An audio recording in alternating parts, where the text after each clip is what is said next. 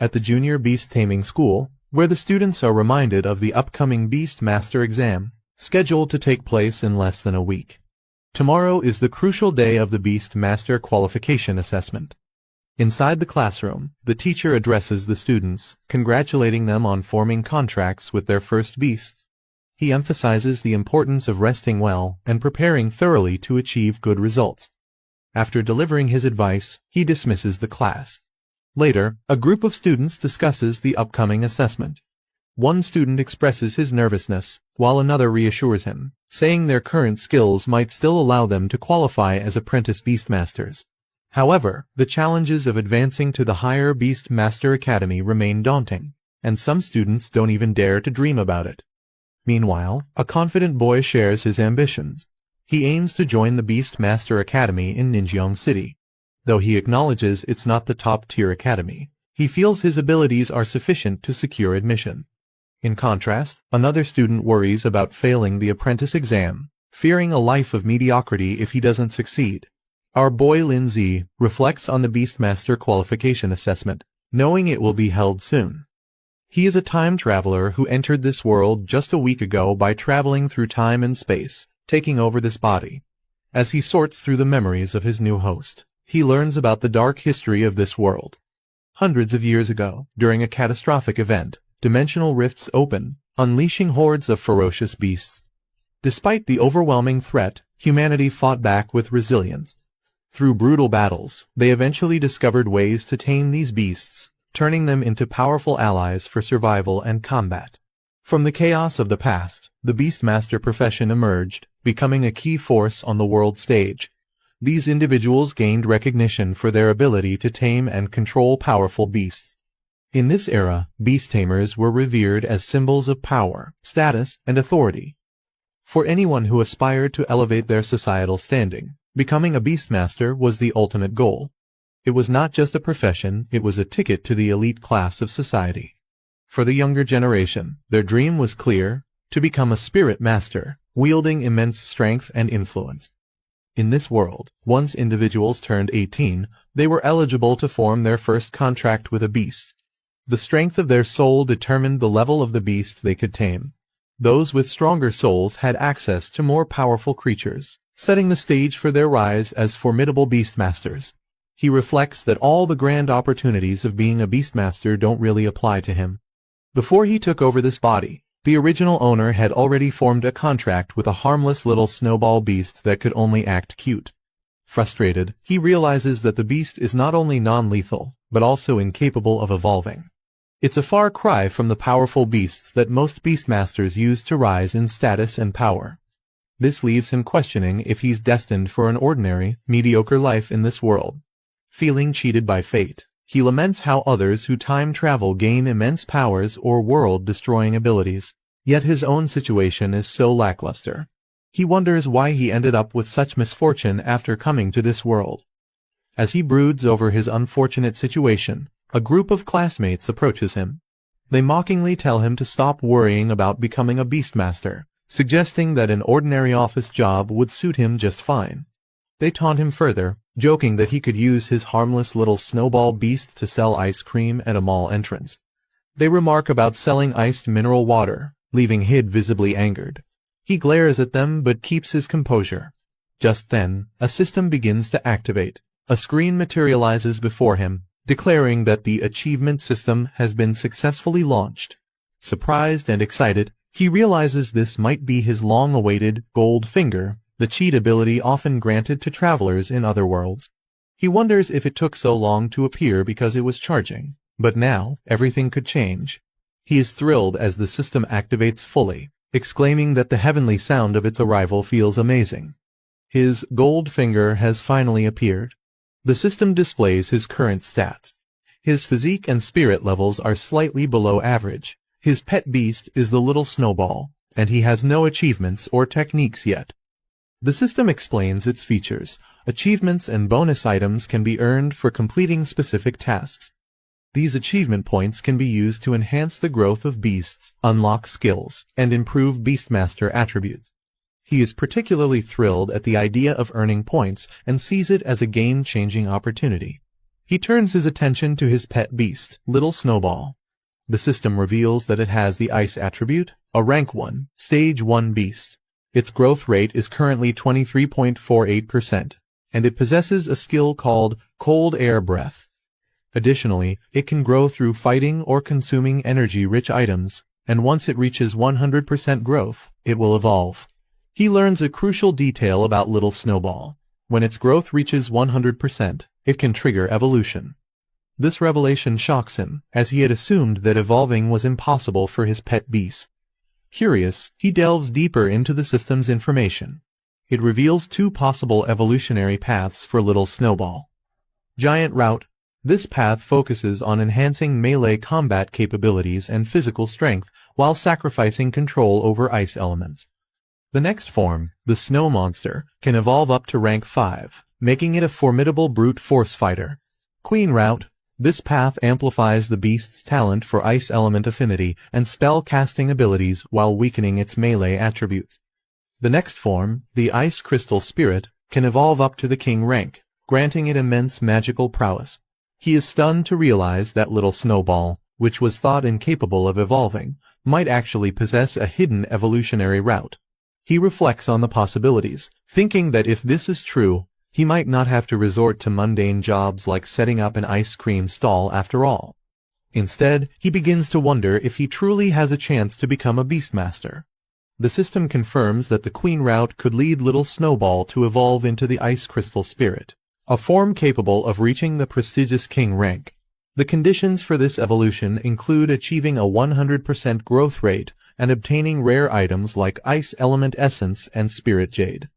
Excited by the potential, he decides to take immediate action. He plans to use achievement points to upgrade Little Snowball and help it grow. The system lists several achievements, including contracting the first pet beast, passing the Beastmaster qualification assessment, and enrolling in a Beastmaster Academy. Each achievement offers rewards, but for now, only the reward for contracting his first pet beast is available to collect. He eagerly claims the reward, receiving 100 achievement points and a spirit crystal. With excitement building, he turns his focus to Little Snowball, determined to use the achievement points to help it grow. He initiates the process, channeling the points into Little Snowball. Bright lights engulf the little creature, and the system announces a level up. Little Snowball's stats improve. With a surge of energy, Little Snowball successfully evolves to rank 1, stage 2, achieving a 100% growth rate. He is thrilled, seeing proof that his efforts and the system's capabilities are real. He marvels at the results, exclaiming how the level-up process actually works. The system informs him that he has consumed 77 achievement points, leaving 23 remaining. Little Snowball appears slightly stronger, but the protagonist can't help but feel underwhelmed by the brief and dazzling special effects. He jokes that as an F-class beast, Little Snowball's status isn't entirely unjustified. The system reminds him that for Little Snowball to continue evolving, he'll need 20 Ice Element Essences and 1 Spirit Jade. These items are rare and expensive, making the task more challenging. Despite the obstacles, he is determined to gather the resources and advance Little Snowball further. He begins planning his next steps, securing money and heading to the pet shop to buy the materials necessary for Little Snowball's evolution. As he walks, one of his classmates mocks him again, taunting him about selling ice cream with his snowball. Ignoring the jeers, he calmly reassures Little Snowball not to take such insults to heart. With determination, he declares that tomorrow's Beastmaster qualification assessment will depend on their combined efforts, signaling his resolve to prove everyone wrong. However, the mocking classmate sneers, calling him trash. He snaps back, the classmate revealed to be a member of the powerful Zhong family, the second largest family in Zhongning City. He responds, saying the Beastmaster final exam will prove who is truly worthless. Zhong Hao taunts him further, claiming that someone with a useless beast shouldn't even bother. Another classmate joins in, laughing that he should stick to selling popsicles instead. A girl named Guan intervenes, warning Zhong Hao not to cross the line. Zhong Hao, recognizing her, pretends to back off, but continues to insult Lin Zi indirectly. He mocks her for associating with someone he considers trash and implies she would be better off siding with someone of higher status, like him. He reassures Guan, telling her there's no need to argue with the bullies. He confidently states that they'll understand the truth when the time comes. Afterward, he informs Guan that he needs to visit the pet store to prepare for tomorrow's qualification assessment. She agrees to head home on her own, wishing him luck.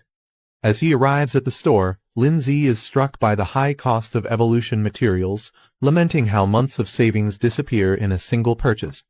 Returning from his errands, he is greeted by Guan, who invites him over for dinner at her house. She mentions her mother asked her to extend the invitation. He agrees, saying he'll join later. As the conversation shifts, Guan hesitantly brings up the Beastmaster qualification assessment happening the next day. She asks if he will accompany her to the event. Lindsay calmly replies that he also needs to participate, surprising her. Excited, she encourages him to show up strong and make an impression, especially against Zhang Hao and his gang. He reassures Guan, confidently promising to handle the situation.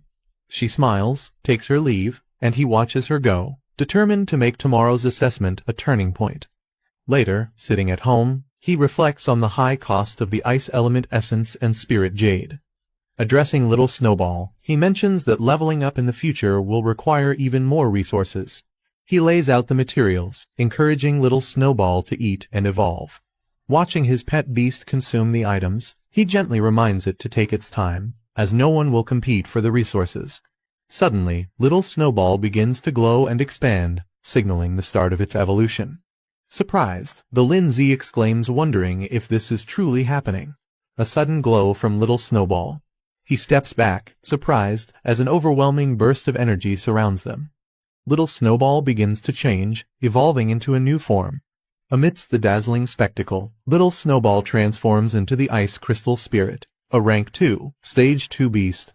The system lists its new skills, including Icicle and Extreme Cold Domain, and reveals that its next evolution would be into the Snow Maiden, requiring even rarer materials to advance further. He is ecstatic, declaring the evolution a success. He proudly admires the Ice Crystal Spirit, realizing that this marks a turning point in his journey. He checks his pet Snowball's stats, and is surprised to see that its rank has directly jumped to Rank 2, Stage 2. This level of growth is unexpected since the average strength of pets at his school typically lies between Rank C and Rank E. Snowball radiates an icy aura that surprises Lindsay with its intensity. Holding it in his arms, he shivers and comments on how cold it feels. As he observes Snowball's surroundings, the icy energy continues to grow stronger, creating a frosty explosion around them. Lindsay realizes that Snowball's strength has increased far beyond his expectations, affecting even the environment around it. The achievement notification confirms Snowball's evolution, granting Lindsay 100 achievement points and a Strength Crystal Roman 11 as rewards for reaching this milestone. He reflects on the materials he used for Snowball's evolution. He notes that without the system prompt guiding him, no one would have considered feeding such rare resources to a weak pet beast. Confident in his decision, he activates the system to extract his rewards. 2 items materialize in front of him, a glowing spirit crystal and a strength crystal. The spirit crystal enhances spiritual strength, which determines the number and level of pets he can contract. The strength crystal boosts his physical fitness, a crucial attribute for survival. Without hesitation, Lindsay consumes the strength crystal. As he absorbs the strength crystal, a surge of power courses through his body. He feels a transformation beginning to take effect. His physique becomes visibly enhanced, surrounded by a powerful aura of energy. The system panel displays his updated stats. His physique has doubled from 1 to 2, his spirit from 0.8 to 1.8, and his spirit power from 80 to 180. Snowball's rank is confirmed as Ice Crystal Spirit, Rank 2, Stage 2, while his achievement points have risen to 123. Testing his newfound strength, Lindsay punches the air, feeling the cold no longer affect him. Instead, a steady stream of energy flows from within, marking a significant breakthrough in his abilities. He tests his enhanced strength by punching a wall, leaving a deep crack. He reflects on the importance of physical strength, even for those who rely on their pets. In dangerous situations, being physically strong can significantly increase survival chances. Meanwhile, Snowball clings to Lindsay's leg, making adorable noises. Lindsay smiles confidently and decides to take the next step in their evolution. Determined, he boldly declares, "Just go all in," and decides to use all his achievement points. As he channels his energy into Snowball, a radiant light surrounds them both. The system confirms the upgrade. Snowball has reached Rank 1, Stage 2, with a 100% growth rate. He uses 123 achievement points, pushing Snowball to Rank 2, Stage 4, with a growth rate of 24%. Snowball now radiates an icy and confident aura, indicating its immense power. Lindsay smirks, confident about the upcoming evaluation. He knows the Advanced Association will be shocked by their progress. The next day, Lindsay walks through the bustling city streets alongside his sister Guan. She asks if he's ready, and Lindsay confidently replies that he's not only ready, but also determined to obtain the Beast Master qualification today. Guan beams with excitement, noting how motivated Lindsay has become. She comments that the old him would have never participated in something like this. He smiles and responds, "People will always change." Meanwhile, some students nearby notice them. One points out Guan, calling her a talented third-year student at Pinghai No. 1 middle school, and questions why she's always with someone like Lindsay, whom they consider a loser. Another student mentions that Zhu Hong confessed his love to Guan the previous day and was rejected. Frustrated, one girl expresses her disbelief, questioning what makes Guan so special and why others seem to admire her. One of the students hushes the others, reminding them to keep their voices down. Lindsay, overhearing their comments, reveals internally that Guan is his cousin. Despite being a genius and admired by many at Pinghai No. 1 middle school, Guan doesn't seem to care about others' opinions. As they walk together, Guan asks Lindsay if he really plans to use Little Snowball in the qualification assessment.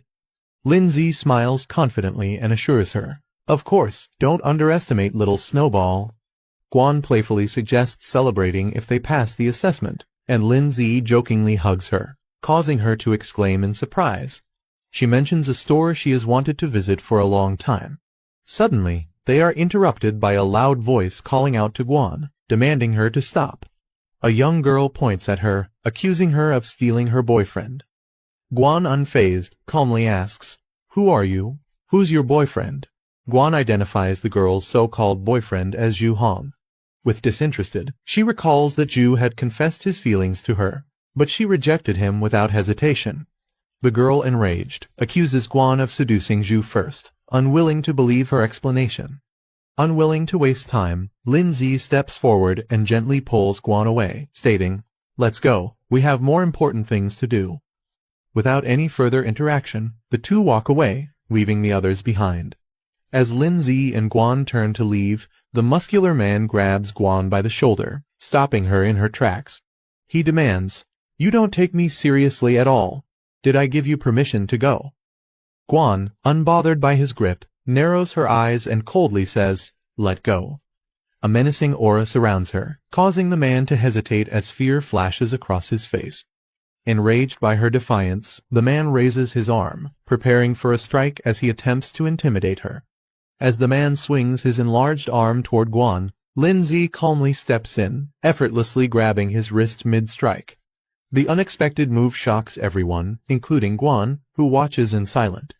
The girl protests, yelling at her brother to stop playing around, adding insults about how useless Lindsay is. The man glares at Lindsay and mocks him, questioning if he's trying to play the hero. "Do you really think you can protect her? You should consider your own situation first." Lindsay's expression darkens as he glares at the man. In an instant, he counters the attack, launching the man into the air with a single, precise strike.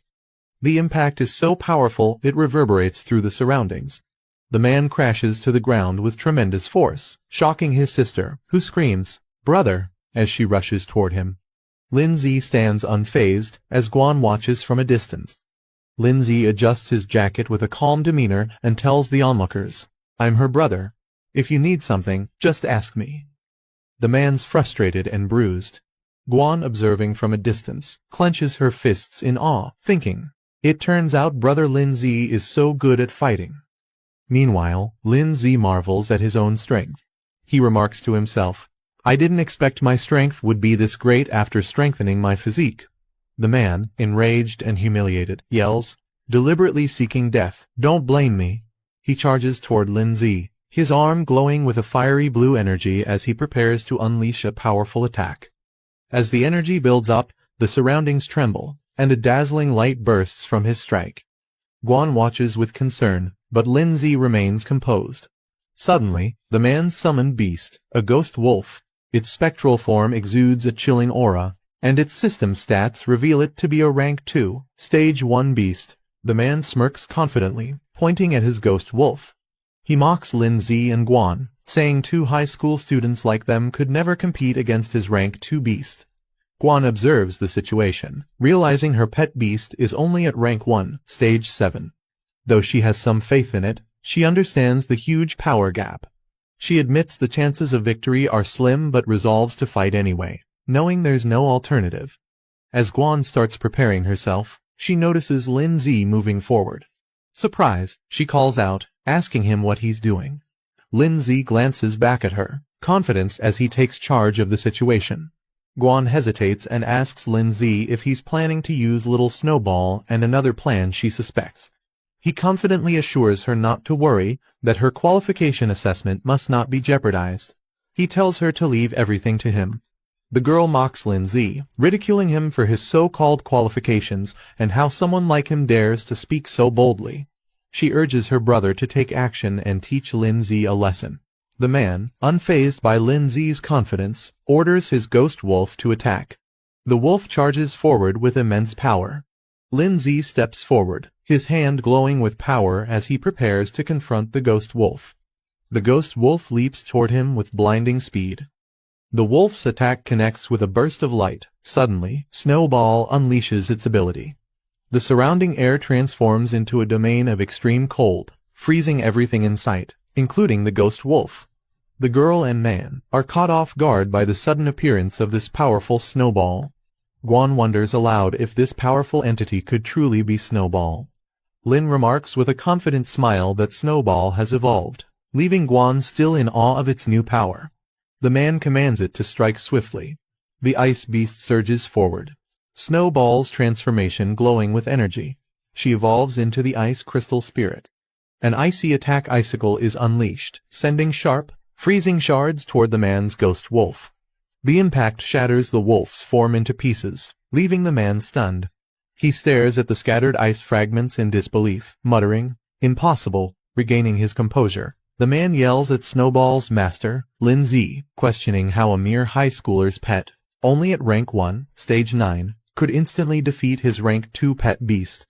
The man panics, realizing they've underestimated Lin Zi's pet beast. He hurriedly tells his sister they need to leave, admitting their miscalculation. Before they can retreat, Lin Zi blocks their path, calmly but firmly making it clear they aren't allowed to leave. The man and sister are frozen in fear as Lin Zi unleashes a massive icicle attack, covering the ground in ice and leaving them stunned and powerless. The man, now completely overwhelmed, bows his head and apologizes. He admits his mistake and pleads for forgiveness, addressing Lin Zi as Big Brother. Lin Zi reminds him that his apology is directed at the wrong person. Realizing his error, the man turns to Guan, apologizing sincerely for his behavior. He assures her it won't happen again and vows to teach his subordinate a lesson for causing this mess. The sister watches her brother in disbelief, softly calling out to him, clearly shocked by his sudden regret. The man, frustrated with his sister's hesitation, scolds her and forces her to apologize quickly. As the situation de-escalates, Guan dismisses their apology, telling them to leave immediately. The man quickly agrees and grabs his sister to retreat.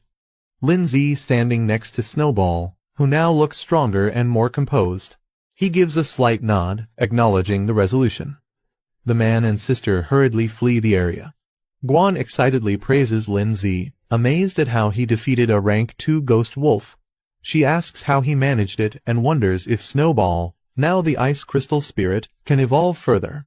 Lin Zi acknowledges her excitement, but reminds her they have little time and need to hurry to the qualification exam venue. Snowball cheerfully follows as Lin Zi strokes her head, radiating confidence. In the Imperial Beast Association building, where a crowd has gathered.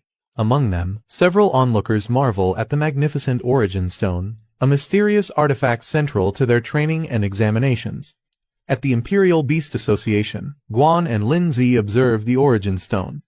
Guan marvels at its size, while Lin Zi notes that it doesn't seem extraordinary at first glance. As the qualification begins, Lin Zi reflects on the importance of this test. It's the final assessment of the year, and failure would mean losing the chance to become a Beastmaster. Determined, he resolves to succeed. A representative addresses the candidates, explaining the process. Each participant has received a bronze medal, with rankings low, medium, high, and superior indicating their level. These medals are the key to accessing the Origin Stone realm. The representative explains the rules. Candidates must choose the difficulty level of their challenge. Higher difficulties offer greater rewards but come with increased risks. The rewards include enhancements like increased spirit, physique, and pet growth rates, as well as unlocking additional pet slots. The Origin Stone displays the rewards for each level: low, medium, high, and superior, with superior offering the most significant benefits. The crowd reacts with mixed emotions. Some are inspired, dreaming of passing the superior difficulty, while others doubt their chances, knowing the difficulty of even the high level. One participant resolves to clear the lowest level and secure their promotion. Guan turns to Lin Zi, curious about his choice. Lin Zi remains silent, deep in thought, as he considers his decision. The examiner advises the candidates to carefully select their difficulty level, as it will affect their future development. Guan hesitates, contemplating her decision as she stares at the options on her medal. The Origin Stone displays the choices made by the participants. Most choose low and medium difficulties, while only one person selects high, and another dares to pick superior. The crowd reacts in disbelief, mocking the person who chose the superior level, calling it reckless. They doubt whether such a person can handle the challenge, laughing at their audacity. The crowd mocks the superior selection, joking that someone might have accidentally pressed it by mistake, calling the decision foolish. Meanwhile, Lin Zi, holding his medal, displays a confident smirk. He is determined, silently declaring that whoever challenges him will fail to apply to the Imperial Beast Academy this year. Guan notices Lin Zi selecting the superior difficulty and is shocked. She expresses her concern, warning him that failure would cost him the chance to apply to the Imperial Beast Academy this year. Lin Zi, however, remains confident, reassuring her with a calm smile that he knows what he's doing and has it under control. Nearby, the crowd starts speculating about the person who chose superior difficulty. They assume it must have been a mistake or that the person is overconfident and foolish. The examiner questions Lin Zi, wondering if he ignored the earlier advice to carefully consider his choice. Lin Zi, holding his medal, confidently states that his decision was made after careful thought. The examiner's demeanor darkens as he skeptically asks if Lin Zi truly believes he can pass the superior difficulty. Lin Zi, unfazed, firmly responds with determination in his eyes, "Of course." The examiner smirks, commenting on Lin Zi's boldness, acknowledging that young people often take risks. He then reiterates that all participants have made their selections. Turning to the group, he officially announces the start of the assessment. The candidates sit in meditation around the Origin Stone as a mystical energy begins to flow, enveloping them in preparation for their trials. The Origin Stone glows intensely, releasing a surge of energy that envelops the room. Each participant is surrounded by a sphere of radiant light, signifying the start of their individual trials. The examiner observes the participants on the stone's display, noticing their positions and energies. He specifically takes interest in Lin Zi, remarking that his choice and actions are intriguing. Lin Zi finds himself transported into a massive arena, realizing he has entered the virtual realm of the Origin Stone. The rules of the trial are explained. Any injuries sustained or the death of a pet beast within the virtual realm will not affect reality. This assurance allows participants to give their best without hesitation.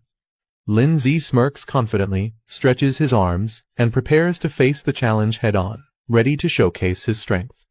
Lin Zi notices a screen appearing in the virtual realm. The display indicates he has unlocked a system-related achievement. With a confident grin, Lin Zi remarks how convenient it is to access the system here. The screen confirms his reward: 100 achievement points and a spirit crystal. He taps the screen to claim the rewards, stating that the spirit crystal and points will be useful for the trials ahead. After claiming his rewards, Lin Zi notices the system displaying an increase in his attributes. His stats have been significantly boosted, along with a notable enhancement in Little Snowball's abilities. Smiling confidently, Lin Zi clenches his fist and thinks to himself that his chances of victory have increased dramatically. Just as he's relishing his newfound power, the sound of a large door opening catches his attention. A giant beast entering the arena. Lin Zi and Little Snowball prepare themselves for the incoming challenge. A fire beast appears, its body glowing with flames. It's a rank 1 stage 7 pet beast, radiating heat and ready to attack. Lin Zi observes it calmly, noting it doesn't match the high difficulty level they were expecting. The fire beast launches a blazing attack, spewing a fiery blast toward Lin Zi and Snowball. Unfazed, Lin Zi smirks and counters the attack with Snowball's evolved powers.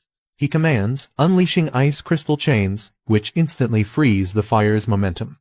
Snowball charges up its energy, surrounded by icy spikes, and launches a concentrated attack. The explosion of frost collides with the fire beast's flames, creating a massive burst of energy. The aftermath fills the area with frost and mist, and Snowball remains unfazed. It breathes out a chilling wind, freezing everything in its path. The frost spreads further, signaling Snowball's complete dominance over the fight. Lin Zi stands confidently beside Snowball, remarking that his ice crystal chains prove to be far more effective than expected. Having cleared the first stage of the challenge, Lin Zi and Snowball move forward. The doorway to the next stage opens, signaling that they've passed one of the 5 levels in the trial. In the next area, Lin Zi encounters a new opponent, a skeletal bound in cloth, emitting an eerie aura. The being is identified as a rank 1 stage 9 undead creature, its hollow laughter echoing through the chamber. Lin Zi smirks confidently, thinking to himself that while a rank 1 stage 9 opponent might be challenging for others, it's nothing more than a simple task for him. The examiner observes Lin Zi's progress through the challenge, analyzing the situation on a large map that shows the arena and the ongoing battles. Back in the arena, Lin Zi stands victorious with Snowball as the icy battlefield confirms their overwhelming power. The examiner comments smugly, addressing Lin Zi. He points out that Lin Zi's previous victory was merely due to an elemental advantage, hinting that the real challenges are yet to come. Lin Zi and Snowball move forward, successfully completing the second stage of the challenge. As they step into the new arena, a shadow looms over them. A creature with glowing, hypnotic eyes appears, its presence radiating menace. The beast reveals itself a rank 2 stage 1 plant-type creature, towering with a twisted and unnatural form. The examiner observes Lin Zi's progress through the challenge on a glowing map. He remarks to himself that Lin Zi's pet beast is only rank 2 stage 1, and defeating the current rank 2 stage 1 opponent will be nearly impossible, even with great talent. In the arena, the plant creature launches an aggressive attack, aiming its sharp claws at Lin Zi and Snowball. Lin Zi, unfazed, counters with Snowball's ice chains. However, the plant creature smashes the ground with its powerful limbs, creating a devastating impact that shakes the battlefield. Taking advantage of the chaos, it uses its vines to entangle Snowball. Snowball remains calm, even as the plant beast charges in with glowing claws, preparing for a decisive attack. Meanwhile, the examiner watches. With a smug smile, he comments that while Lin Zi might be strong for a freshman, his strength is limited. Back in the arena, Snowball activates the extreme cold domain, releasing a powerful wave of frost that freezes the surroundings and slows the plant beast's movements. The creature struggles against the overwhelming cold but roars in defiance. Lin Zi smirks confidently and taunts. "Did you think we only have one skill?" Without hesitation, he commands Snowball to unleash another powerful attack icicle, intensifying their offensive against the plant beast. The plant beast roars as its body is pierced by multiple icy spikes from Snowball's icicle attack. The battlefield is now a frozen arena, with the creature trapped at its center. Snowball's frost spreads further, encasing the plant beast entirely in a solid block of ice. The plant beast, now fully immobilized, struggles in vain as more spikes of ice penetrate its frozen body, ensuring its defeat. With Snowball's final attack, The plant beast is completely frozen and defeated. Lindsay calmly declares the battle over, signaling the end of the third level. The frozen arena stands as a testament to their victory. A notification appears confirming that Lindsay has successfully cleared the third level, leaving only 2 levels remaining in the challenge. Elsewhere, participants who failed the earlier stages express their frustration. One complains that he was so close to defeating the pet beast, while another laments his failure to pass this year's challenge, burying his face in his hands. Amid the group of participants, one excitedly celebrates his success, exclaiming that he's now an apprentice beastmaster. He didn't expect the initial challenge to feature a rank 1 stage 6 pet beast, but he managed to overcome it. Meanwhile, others watch in frustration.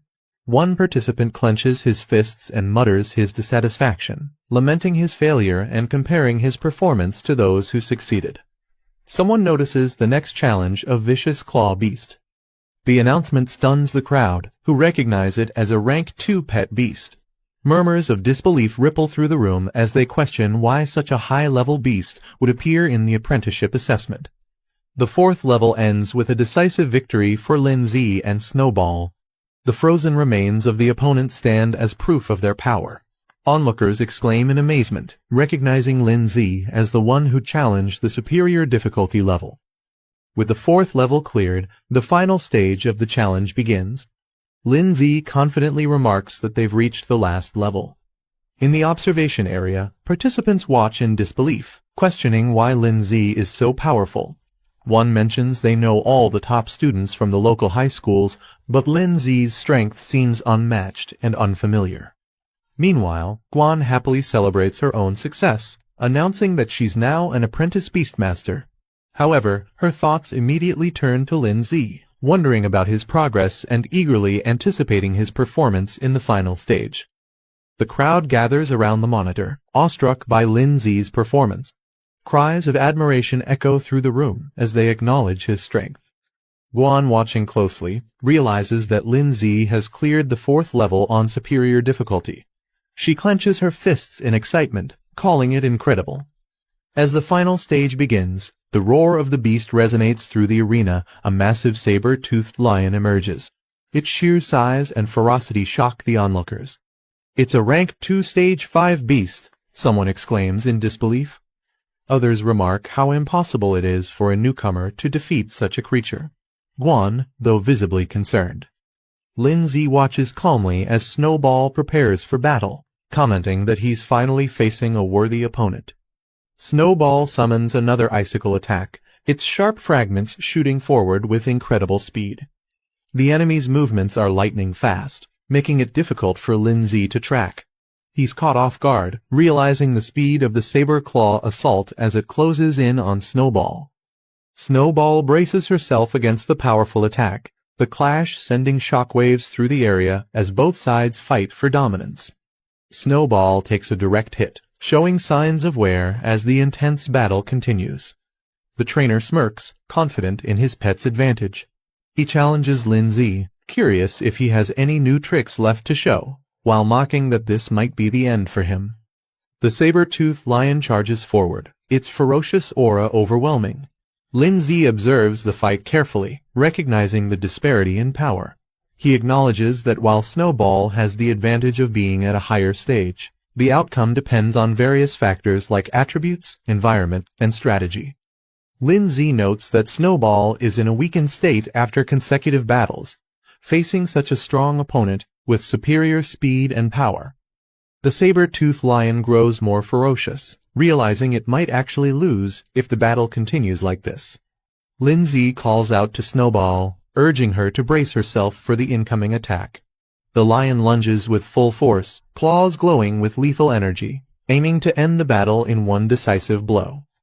Watching closely, Lindsay stays calm but focused.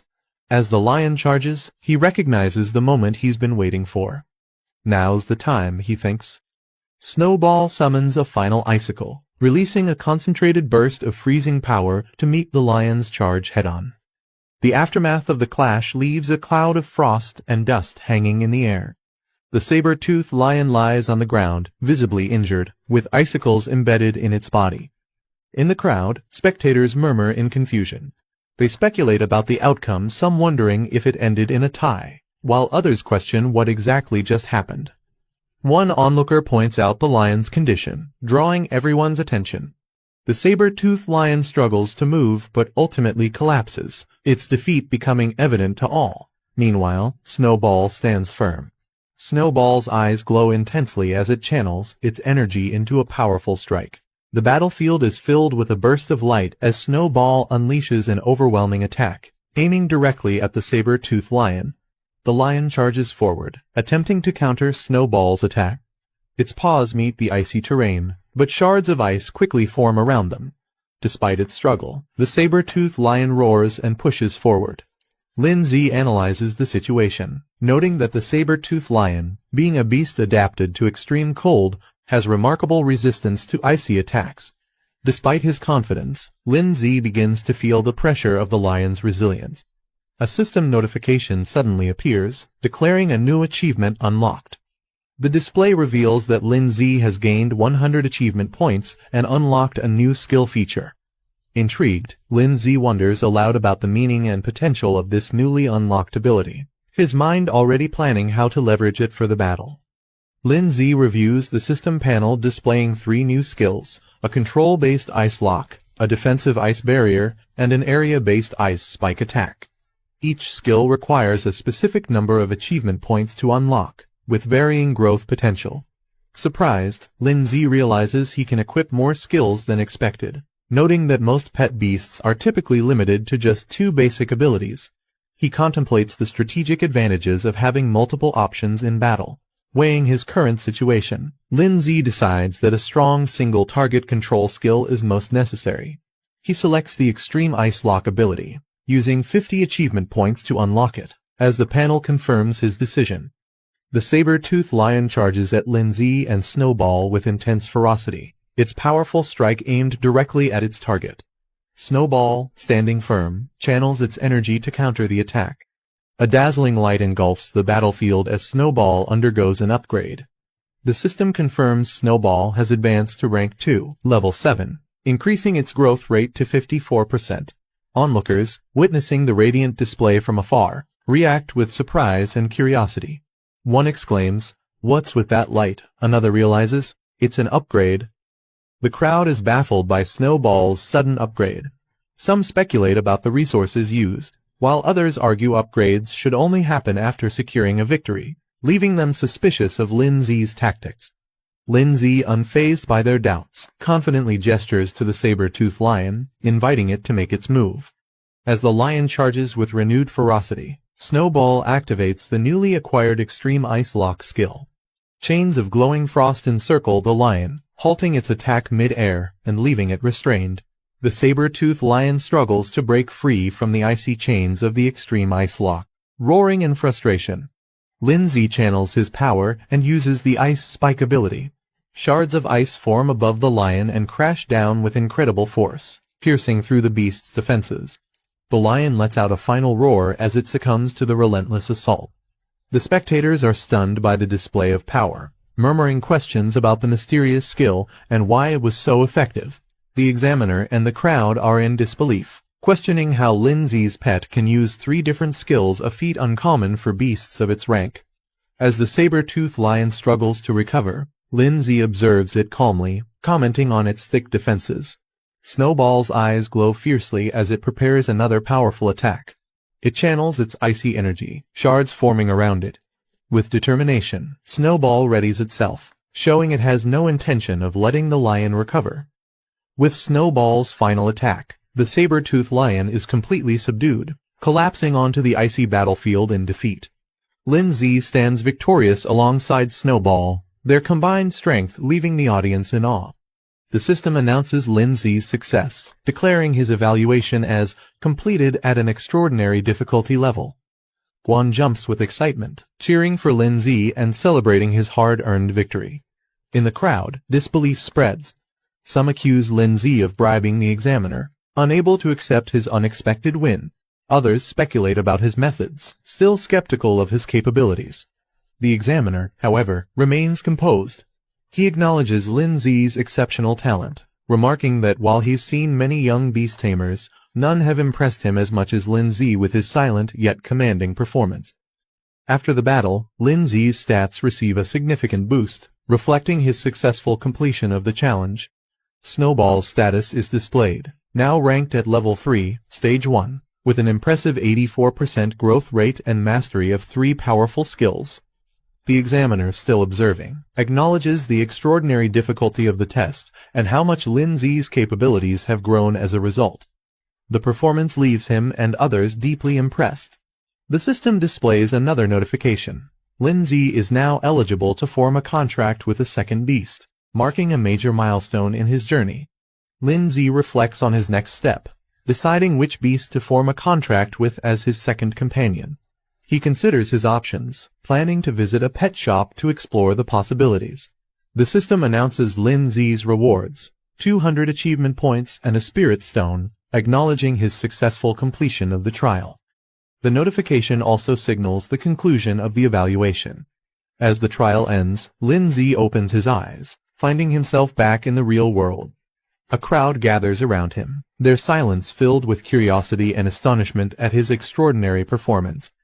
Lin Zi sits calmly, unaffected by their reactions.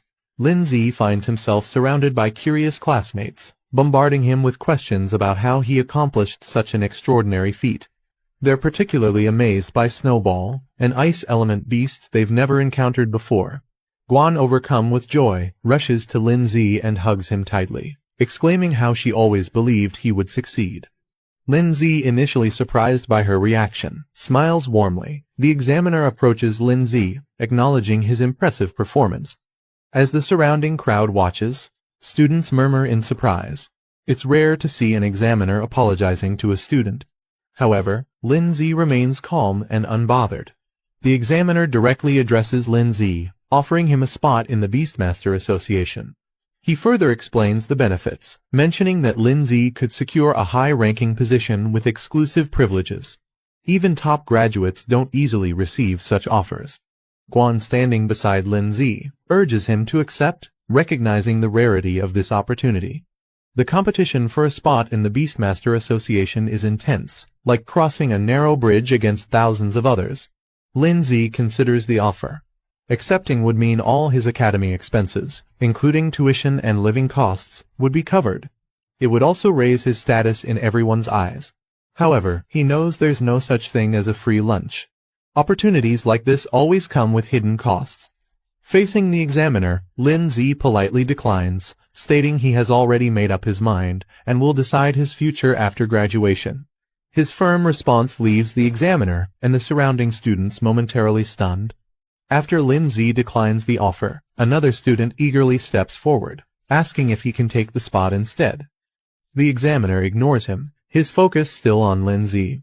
He recognizes Lin Zi's rapid growth and realizes that in the future, Lin Zi will be even stronger and able to negotiate for much greater benefits. Seeing Lin Zi's firm decision, the examiner doesn't press further. Instead, he tells Lin Zi that if he ever changes his mind, he's welcome to find him anytime.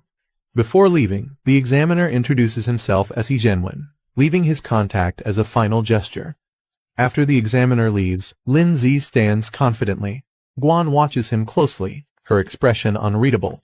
The two walk through the academy courtyard, when suddenly a voice calls out to them, asking them to wait. Lin Zi and Guan turn around, surprised. A girl excitedly approaches, introducing herself and her companion. She mentions they are from the neighboring class, eager to meet Lin Zi. The two girls eagerly approach Guan, asking for Lin Zi's contact information. Their excitement is clear as they try to get closer. The girl confidently hands Lin Zi her phone, suggesting they add each other as friends, mentioning that they've admired him for a while and hope to spend more time together. She introduces herself as a student from the neighboring class and congratulates him, clearly trying to make a good impression. However, Lin Zi casually smiles and excuses himself, saying they have other things to do. Guan, standing beside him, crosses her arms, visibly annoyed by the situation. As Lin Zi and Guan try to leave, the girl chases after them, still insisting he add her as a friend. Lin Zi, without looking back, dashes away, leaving Guan visibly irritated by the situation. Shortly after, Lindsay receives a message summoning him to the office. He glances at his phone and sighs before heading there. Arriving at the office, Lindsay peeks inside and asks if he was called. Inside, a confident and elegant woman greets him. She leans back in her chair intrigued, and mentions that she heard he successfully passed an extremely difficult trial. Lindsay hesitates for a moment, observing the teacher's expression. Before he can react, she suddenly pulls him into a tight hug, excitedly praising him for his achievement. He momentarily recalls past experiences with her harsh punishments for failing tests, making him cautious about her enthusiasm. Regaining her composure, she moves on to the real reason for calling him. She takes out a book, stating that it's something important she intends to give him. Lindsay takes the book, examining its title with curiosity.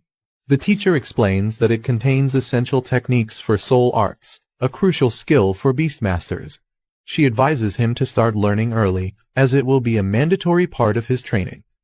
A visual representation illustrates that soul arts are the primary combat method for Beastmasters aside from their pet beasts. She further explains that those who master soul arts can defeat beasts without relying on their pets.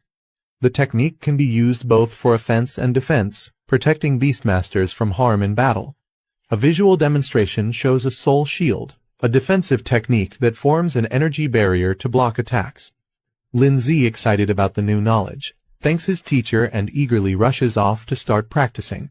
She reminds him that if he ever has questions, he can come back anytime. Later, Lindsay sits on his bed, carefully studying the book. He flips to a page detailing Soul Shield, which consumes soul power to create a full-body protective barrier against any incoming damage. Lindsay sits in his room, deep in thought. He knows mastering the basics early will give him an advantage when he enters the Beastmaster Academy, allowing him to focus on advanced techniques. Determined, he begins meditating, channeling his energy as a powerful blue aura swirls around him. His eyes glow with intensity as he activates Soul Shield, successfully forming a protective barrier around his body. The shield stabilizes, radiating a strong defensive energy. His training is already showing results. Lindsay observes his shield, realizing he has already grasped the basics.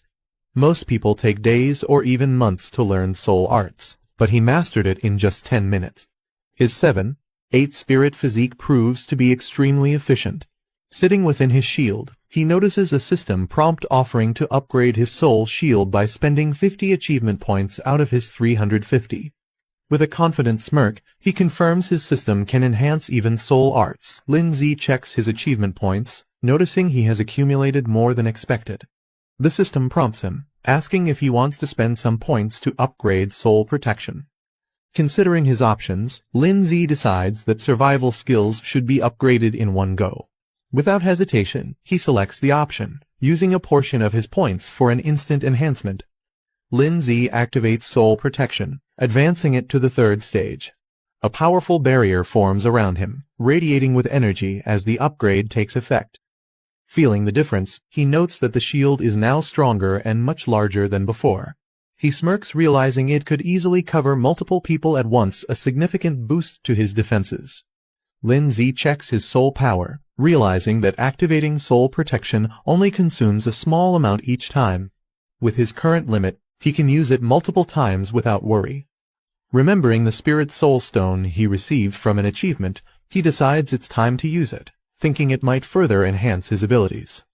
After using the Spirit Soul Stone, Lindsay feels a surge of power.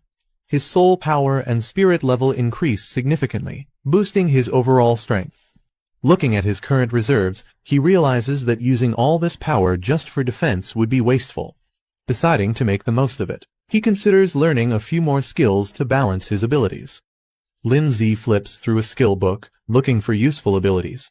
He comes across Soul Arrow, a technique that focuses spiritual energy at the fingertips and fires it like a projectile. Turning the page, he finds Soul Impact, a close-range attack that condenses energy into a powerful strike. Seeing their potential, he considers learning both skills to expand his combat options. As night falls, the city is quiet, with only a few lights glowing in the distance.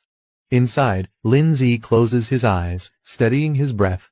A faint aura of energy surrounds him as he focuses, processing everything he has learned.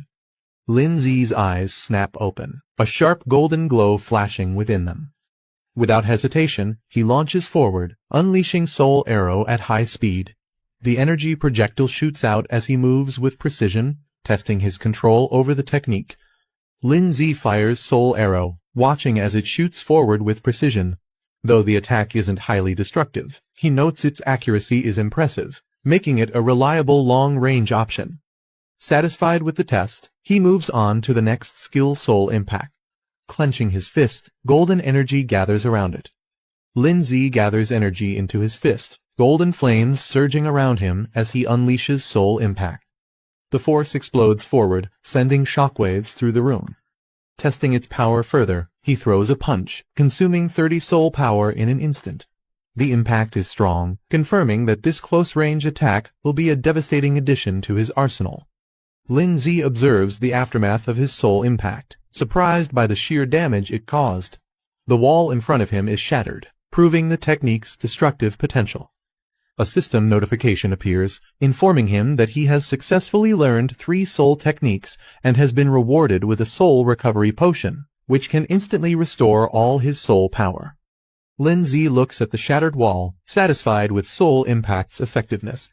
He decides to save his soul recovery potion for a crucial moment, knowing it could be a game-changer in battle. Feeling confident, he spends 100 achievement points to upgrade Soul Arrow and Soul Impact to level 2. With his skills now stronger, Lin Zi decides to save his remaining achievement points for emergencies. With his skills upgraded, he shifts his focus to his next goal, earning money to buy a second pet beast. The next day, he heads to the mission center, a place where trainers take on tasks to earn rewards.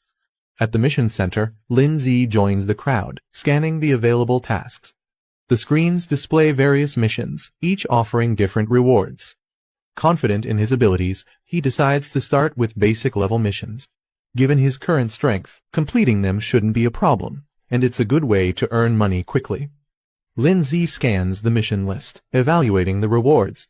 The tasks range from eliminating ghost scorpions near a village to clearing mutant beetles in a canyon, with rewards varying from 10,000 to 40,000. Without hesitation, he selects the highest-paying mission dealing with the mutant beetles. If he's going to put in the effort, he might as well aim for the best reward. After selecting the mutant beetle mission, Lin Zi is notified that, as a beginner beast master, he has been automatically assigned 3 teammates for safety, and the reward will be split among them. Annoyed, he punches a training dummy, frustrated that he has to share the earnings. He was confident he could handle it alone. A mission map appears, marking the target location, Iron Bell Canyon. He needs to arrive before 2 p.m., ready for the hunt. Lin Zi arrives at Iron Bell Canyon, where his assigned teammates are already waiting. The canyon is rugged, with flags marking the mission site. A man with green hair, identified as Zhang Jin, a low-tier beast master, smirks upon seeing Lin Zi. Mocking him, he comments that Lin Zi took long enough to arrive and questions if he's even graduated yet. Another teammate, Zhao Mingxian, a muscular low-tier beast master, frowns upon seeing Lin Zi. He questions why they got stuck with someone inexperienced, clearly unimpressed. Before the situation escalates, Yu Zuyun, the only female in the group, steps in with a smile. She tells them to relax and not be too harsh on Lin Zi, lightening the mood with her friendly attitude. Yu Zuyun playfully tells Lin Zi to just follow her lead, reassuring him. Lin Zi responds with a relaxed smile, admitting that he hasn't graduated yet and will be relying on them for this mission. Zhao Mingxian sighs in frustration, accusing Yu Zuyun of flirting again. He warns the group that this mission might be tougher than expected and tells them to stay focused if they want to survive. Yu Zuyun, unimpressed by his serious tone, dismisses his concerns with a scoff. Zhao Mingxian takes charge as the temporary team leader, demanding that Lin Zi follow his instructions once they reach the mission site. He also warns that Lin Zi's reward share will be reduced, making it clear that he's not seen as an equal. Lin Zi, however, remains unfazed. Observing his teammates, he realizes they're not qualified beast masters but self-taught fighters who rely on basic summoning skills to survive. Lin Zi responds with a cheerful thumbs up, agreeing to work hard to earn his share. Satisfied with his response, Zhao Mingxian acknowledges him, thinking the newcomer understands his place. With that settled, the team heads into the canyon, ready to begin the mission. The team moves deeper into the canyon, the terrain becomes rough, and the path ahead is dark and foreboding. As they reach the entrance of a cavern, an eerie glow emanates from within. The sound of skittering echoes from the depths. Suddenly, mutant beetles emerge from the darkness, their glowing eyes piercing through the shadows. Among them, a larger, more menacing beetle appears. As the mutant beetles swarm forward, Zhao Mingxian quickly assesses the situation. He suggests collapsing the cave entrance to trap the insects inside, cutting off their escape route. Wasting no time, he summons his wild rhino, a rank 1 stage 6 beast, to lead the charge. The powerful beast appears, its glowing horns ready to smash through anything in its path. Zhang Jin steps forward, summoning his wind cutter mantis, a rank 1 stage 6 insect-type beast. Not to be outdone, Yu Zuyan summons her terror bee, a rank 1 stage 5 insect-type beast. With a smirk, she playfully reminds Lin Zi to stay behind her, as if protecting him. With their beasts deployed, the battle is about to begin. Lin Zi's group cautiously enters a tunnel, led by Yu Zuyan and Zhang Jin. They remain alert as buzzing echoes through the cavern. Strange insect creatures swarm ahead, signaling danger. Meanwhile, Zhao Mingxian observes from a distance. Without hesitation, he orders an all-out attack. Zhang Jin, responding immediately, summons his wild rhino, a rank 1 stage 6 beast. The massive creature charges forward. Zhang Jin steps forward with a confident smirk, summoning his wind cutter mantis. The green insect dashes forward, its sharp blades glowing as it slices through the swarm of enemies with precision. Zhang Jin commanding her venomous wasps to attack. With a determined look, she directs them into the fray, overwhelming the enemy with a coordinated assault. Yu Zuyan summons her terror bee, which immediately launches a barrage of venomous stingers at the enemy swarm. Meanwhile, Zhang Jin's wind cutter mantis slices through the remaining enemies, its sharp scythes cutting them down effortlessly. The battlefield is soon littered with defeated foes. Zhang Jin smirks confidently and turns to Lin Zi, boasting about how well they work together. Yu Zuyan smirks, brushing off any expectation of a reward. She tells the others to consider this a learning experience instead. Confidently, she instructs them to stay behind her and focus on their own safety.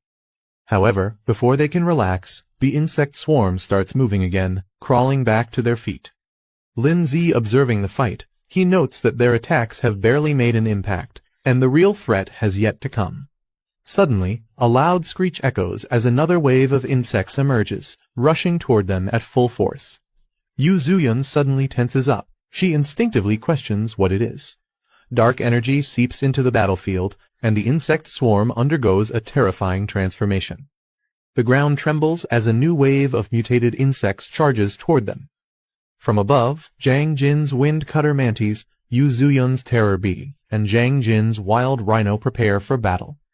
Zhang Jin's eyes widen as more insects emerge from the tunnel. He quickly realizes something is different, as if they're calling for reinforcements. Lin Zi, watching calmly, questions whether there's an even larger and stronger beetle king lurking deeper inside.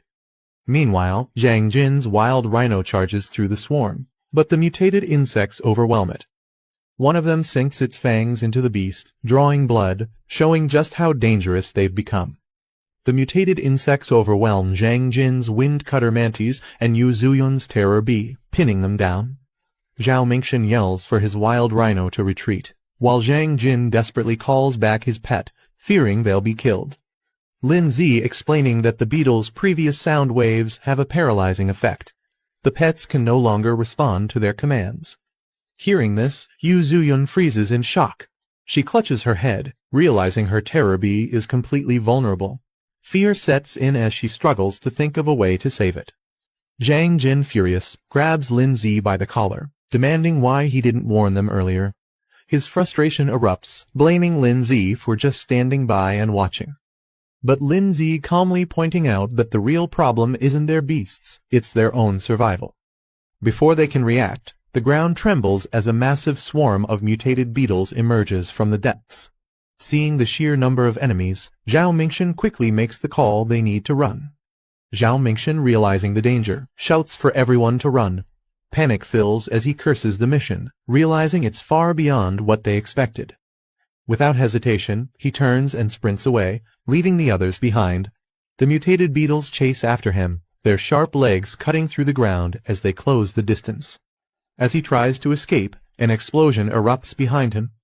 The force sends him stumbling forward, and his eyes widen in fear something even more dangerous is coming. Just as the swarm is about to overwhelm them, Lin Zi calmly steps forward. A glowing barrier forms around the group, shielding them from the incoming attack. Zhang Jin watches in disbelief, recognizing it as soul art, a technique only students from the Beast Academy should know. Shocked, he questions how a high schooler like Lin Zi could use it. Lin Zi dismisses his questions. He tells them to stop talking and simply watch from behind him. Zhang Jin watches in shock, unable to process what he's seeing. Lin Zi calmly summons his ice crystal spirit. Both Zhao Mingxian and Yu Zuyan stare in disbelief. They have never seen a beast like this before. While the others are still in awe, Lin Zi analyzes the enemy calmly. The beetles, despite their numbers, are at most rank 1, stage 7, making them manageable. However, without any large-scale attacks, the others stand no chance of fighting back. With a confident smirk, Lin Zi reveals his true strength. Unlike the others, his ice crystal spirit is a rank 3 beast, possessing devastating area-wide attacks. As he raises his hand, his beast activates extreme cold domain. A chilling wave of ice spreads across the battlefield, instantly freezing the entire insect swarm in place. The once overwhelming horde is turned into an icy grave. Lin Zi glances back at the stunned group, casually reminding them that they still have a chance to retrieve their beasts if they're willing to abandon their rewards. Zhao Mingxian, Zhang Jin, and Yu Zuyan hesitate. The reality of their situation is now painfully clear. Zhao Mingxian, now overwhelmed, raises his hands in surrender. He offers all their rewards in exchange for safe passage, pleading to be allowed to retrieve their beasts and leave peacefully. Before a response comes, Zhang Jin steps forward, furious. He can't believe Lin Zi is still pressuring them even after proving his dominance.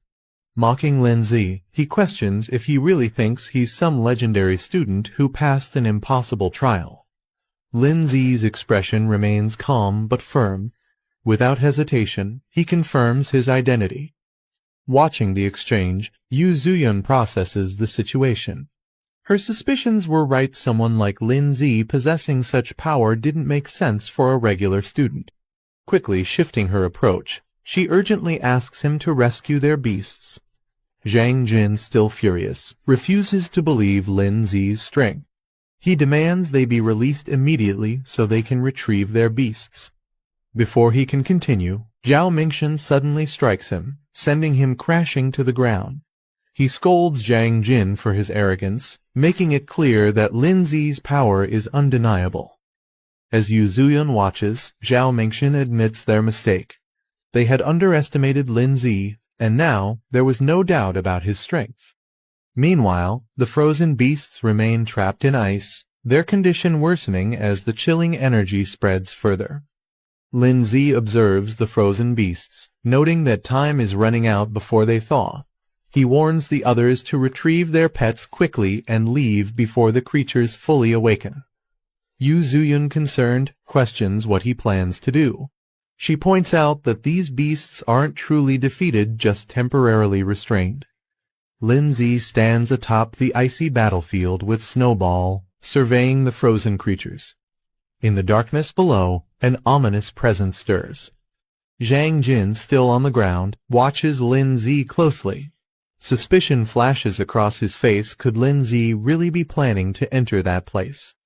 Without hesitation, Lin Zi instructs the others to act quickly before leaping down into the depths with Snowball. They descend into a dark underground space, the void stretching endlessly around them. Standing amidst the darkness, his enhanced physique allows him to see clearly even in the pitch-black surroundings. As Lin Zi moves deeper, a swarm of monstrous creatures with glowing eyes emerges from the darkness. Their sheer numbers make the cavern tremble. Without hesitation, Lin Zi activates a spiritual barrier, shielding himself and Snowball as the creatures lunge at them. The beasts charge with terrifying speed, But Lin Zi doesn't flinch. He counters instantly, releasing a powerful spiritual impact that sends them crashing to the ground. One by one, the monsters fall under his relentless attacks, but the battle has only begun. A swarm of glowing-eyed creatures rushes toward Lin Zi, their sheer numbers overwhelming. He quickly activates an ice barrier, blocking their attacks. However, as more creatures slam into the shield, cracks begin to form. Maintaining the barrier is draining his energy fast. Realizing he needs a different approach, Lin Zi recalls his progress. So far there's still something he can use. A new system prompt appears before him, revealing an ice shield and a frost nova ability. These skills could turn the tide of battle. Lin Zi checks his remaining achievement points, 150 left. Just enough. Snowball activates her newly acquired skills, her body radiating with icy energy. Her evolution grants her Ice Shield and Frost Nova, two powerful abilities. With Ice Shield, she can now move freely without relying on Lin Zi's protection. Meanwhile, Frost Nova provides a devastating area-wide attack, perfect for clearing out the overwhelming enemies. However, Lin Zi notes that for maximum impact, Frost Nova requires collecting surrounding ice energy, making it an ideal combination with extreme cold domain. Lin Zi commands Snowball to unleash her power. With an icy glow, she activates Frost Nova, sending shards of ice erupting in all directions. The creatures charging at them are instantly frozen mid-air, their movements halted. Cracks spread across their bodies before they shatter into icy fragments. Standing within the spiritual barrier, Lin Zi ensures the area is saturated with ice energy. Now fully charged, Snowball gathers the remaining energy and prepares for a devastating final strike.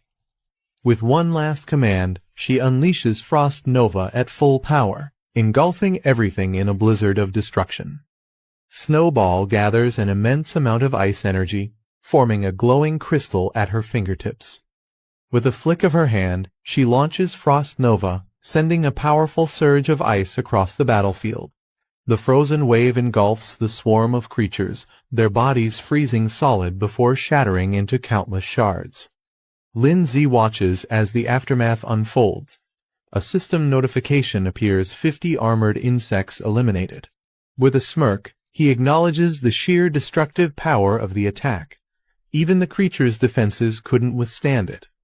Lin Zi checks Snowball's status. She has advanced to Stage 2 of Tier 3, with 89% growth.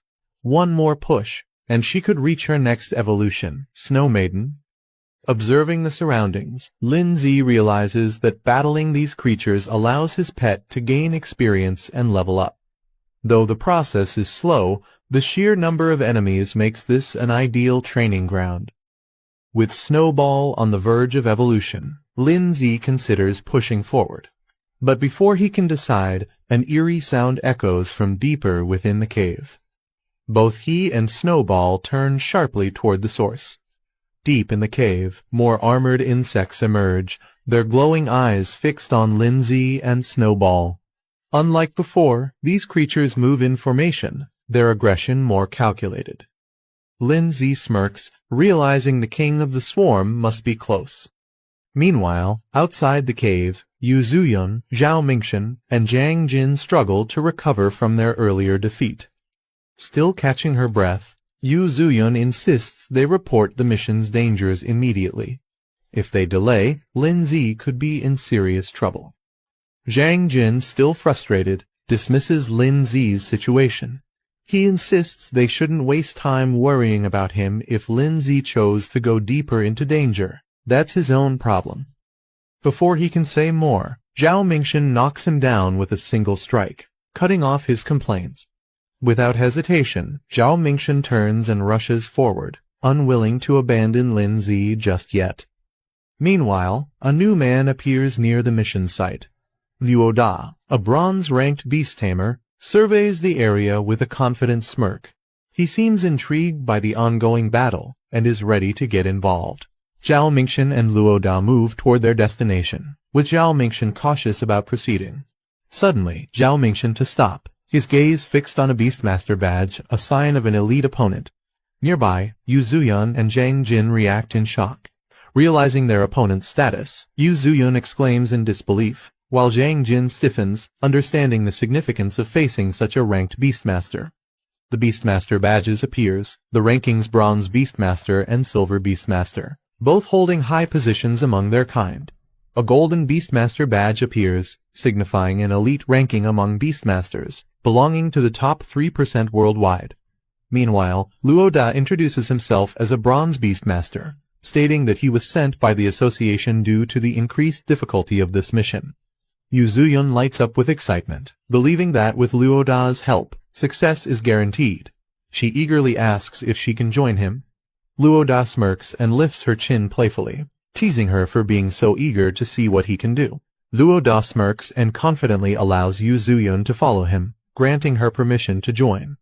Turning to Zhao Mingxian and Zhang Jin, he dismisses them, stating that they aren't qualified to come along. Both of them freeze in shock before quickly insisting that they have no interest in going anyway. Meanwhile, deep within an icy battlefield, a system notification appears, confirming an achievement Beast Slayer accomplishment, awarding 300 points and a Burst Seed card. The card's details reveal its effect: a temporary power boost, instantly raising a pet beast's rank by 1 for 60 seconds. Lin Zi examines the achievement screen, surprised to see a Beast Slayer title. He compares it to similar accomplishments and acknowledges the generous rewards. Without hesitation, he claims them. The screen updates, revealing that Ice Crystal Spirit has advanced to Stage 3, Rank 3, with 94% growth progress. With a satisfied smirk, Lin Zi notes that Snow Girl is now even closer to reaching the next stage. As he and Snowball continue moving forward, the eerie sound of shifting rocks echoes in the cave. Lin Zi narrows his eyes. His instincts tell him the enemy is finally revealing itself. A sharp claw pierces the ground, sending a tremor through the cave. Lin Zi's eyes widen as a massive armored insect appears before him, its glowing green eyes locked onto its next prey. Taking a step back, he mutters in disbelief, this thing is far bigger than he expected. Recalling the mission details, he realizes that the Bell Claw insect's crisis was reported only a week ago. That means this beast has recently evolved, making it even more dangerous. The Bell Claw insect lets out a terrifying screech, its status revealed: insect type, rank 4, stage 1, marking it as a significant threat. Lin Zi quickly assesses the situation. If he retreats now, he'll leave empty-handed. That's not an option. He decides to take a risk, planning to drag this fight out strategically. Before he can act, a massive figure crashes down from above, radiating power. The impact sends debris flying, shaking the cave with overwhelming force. A rock golem suddenly charges into the battlefield, knocking aside smaller creatures as it lands with a heavy impact. From a distance, Yu Zuyun and the others spot Lin Zi and rush over, relieved to see him unharmed. Lin Zi reassures her he's fine but is surprised they returned. Noticing an unfamiliar face, he questions who the newcomer is. Luo Da smirks and tells Lin Zi to step back, warning him that this place is far too dangerous. He then reveals the true identity of their opponent, the Bell Claw Insect King, a feared creature of legend.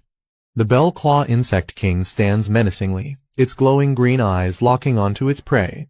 It's an extremely rare rank 4 beast capable of controlling entire swarms. Luo Da immediately recognizes its significance. As Lin Zi prepares to engage, Luo Da stops him, insisting that he took on this mission alone, and that this boss belongs to him. Turning his back to Lin Zi, Luo Da smirks and asks if Lin Zi even knows who he's dealing with.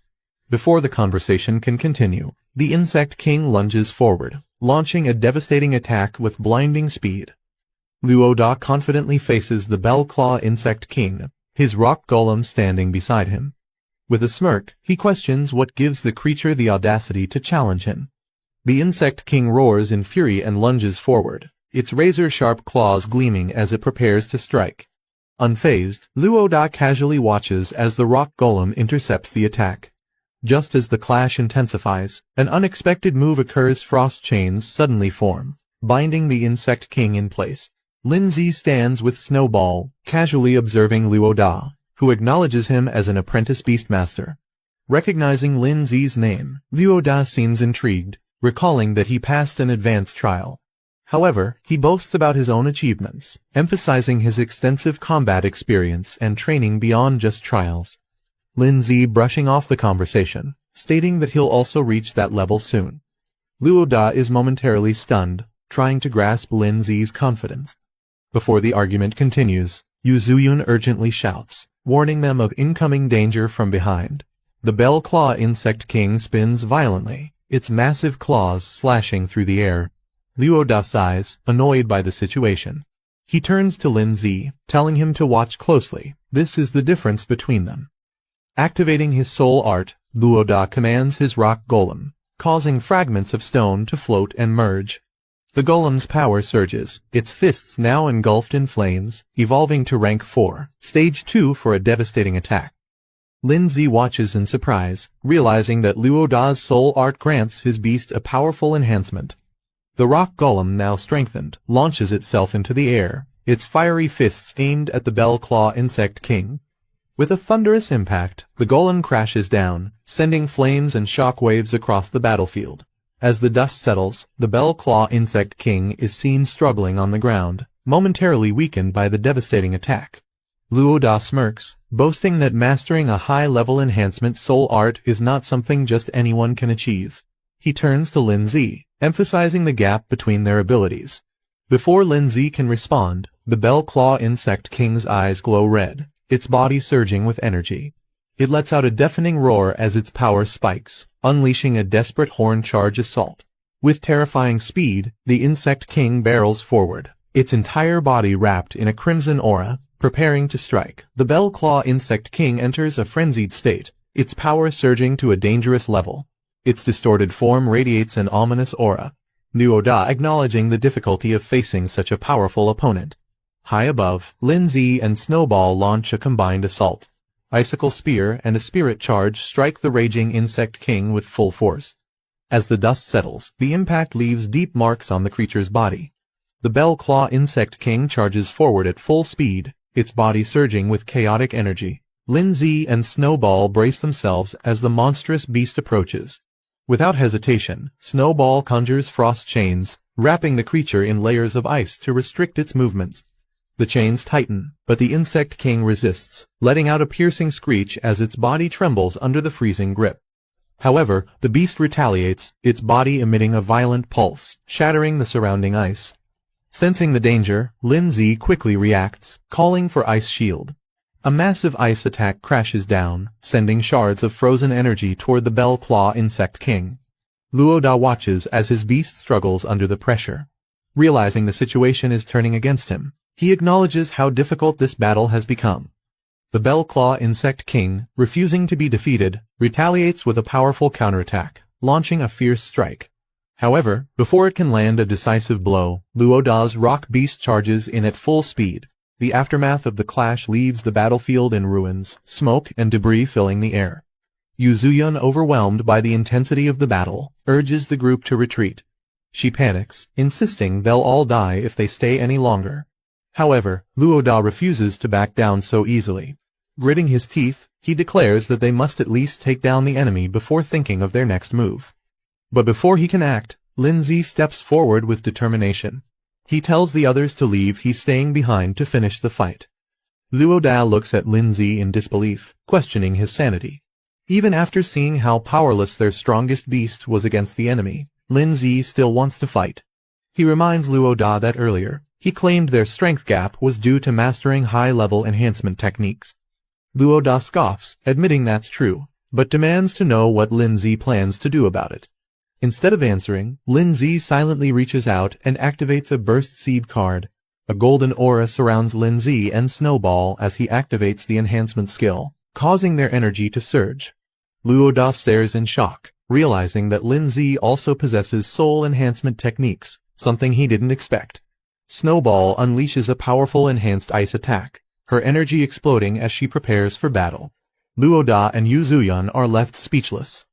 Luo Da struggles to comprehend Lin Zi's true strength, while Yu Zuyun watches in disbelief. Lin Zi activates his Burst Seed card, unlocking a temporary boost that pushes his strength to Stage 4, Level 3. He notes that he only has 1 minute. But with his soul techniques, it should be enough. As the Bell Claw Insect King lunges at him, Lin Zi charges forward alongside Snowball, meeting the attack head-on.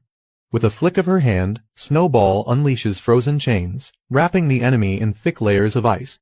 Lin Zi observes the change. Snowball's evolution has significantly increased her skill power.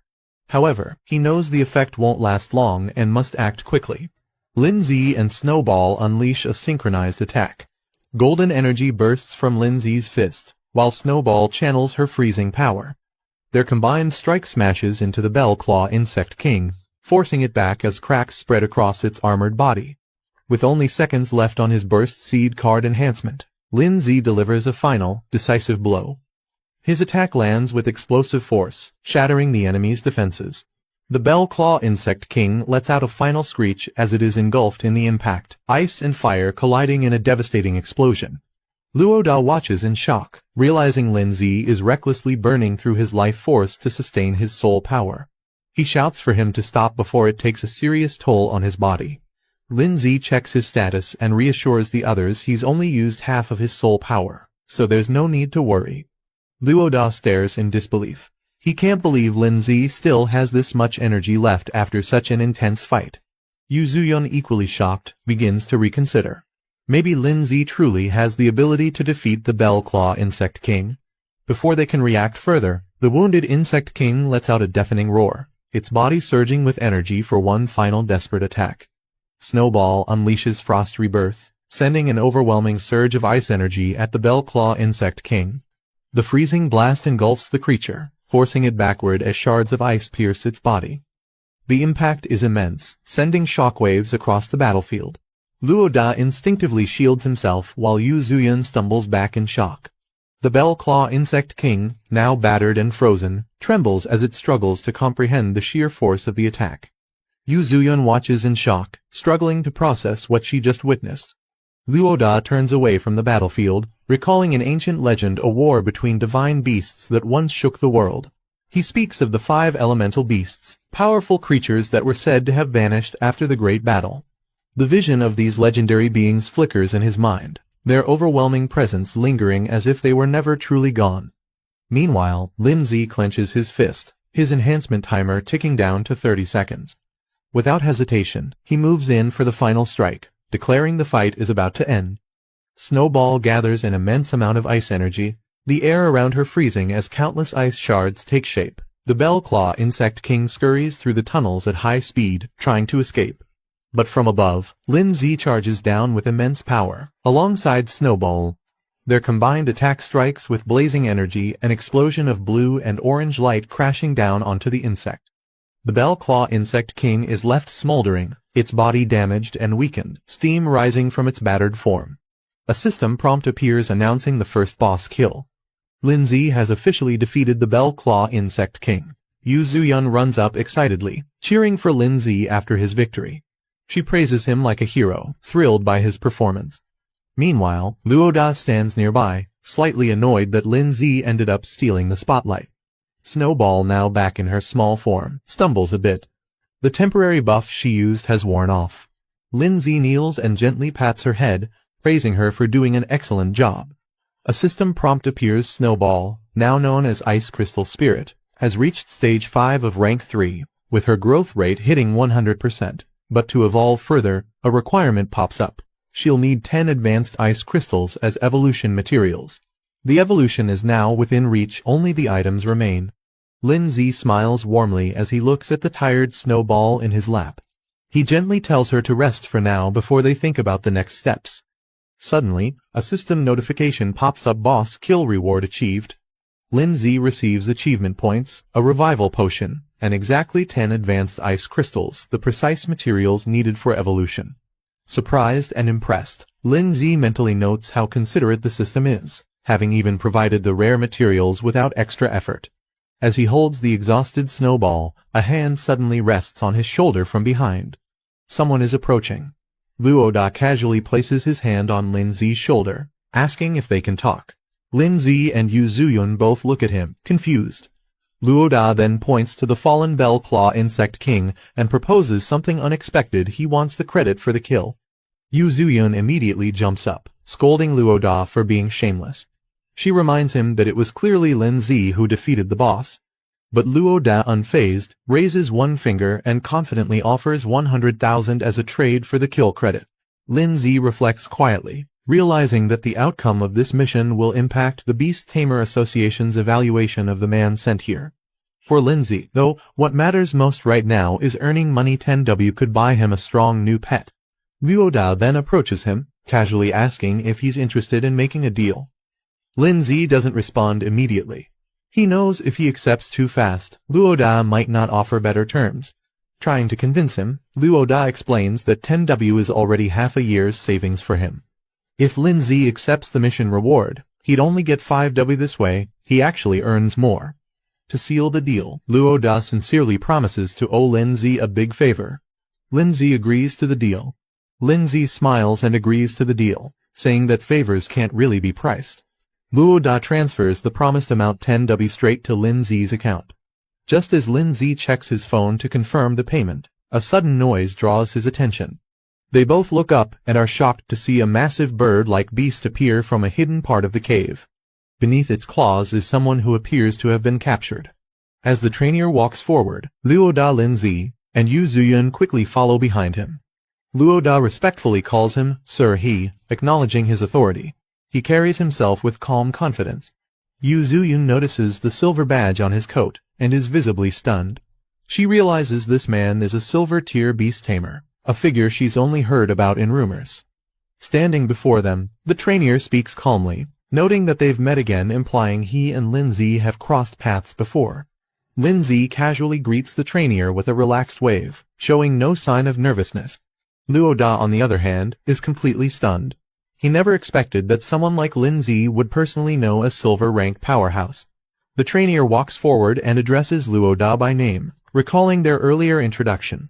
He glances at the remains of the Bell Claw Insect King and notes that the mission seems to be complete. Luo Da quickly steps forward, politely reporting that the entire incident has been handled smoothly and without any injuries. Trainer analyzes the situation. He notes that the defeated Bell Claw Insect King was at least a rank 4 beast. Judging by Lin Zi's pet's level, it should only be rank 2. Even with talent, he assumes Lin Zi must have teamed up with Luo Da to bring it down. Then, turning serious, trainer formally apologizes. He explains that due to a misjudgment by the Beast Tamer Association, this mission was wrongly classified as basic when it should have been intermediate. The error put them all at risk. He hopes Lin Zi can forgive the association and assures him that their trust in Beast Tamers matters. Lin Zi, calm as ever, says it's fine. He adds that Luo Da did a great job keeping everyone safe. Luo Da, hearing the praise, scratches his head with a shy smile, pretending to be humble while clearly enjoying the compliment. Yu Zuyun, watching from the side, quietly admires how smooth and composed Lin Zi is during conversations. She thinks to herself, this must be what high emotional intelligence looks like. Meanwhile, trainer informs Lin Zi that, as compensation for the mission's misclassification, the association will provide him with 10W. In return, they'll also be taking the monster's corpse back for research. Hearing that, Luo Da is amazed. He thinks to himself that Lin Zi really came out of this with a massive profit. Lin Zi politely accepts the compensation, saying he won't argue with their generosity. In his mind, though, he notes that this isn't just compensation, it's also recognition of his strength. Lin Zi smiles slightly, understanding that the 10W given by the Beast Tamer Association isn't just compensation, it's also a gesture to keep things quiet and show goodwill. Refusing it might only create complications later. Meanwhile, trainer silently observes Lin Zi's behavior. He notes that Lin Zi hasn't even acquired a second pet beast yet, which clearly means he needs money urgently. To trainer, this payout is more than a reward, it's an investment. He transfers the amount to Lin Zi's account and tells him to make good use of it. He also reassures Lin Zi that if he ever needs help again, the association will support him. Trainer then approaches the remains of the Bell Claw Insect King, casually lifts it, and with a nod, says he'll take his leave. Lin Zi watches him go, thoughtful but composed. Suddenly, Lin Zi's expression changes. His reaction leaves him momentarily stunned. Later, the team exits the cave and steps into the open. Luo Da, in high spirits, teases Lin Zi about making a huge profit 20W in one day. Lindsay smiles and adds that he didn't just earn money, he also gained a valuable favor. Luoda laughs and reassures him, saying not to worry. He promises that he won't forget this help, and that they'll definitely meet again in the future. Watching him leave, Yu Zuyun smiles and thinks to herself meeting two powerful people in one day wasn't a waste of time at all. Looking at Lindsay, she says she'll work hard to become stronger too. Once she reaches his level, she hopes they'll have the chance to team up again. Lindsay smiles gently and encourages her to keep going, promising that they'll definitely get that chance in the future. Lindsay walks through the city, thinking to himself that with his current budget, he might be able to afford a B-rank pet beast. He arrives at a sleek pet shop where a shop assistant greets him warmly and asks if she can help. He tells her he's looking to buy a pet beast. She gestures for him to follow her. They walk upstairs into a display area filled with various pet beasts in glass cases. She informs him that all the available options are here, ready for selection. The assistant politely tells Lindsay to take his time browsing. Lindsay walks through the display, observing the pet beasts. He figures out that in a regular store like this, B-rank pets are probably the highest tier options available. As he examines the beasts, some stand out like a skeletal creature, and a mushroom-type pet both marked as B-rank with basic evolutionary paths. Then he spots a small fiery spirit beast. Lindsay instantly reacts this one has a hidden evolution route. But even with that, he notes that it doesn't come close to the potential of Snowball's evolved form, the Ice Queen who belongs to a completely different league. The assistant praises Lindsay's sharp eye for spotting the rare flame spirit. She explains that although it's a B-rank pet, it's considered top tier among its grade and is priced at 160,000. Lindsay is surprised by the cost. She adds that the price also includes materials needed for its evolution, trying to sweeten the deal. Lindsay politely says he'll look around a bit more. As he walks, he reflects on how Snowball was once considered an F-rank pet, believed to have no potential. But he now understands that official rankings aren't absolute, they're just opinions based on knowledge and experience, not facts. Suddenly, his system alerts him there's a hidden royal tier pet beast nearby with a concealed evolution route. As Lindsay continues browsing, something suddenly catches his attention. He pauses, surprised one of the pet beasts looks oddly familiar. He approaches a small, rock-like creature labeled as a rock type. At first glance, it seems simple, but something about it stands out. The display shows its basic evolution path into a larger, bulky stone creature with enhanced strength, defense, and elemental resistance. But what really surprises Lindsay is its hidden evolution route. It doesn't just grow stronger, it can evolve into a being known as the Rock God, tapping into ancient bloodlines and gaining the power to control Earth itself. Lindsay discovers the requirements for the rock-type beast's next evolution stage. He notes it needs full growth, elemental essence, and a rare powder, which hints at its hidden potential. He suddenly remembers why the creature looked familiar. It's the same base form that another person's pet, the giant rock beast, evolved from. But that one followed the normal path. What surprises Lindsay is that this version could take a completely different route, one that leads to a divine-level evolution, something the other owner likely had no idea about. He compares the two pets mentally. Ice Crystal Spirit is more of a burst damage and control type, fitting for a mage role. Meanwhile, this rock-type beast would evolve into a warrior type, focusing on strength and endurance. The assistant, cheerful and enthusiastic, tells Lindsay that the little rock beast is quite a popular choice, easy to raise, decent in battle, and very affordable. She offers it for 80,000, and Lindsay agrees to buy it without hesitation. He also requests some additional materials for its evolution, listing them confidently. Hearing his request, the assistant is confused. She points out that the rock beast can't evolve using those high-grade materials and questions if he's planning to actually use them on it, especially since they're expensive and meant for more advanced pets. Lindsay laughs it off, claiming the materials are meant for someone else as a gift, brushing aside her concern. Lindsay checks his remaining balance, only 20,000 left. He's a bit frustrated that the evolution materials cost more than the pet itself. The assistant completes the transaction and hands him the sealing orb. The little rock beast is sealed inside with a brilliant glow, confirming the contract. As the bond is formed, a notification pops up. Lindsay has successfully signed his second pet beast, and earns plus 300 achievement points for it. That evening, Lindsay prepares for training. He sits cross-legged with the materials laid out in front of him and begins the summoning. The little rock beast appears in a flash of blue energy, its growth rate currently at just 12%. Lin Zi checks his available achievement points 800 total and realizes he needs to raise the pet's growth to 100% before anything else.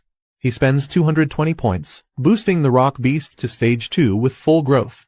A bright light surrounds the creature as it levels up instantly. Lin Zi sits comfortably with the rock beast in front of him. Looking at its cute and clumsy appearance, he thinks to himself no one would expect this little guy to carry a hidden god-tier evolution path. He then instructs the rock beast to eat the evolution materials he prepared. The creature immediately reacts, charging forward and gobbling down one of the items. But before it can evolve fully, Lin Zi reminds it there's still more to consume, pointing at the second item that remains untouched. Lin Zi watches as the rock beast stubbornly shakes its head, refusing to eat the remaining evolution material. Surprised and annoyed, Lin Zi scolds it, reminding the creature how expensive those materials were. To his shock, the little beast even throws a tantrum, stomping around in protest. Lin Zi is left speechless. "You're actually mad now," he mutters in disbelief. Just then, a summoning light appears. The rock beast pauses, tilting its head in confusion as someone is about to arrive. A dark energy pulses through the room. Snowball appears, her expression cold and ominous. Lin Zi quietly observes, noting that Snowball seems to have recovered well. Without warning, the rock beast launches itself forward in a full-speed charge, its small body engulfed in rage. The impact as it crashes headfirst into Snowball with a loud burst. After the impact, Snowball stands firm, calmly holding an ice blade in her hand.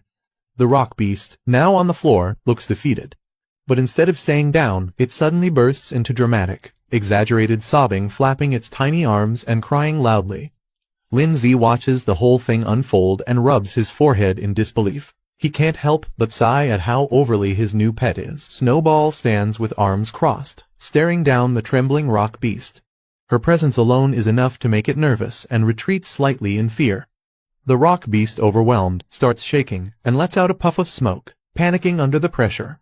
Suddenly, a screen flashes. Snowball's growth rate reaches its peak, signaling a major breakthrough. Just then, Lin Zi appears surrounded by a sinister red aura. His presence shifts dramatically, and the atmosphere becomes heavy. The red aura around Lin Zi intensifies, bursting out in a violent surge of energy. Moments later, a new rock stands where the energy-burst rock beast has evolved into a terrifying armored warrior form. Its entire body is clad in jagged, dark stone, exuding raw strength. A system panel flashes, confirming its evolution. The rock beast has now reached stage 9 of rank 2. It possesses several new skills and even greater potential, requiring 100% growth and rare earth elemental materials for its next divine evolution. Lin Zi casually mentions that the evolution of rock beast into this form was something they clearly didn't see coming.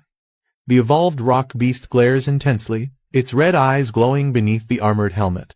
Lin Zi turns in surprise, sensing the sudden danger, but before he can react, the ground erupts beneath him. Rock beast has launched a powerful ground spike attack straight at him. As the spikes rush forward, Snowball reacts instantly, dashing through the air to intercept the attack, aiming to protect Lin Zi before the strike lands. Rock beast charges forward with a brutal punch, aiming to crush everything in its path. A massive cloud of frost and mist explodes out as Snowball counters the attack. The sudden defense catches rock beast off guard. Its expression shifts from rage to confusion. Snowball emerges with a solid block of ice, her ice shield firmly raised to block the blow, standing her ground with calm determination. Rock beast glares at Lin Zi, frustrated that its attack was blocked. Lin, startled, reacts as the beast's presence overwhelms the room. A system alert appears. Snowball now meets the conditions for evolution. Lin Zi steps up with confidence, ready to show who's really in control. He activates the evolution, using 10 high-level ice materials. Bright light surrounds Snowball as the transformation begins.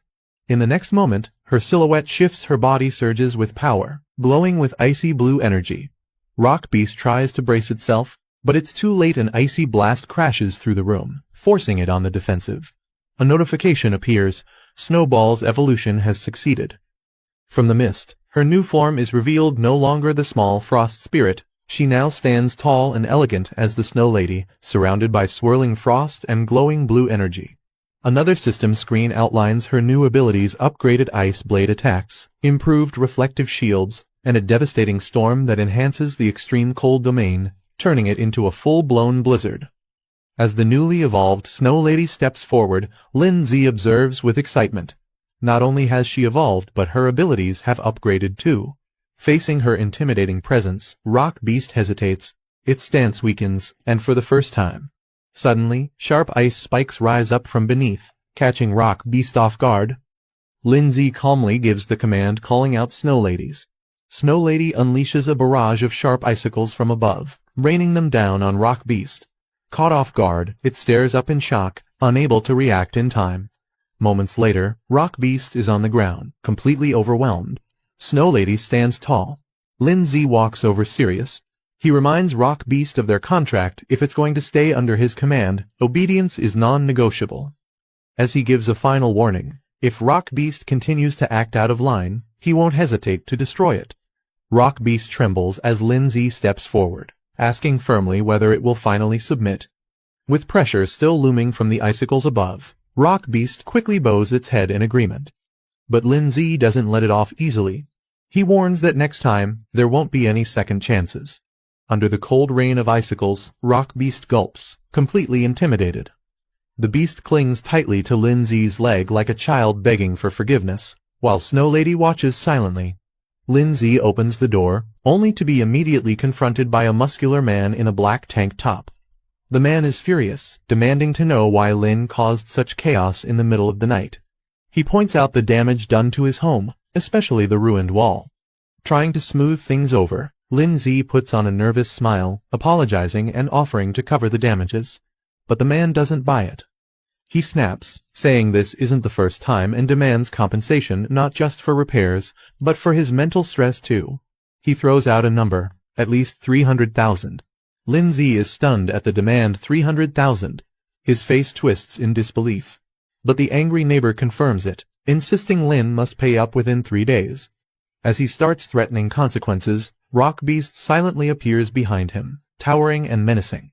The man doesn't realize the danger behind him until Rock Beast slowly raises its fist, glowing with fury. The angry neighbor suddenly freezes. He senses something behind him. Rock Beast's massive arm swings in at full force, stopping just inches away from the man's face as Lindsay calmly orders it to halt. Shaken and sweating, the man stares at the beast in disbelief. He stammers, asking if this terrifying creature is Lindsay's pet. He bows his head and quickly apologizes, trying to play it off as a misunderstanding. Rock Beast glares silently at the neighbor, its glowing red eyes narrowing with threat. Shaking, the angry neighbor quickly backs down, waving his hands nervously. He mutters that there's no need for compensation anymore, it's all a misunderstanding. Lindsay simply smiles. He reassures the man that it's no big deal, as long as they don't fuss over small things. Later that night, Lindsay sleeps peacefully in bed. Snowball, now in her evolved ice crystal spirit form, lies beside him. Nearby, Rock Beast sits on the floor. Morning light shines through the windows, and the city awakens. Inside the room, Snowball is playing a song on her phone. The cheerful, loud music suddenly startles Lindsay, who bolts up in surprise as the lyrics echo through the room. Guan makes a call, reminding Lindsay that today is the entrance exam for Zhongning Beast Tamer Academy. She suspects he's forgotten again. Startled, Lindsay quickly answers and realizes his mistake. Guan urges him to hurry and meet at the school gate. Later, a crowd gathers outside the academy near a bus. As Lindsay arrives, someone in the crowd spots him and calls out. From a distance, Guan waves her hand high and signals to her brother, calling him over with a cheerful smile. Some students stand in front of the academy, annoyed that Lindsay arrived late for something so important. One of them mocks him, saying he clearly overestimates himself. Lindsay walks up calmly, brushing off their comments. Someone nearby defends him, reminding the others that he cleared a high-difficulty trial.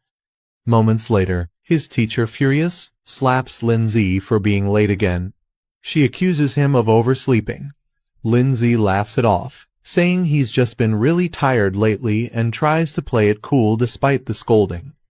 The teacher questions Lindsay about whether he's been seriously training his soul arts. She seems strict but concerned. Guan, watching from a distance, notices the interaction and feels a bit confused seeing them talk. The teacher then gathers all the students and begins addressing them formally. She reminds them that they're top students from Pinghai No. 1 high school, and this entrance test will be even more challenging. She encourages everyone to do their best, saying she'll be waiting for their good news. The students cheer together, full of excitement and energy as they prepare to depart. The mood is uplifting as everyone raises their hands in encouragement. Back in a quiet moment, the teacher looks at Lindsay with high expectations, silently hoping he can become a shining example for their school. The bus begins its journey through winding mountain roads. Inside, Guan starts a conversation with Lindsay, asking why he hasn't been replying to her messages and what he's been so busy with lately. Lindsay admits he's been swamped with tasks and completely forgot to check in, brushing it off with a laugh as the two sit side by side. Guan reassures Lindsay not to worry and excitedly shares that her pet bird has successfully evolved. She proudly asks if he's impressed. Lindsay is surprised and praises her, saying that with her pet's evolution, she should have no problem passing the upcoming entrance test. As their bus enters Jiangning City, the skyline comes into view. The towering buildings and scenery impress Guan, who gazes out the window in awe, marveling at the beauty of the big city. While enjoying the view, Lindsay accidentally finds himself a little too close to Guan. His face turns red as he notices her leaning in. Guan, realizing the awkward position, hesitates mid-sentence and freezes. The two stare at each other silently for a moment, both embarrassed. Suddenly flustered, Guan panics and quickly pulls back, her face burning red as she tries to recover from the moment. In the back seats, a few girls notice what just happened and chuckle to themselves. The group finally arrives at Jiangning Beast Tamer Academy. The building stuns everyone. It's grand, luxurious, and more magnificent than expected. Some students are amazed, calling it impressive and cool. They admire the fountains, statues, and palace design. One student remarks that just being able to attend a place like this makes all the effort worth it. As Lindsay walks forward, he calmly tells someone to step aside. A group of students led by a calm, confident man walks toward the academy gates. Their school is introduced, and their team has 17 students. Moments later, another group arrives, this time more energetic and aggressive. A muscular guy and a girl with pink twin tails lead the team of 21 students from a different school. Watching them, one of the pink-haired girls from Lindsay's side nervously reminds Guan that as their class leader, she can't afford to lose to them. Lindsay gives Guan a thumbs up, silently encouraging her before she steps forward confidently with her team. Their group, Pinghai No. 1 High, steps up to register 12 students in total. Nearby, a student from another school watches them and sneers, calling them country bumpkins. A map briefly highlights the regional status of Pinghai, indicating that it's seen as more remote compared to the cities of Kangyan and Kinping, explaining the bias others have toward them. A student boldly charges forward and punches a giant statue. A man in a white coat appears, praising the student's spirit. He introduces himself as Teacher Su-hee, the one in charge of overseeing this round of the admissions test. He congratulates everyone for passing the initial trial, but warns them not to celebrate just yet. He explains that this entrance exam is much tougher than the beast taming trials they've faced before. Based on previous years, only 10 out of everyone present will be accepted. The elimination rate is 80%. One of the girls from Pinghai gets worried. She thinks since they passed the easier trial, they'll definitely be eliminated now. A cocky student from another school mocks them, saying Pinghai students don't stand a chance and should just give up. The pink-haired girl snaps back, clearly annoyed. Meanwhile, the tall, muscular guy casually asks his teammate Xinyi who else besides the two of them might pass. She doesn't answer, just looks silently and blows her bubble gum. She observes another boy and comments that he seems strong. Meanwhile, she, blowing bubble gum, watches the crowd suspiciously. Lindsay also notices something strange about one of the students. He can't put his finger on it, but the guy feels oddly familiar. Xinyi murmurs that something about him just seems off. She blows her bubble gum. The boy beside her notices and asks what's wrong. She brushes it off, saying it's nothing. He examines Lindsay, that one of the students present seems to have an unusually deep and unreadable strength. The boy scoffs in response, dismissing Lindsay's concern. He arrogantly claims that students from Pinghai are far below their level and not worth worrying about. Later, Suhi steps forward to address all the gathered students. He informs them that they'll first check into the academy's dormitory hotel and rest well today to prepare for the upcoming entrance exams. He also cheerfully adds that during the test period, meals in the academy cafeteria will be free and delicious. After the announcements, the students are given free time. Xinyi excitedly cheers, saying she's been hungry for a while and invites her brother to eat together. Inside the academy's dining hall, Guan chooses a table and suggests they sit there. Meanwhile, two boys at another table notice Guan walking by. One of them is stunned by her appearance and starts whispering about how attractive she looks. His friend quickly scolds him to keep his voice down, warning not to embarrass their school. Guan cheerfully encourages her brother to eat more, happily handing him a drumstick. He nervously chuckles, already overwhelmed by the mountain of food in front of him, insisting he's already full. Meanwhile, Xiao Yun and Si Yan approach with their plates, teasing Guan for not sharing food with them. They joke that she and her brother act just like a couple. Embarrassed, Guan turns bright red and quickly tells them to stop. One of the boys at the nearby table is shocked to see that Lindsay is now surrounded by even more girls. He exclaims in disbelief that Lindsay somehow keeps attracting them. His friend becomes visibly frustrated, calling it unfair. He can't understand why Lindsay is so popular despite thinking he himself looks better. As some time, a large student politely approaches Guan, Lindsay, and the group, asking if he can sit with them. Guan glances up at him silently. The student is allowed to sit at the table. He takes a seat beside Lindsay and introduces himself with a friendly smile, saying he's from Pinghai and his name is Zhuxing. Curious, Lindsay looks over and asks what he wants. While eating, Zhuxing mentions he heard rumors about a high schooler from Pinghai who managed to clear an extremely difficult level. He wonders aloud if that student came to the academy as well. Xinyi and the other girls question Zhuxing's intentions, accusing him of trying to gather intel before the exams even begin. Zhuxing nervously waves his hands, claiming he just wants to make friends. He admits that since he's not particularly outstanding, gaining information is his best shot at having a chance in the upcoming tests.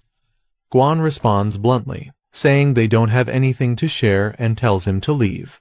Embarrassed but trying to stay friendly, Zhuxing laughs awkwardly and says they shouldn't be so harsh. He adds that he already has a general idea of the capable candidates among the current exam group. Zhuxing points out a silver-haired student entering with 3 girls and introduces him as Lai Pengyun, the top student from Pinghai. He explains that Lai Pengyun is a recognized prodigy who recently cleared a high-difficulty trial. His contracted beast, a venomous plant-type monster, has already reached Tier 3. Hearing this shocks Xinyi and her friend. They're stunned that a high schooler could own a Tier 3 pet beast. Zhuxing casually adds that Lai Pengyun also comes from a well-known wealthy family, which supplied him with rare materials for beast evolution.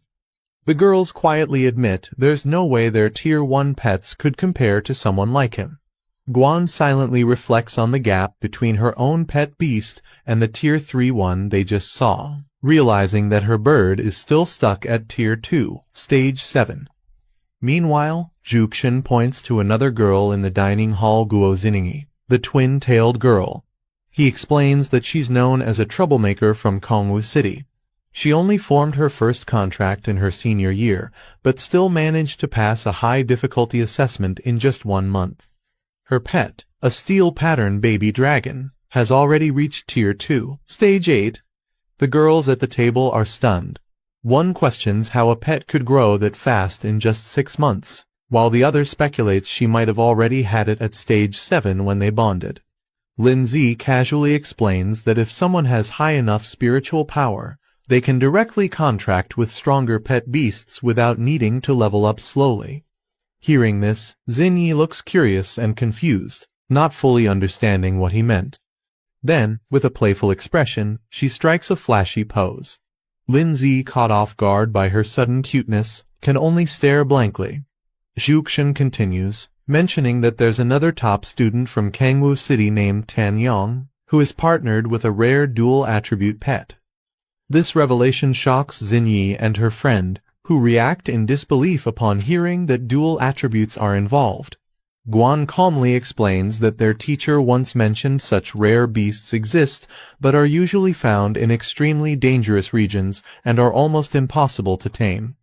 Lindsay, thinking to himself, recalls that the monster called Rock Ghost belongs to both ghost and rock types. He considers how valuable it would be to develop a dual-attribute pet like that.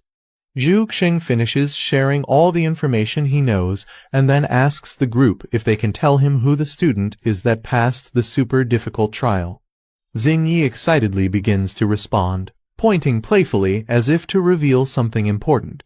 But before she can say more, Lindsay, still eating, calmly interrupts and says that the person he's asking about isn't here today. They notice someone's absence and quietly comment that the person didn't show up today. Lindsay calmly dismisses Zhu Xing, implying that he's not needed here and their group isn't close to his family. Zhu Xing gives up questioning and politely says he won't press further, then leaves. As he walks away, Zhu Xing thinks to himself that they're clearly hiding something. He suspects one of them might be the person capable of passing the highest level difficulty trial. Zhu Xing walks past a table of 3 other students. One of them eyes Lindsay's group and suggests testing that boy soon. Meanwhile, Xiao Yun questions Lindsay directly, asking why he didn't reveal the truth. She believes it's something he should be proud of. But Lindsay calmly wipes his mouth and replies that it's better to stay low-key.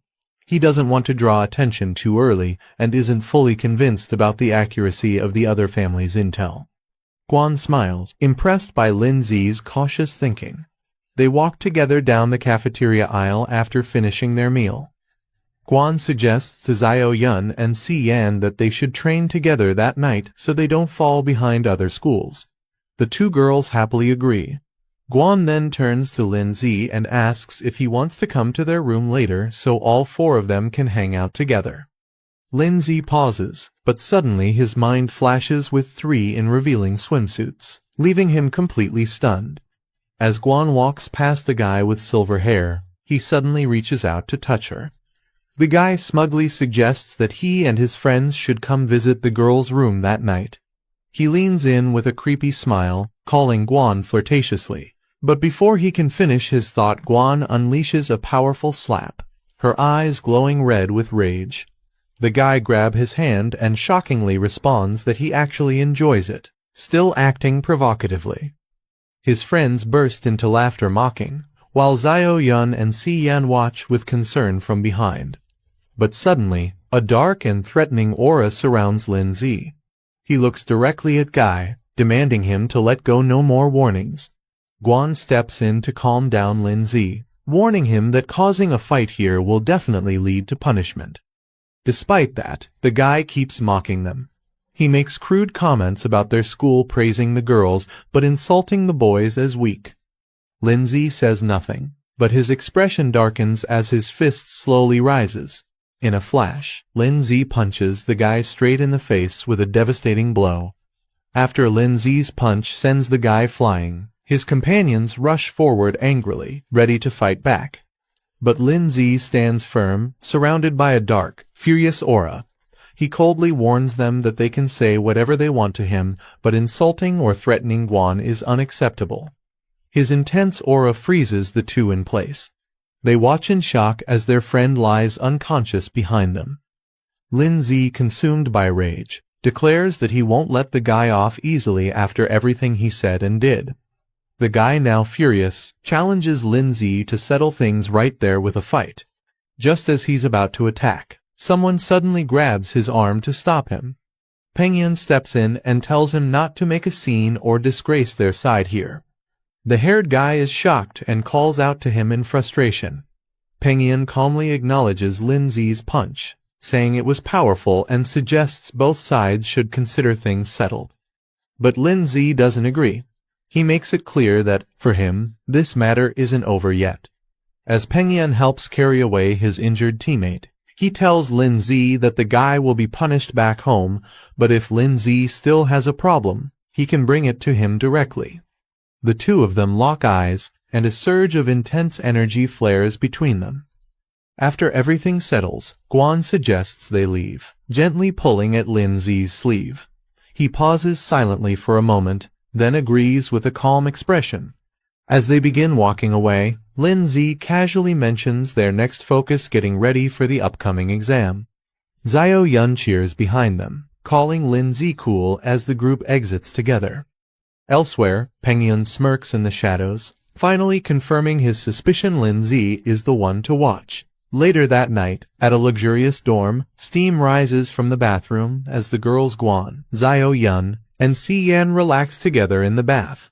Guan looks annoyed as all three squeeze into the tub, asking why they barged in together. Xiao Yun just grins mischievously and says it's their way of thanking her for training them, clearly enjoying the moment a bit too much. Si Yan happily shares that their pet beasts have now reached Tier 2, meaning they're finally strong enough to win upcoming battles. As a thank you, she and Xiao Yun excitedly offer to give Guan a massage, but things get a little too enthusiastic. Guan, flustered and blushing, yells at them to stop touching her randomly. Inside a grand hall, students gather in neat rows facing a glowing red portal. At the front, Suhi addressing the crowd, claiming he has good news based on their recent exam performance. He reveals his true opinion: this group has the lowest scores he's seen, and he doesn't expect much from them. Xiao Yun, embarrassed, yells in disbelief. Behind her, a few boys argue and point fingers, blaming others for dragging down the group's results. Xiao Yun, fired up and furious, shouts at the student who mocked her group. She warns him not to cross paths with her after the exam, or he'll regret it. Meanwhile, Suhi explains the gathered students it will take place inside the illusion realm created by the Origin Stone Monument. There will be no difficulty selection, everyone will face the same trial. As the monument activates, the test name is revealed: Mystic Forest Trial. The surface of the crystal lights up, showing a vibrant, dangerous forest filled with magical creatures and traps. Inside the illusionary mystic forest, dangerous beasts with glowing eyes roam, ready to attack anything that enters their territory. Suhi explains the exam rules. Each participant will receive a point tracker, and their score will increase based on the beasts they defeat. He then outlines the scoring system. Defeating a level 1 beast earns 10 points, a level 2 beast grants 20 points, and a level 3 beast gives 40 points. However, Suhi warns them the forest is brutal. If their pet or the student themselves is eliminated, they'll be considered disqualified. He adds that in the forest center, there's a ranking monument displaying the top 10 players' scores and their current locations, making them both targets and competitors. As students process the exam details, some begin to panic. One of them voices concern about the presence of level 3 beasts, worrying they'll be instantly eliminated if encountered. Suhi continues the announcement. The exam will last 4 hours, and at the end, only the top 10 scorers will be selected based on points. Suddenly, Lai Pengyan raises his hand and asks a sharp question: can they only hunt beasts to earn points? Suhi grins darkly and praises the question. Then, he reveals the twist. Defeating other participants is allowed, and if they do, they'll inherit all of their opponent's points. The students react in outrage. Many can't believe such brutal rules are allowed. Some argue that it encourages betrayal among classmates. One student proposes forming a group to eliminate competitors from other schools to secure a top spot. A boy cracks his knuckles with a smirk, excited by the chance to fight without holding back. Meanwhile, Xinyi, blowing bubble gum, observes the chaos around her calmly and with little interest. Suhi silences the crowd. He tells them the real battlefield is far crueler, and gives everyone the option to withdraw now if they're scared. He adds that the top-ranked student will receive the title of freshman leader, along with special privileges after enrollment. Lin Zi narrows his eyes with focus in his mind. He's eager to see who among the new students will prove themselves the strongest. A montage of standout candidates appears: Xinyi, Lai Pengyun, the muscular brawler, Lin Zi, and Guan. All of them potential contenders for the top rank. Guan, looking thoughtful, hopes to meet up with Lin Zi in the trial. Even if she can't make it to the top 10, she wants to support him however she can. Before entering the illusion, Lin Zi calmly instructs Guan to use her bird-type pet's flight ability to find him quickly and regroup once inside the trial zone. She gives a confident nod, her eyes gleaming with determination. She's ready. Suhi stands on stage, instructing everyone to stay calm as the trial is about to begin. A bright red burst signals the opening of the illusion realm. The transfer begins. Inside the illusion forest, Lin Zi appears first. He calmly surveys the area, standing tall among the trees. Lin Zi scans the forest carefully, remaining alert to any signs of movement. He spots a tall red monument in the distance and recognizes it as the ranking stone. Glancing at his wrist device, it shows his current score is 0 and the countdown timer is active. He notes that players can only view their own score, not their ranking. This forces everyone to eventually approach the central stone, making it the most dangerous area later on. The red pillar in the center displays the top 10 scores, but only if players actively go to update it. If someone doesn't, their location will still show. Lin Zi realizes the true goal of this exam is to pit students against each other. The one with the most strength makes the rules here. He reminds himself that it's just a game. As his spirit beasts materialize behind him, he focuses having fun is what matters most. Suddenly, a sharp object comes flying toward him. Two-headed snakes rush at Lin Zi, but a glowing barrier blocks them. Lin Zi stays calm, barely reacting. He notes the barrier consumes little soul power, so he keeps it active as a precaution. Suddenly, Rock Ghost slams into the ground, summoned by Lin Zi.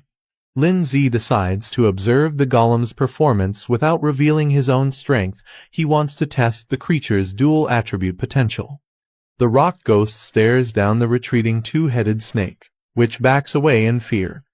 Lin Zi tells it to stop chasing, explaining the low-tier beasts aren't worth the effort due to low points. The rock ghost clenches its fists, excited by Lin Zi's suggestion to find tougher enemies to fight. Lin Zi remains calm, but quietly worries whether Guan Ning will be able to locate him smoothly. A fiery centipede lies defeated behind Guan Ning, who looks up with hope that everything goes smoothly. She checks her watch. 30 points, time remaining, 3 hours 45 minutes. She lets out a relieved breath. Pointing ahead, Guan Ning commands her flaming bird, "Go, flame bird!" and it takes flight. The flame bird soars through the sky, heading toward the red stone pillar. Guan Ning clutches her hand to her chest. Her eyes look around as she quietly mutters, "Lin Zi, where are you?" Guan Flame Bird glides high above the trees, scanning from the sky. Through her glowing eyes, Guan sees what the bird sees. Her vision locks onto the landscape ahead. Elsewhere in the forest, a student's small beast clashes with a massive red snail in a heated fight. Another student flees in panic as a weird frog-flying creature lunges at him from behind. A group of strange monkey beasts clap and cheer wildly, possibly having just evaded the flame bird's pursuit. The flame bird returns to Guan, who realizes her pet can't stay too far from her for long. Guan determines her only option is to try her luck near the stone monument. She believes Lin Zi is strong enough to reach the top 10 and might show up on the ranking list. Without hesitation, she mounts a large yellow bird and launches into the sky. She jumps off the yellow ostrich mount mid-run. The bird runs off in a panic as she launches a surprise strike. Based on memory, she recalls this golden-back ostrich to be around rank 2, stage 5. Her flame bird swoops down in a blazing dive, burning through the sky with overwhelming power. She's confident it can win easily. The ostrich is engulfed in flames and collapses instantly. Guanning notes that she just earned 20 points with no effort. Just as the flaming ostrich falls, a boomerang crashes in, striking it down before it lands. Guan is startled. She looks around in shock, questioning who launched the attack and stole her kill. A large hand grabs the returning boomerang effortlessly. Standing confidently is a muscular beast man named Otto the Wildman, a humanoid pet beast of rank 2, stage 4. The guy watches smugly from behind. The guy grins as he smugly greets Guan, remarking on their fated reunion. She angrily confronts him for stealing her kill, but he just shrugs it off, saying there are no rules against it. He enthusiastically orders his pet Otto to attack, shouting for him to crush her flaming bird. Otto launches into the air with immense power, about to strike down with brute force. Guan shouts urgently, warning her flaming bird to dodge the incoming attack. A golden boomerang hurtles through the air, aimed directly at her. Guan realizes too late that it's targeting her, not the bird. The impact knocks her off her feet, leaving her vulnerable and dazed.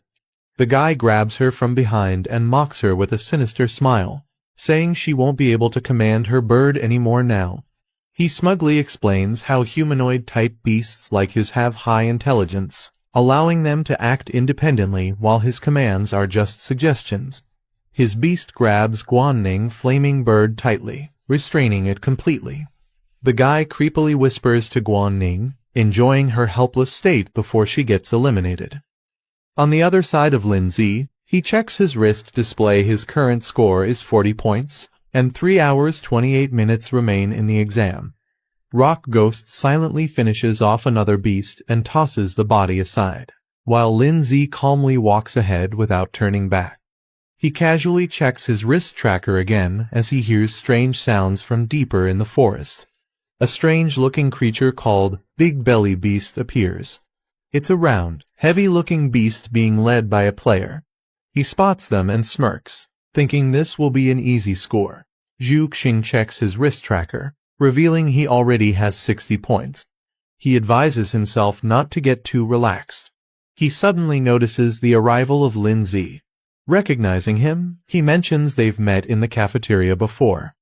Lindsay smiles calmly, thinking to himself that this guy probably doesn't know his identity. Since he seems informed, he could be useful. Rock Ghost stands proudly, drawing Lindsay awe. He wonders if it's a rare beast since he's never seen one like it before. Zhu Xing watches from a distance, assuming Lindsay isn't the same Lindsay who passed the advanced trial. He believes Lin uses an ice-type beast, unlike the golem beside him. Lindsay smiles and humbly claims his beast is nothing special, just a basic D-rank pet that reached level 2. Zhu Xing proudly presents his unusual and rare monster, a mutated beast that has already reached level 2, stage 7. Zhu Xing boasts further, offering to let Lindsay follow him and earn points together. He promises that if Lin listens to him, he'll easily get into the top 10. Lindsay excitedly celebrates, thinking he's finally found a teammate to rely on. However, Zhu Xing secretly grins, thinking Lindsay is a fool. He plans to use Lin's strength, and then betray him once he's no longer useful. Guanning reaches out to grab the guy. She flips the guy over her shoulder in a surprise move, slamming him to the ground with a loud thud. The guy, humiliated, curses in frustration after being slammed down. His eyes widen in shock. Guanning, now calm but deadly serious, reminds him that last time her brother held back, this time she won't. As she declares, demonize, pink and black flames erupt around her. The beast turns its head in shock as demonic pink-purple flames suddenly ignite beside it, leaving it stunned. From within the flames, a dark-horned bird emerges, eyes glowing and body wrapped in ominous smoke, descending like a demon from the sky. The flame bird swoops down with blazing pink flames. Otto panics as flame bird surrounds him, his face filled with fear. Terrified, Otto turns and runs away, ignoring his master's desperate call to return. Standing on top of Guy, Guoning mocks him, remarking how having a pet with its own will isn't always a good thing. Lying on the ground, the guy smirks and arrogantly makes a final remark, pointing at himself mockingly. He is abruptly silenced by a powerful strike that sends him flying. Guoning stands over his unconscious body and notices her score has increased to 70, confirming she gained points from defeating him. The ranking crystal updates, displaying the top 5 scores. Guoning is now in 4th place with 70 points. The instructor observes the leaderboard and is surprised someone already surpassed 100 points in under an hour, exceeding expectations for this batch of examinees. Pengyun is walking toward the battlefield through the glowing portal. A massive spotted savage tiger beast type stage 3, level 1 towers over Pengyun ready to attack. His pet, poison vine demon plant type stage 3, level 3 appears nearby, indicating a high-level threat zone. The spotted savage tiger suddenly charges forward with ferocity, aiming straight for Pengyun. Poison vine demon eyes glowing as he alert. With a sudden burst, the poison vine demon launches its vines, piercing into the tiger's body and pinning it to the ground. The tiger is forcefully slammed away, overwhelmed by the power of the vine-based monster. The spotted savage tiger tries to resist, its face twisted in rage as vines continue to entangle its mouth. Despite the struggle, the tiger collapses in front of Pengyun. He calmly tells the poison vine demon to stop playing and prepare to hunt the next target. The savage tiger's eye widens in shock. A sudden burst of green vines pierces through its body with brutal force, splattering blood. The poison vine demon stands atop the lifeless tiger. The vines retract slowly from the corpse, twitching with eerie energy as they pull free. The poison vine demon towers over the lifeless tiger. As the vines retract, the tiger's body collapses to the ground. Pengyun casually checks his wristband. His score now reads 210. With a smug expression, he declares himself the rightful ruler of this new generation. He spots a tall red monument in the distance and recognizes it as the ranking stone. A new leaderboard is displayed near the glowing red monument. Pengyun now holds the top spot with 210 points. Guo Xingyi follows in second, while others fall in line. The timer shows 2 hours and 39 minutes remaining. The man smirks, confirming that Guo Xingyi has reached second place just as expected. He questions her strategy. She's been helping him gain all the points while remaining at 0 herself. He wonders if she really doesn't mind. Guo Xingyi calmly asks, "So, who should we start with?" The man looks at the leaderboard, remarking that it's still too early to challenge Pengyun, who leads with 210 points. He notes that Lu Gang, another participant, is from their school. He narrows his focus to a new target, Guanning, currently ranked 4th. Guo Xingyi recalls someone named Lin Zi, once praised as a genius, but she doesn't see his name on the leaderboard. She scoffs at the thought. They conclude that many on the list likely used cheap tactics to climb. The girl notes that Guanning is nearby, and they decide to move toward him. Guanning points toward the east, deciding the direction to proceed.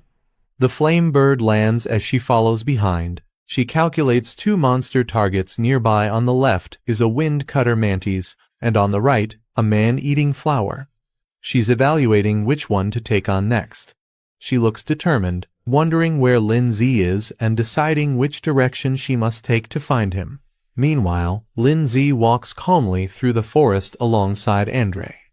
They encounter a new enemy, a creature labeled as Withered Vine Beast, ranked 2ND tier, level 4. Andre cheerfully tells Lin Zi to handle the beast first and promises to assist shortly. He smirks to himself, planning to swoop in and steal the kill after the creature is nearly defeated so he can claim the points. The rock beast launches a powerful strike toward the withered vine beast. The enemy is swiftly eliminated, signaled by a red icon showing its defeat. Rock beast remains silent, staring at the defeated enemy while Lin Zi watches calmly in the background. Andre stands silently and stunned by what just happened. Suddenly, his face twists in shock as he realizes the armored creature killed the enemy instantly before he could even act. The screen shows a countdown timer with just 2 hours and 20 minutes remaining. The leaderboard reveals the top participants. Lindsay is shown in 9th place with 120 points, a sharp rise from his previous position. A total of 17 participants have already completed the challenge. The instructor observes the screen, surprised by Lindsay's rapid progress, jumping from rank 33 to rank 9 in under 2 hours. He recalls rumors about Lindsay being from a family known for overcoming high-difficulty trials. He realizes the reason behind their success. Lindsay and Zhuxiang are working together as a team. As they walk through the forest, Zhuxiang complains that Lindsay and his pet, Rock Beast, keep eliminating enemies too quickly. Zhuxiang asks to be given a chance to fight at least one. Lindsay simply apologizes, showing no intention of slowing down. He explains that since the graduation exam affects their school advancement, he always commands Rock Beast to go all out in battle. Then, turning casually to Zhuxiang, he offers to let him handle the next one if he wants points too. Annoyed, he grits his teeth, thinking Lindsay is getting too full of himself. He plans to take Lindsay down in the next fight and steal all his points. Suddenly, a warning appears on the screen. A dangerous elite beast has appeared in the area. Lindsay looks at the alert and wonders if defeating a rare ranked beast might offer more points, showing interest in maximizing his score. From the bushes, a golden glow starts to emerge, accompanied by a rustling sound. The group moves closer and discovers a massive golden tree. Lindsay, Zhuxiang, Big Mouth, and Rock Beast all stand in awe at the sight. Zhuxiang exclaims in shock, "It's a golden tree, something extremely rare." He guesses it must be a special bonus reward for those who find it. Without warning, 2 thick golden roots erupt from the ground. Zhuxiang is grabbed and flung into the air, while Lindsay back off, caught off guard. Zhuxiang is wrapped tightly by the golden root, hanging upside down. He shouts in shock as he's dragged toward the tree. The face of the golden tree begins to morph, revealing a fierce expression carved from its bark. The tree reveals its monstrous form with multiple writhing limbs and a skull-like face. A system panel identifies it as a golden ant beast, a plant-type stage 9 elite. Terrified, Zhuxiang recognizes the beast. It's a golden ant beast, a dangerous creature far beyond what they expected. Panicking, he desperately shouts for help from his pet, Big Mouth. But Big Mouth gets captured by another tendril mid-air, rendering it useless. Hanging upside down and completely restrained, Zhuxiang realizes how dire the situation is as silence falls. He's left speechless. He realizes in panic that the golden ant beast isn't just restraining him, it's actively draining his energy. He urgently calls for Lindsay's help. Lindsay, however, calmly reminds him that they agreed each person would handle one beast. He doesn't look very concerned. Desperate and upside down, Zhuxiang pleads for teamwork. He insists this situation is different. The enemy is far too powerful, and they need to join forces.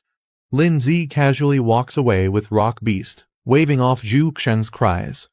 He encourages Zhuxiang, saying he trusts him to find a way to win and promises to leave it to him.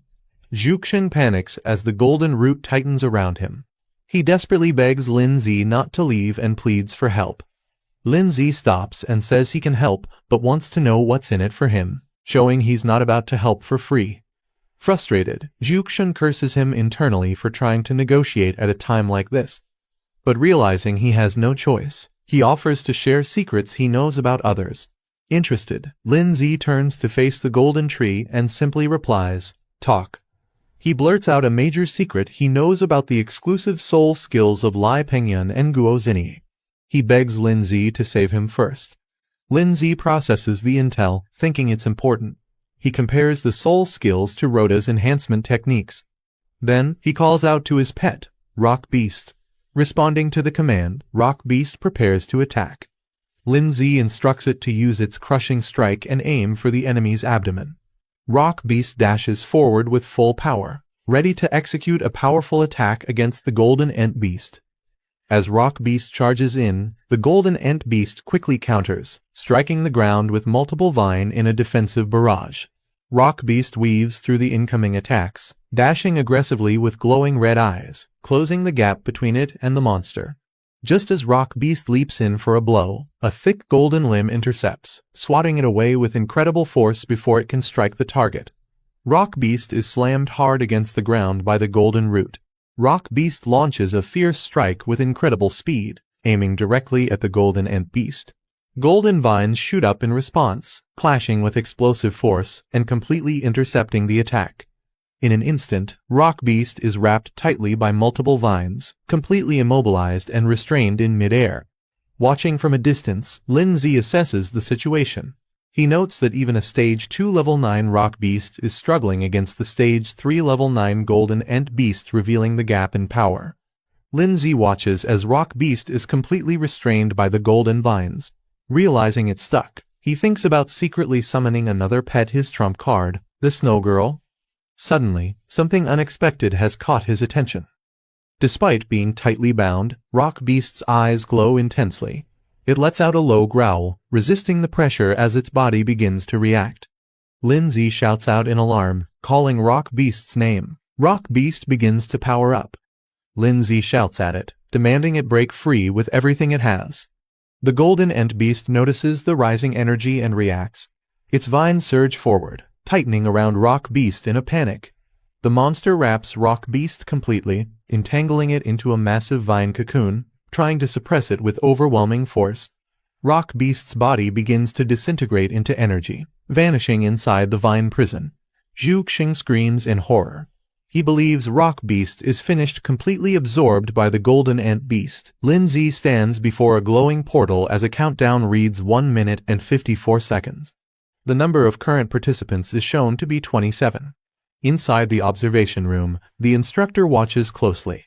He reflects on Lindsay's decision to challenge a high-difficulty trial, curious to witness the true strength this young prodigy possesses. The Golden Ant Beast tendrils writhe through the air. Suddenly, dark and purple energy begins to spiral upward, forming a chaotic vortex. Lindsay looks surprised as he notices a sudden change in his surroundings. In a burst of energy, the Rock Beast, Lindsay's pet, undergoes a powerful transformation. Now enveloped in glowing blue energy, its form becomes humanoid and shadowy, radiating strength. A system notification appears, announcing the unlocking of a new skill, Ghost Spirit Form, active for 30 seconds. Zhu Xing, now trapped by the Golden Ant Beast, hangs upside down in shock. He stares at the transformed Rock Beast, unable to comprehend what he's seeing. From a distance, Lindsay observes that the dual attribute beast now possesses unique abilities.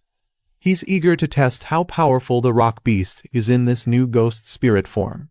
The Ant Beast lets out a furious roar and charges forward. Its glowing golden tendrils lash out wildly, launching a fierce assault. The transformed Rock Beast, now in its Ghost Spirit form, swiftly dodges the incoming attacks. The tendrils pass right through it without causing any damage. Zhu Xing watches in shock as the Golden Ant Beast continues its rampage, but its attacks prove useless.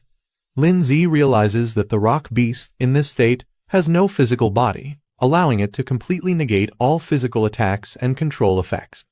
Lindsay looks at the system interface that displays the Rock Beast's skill list.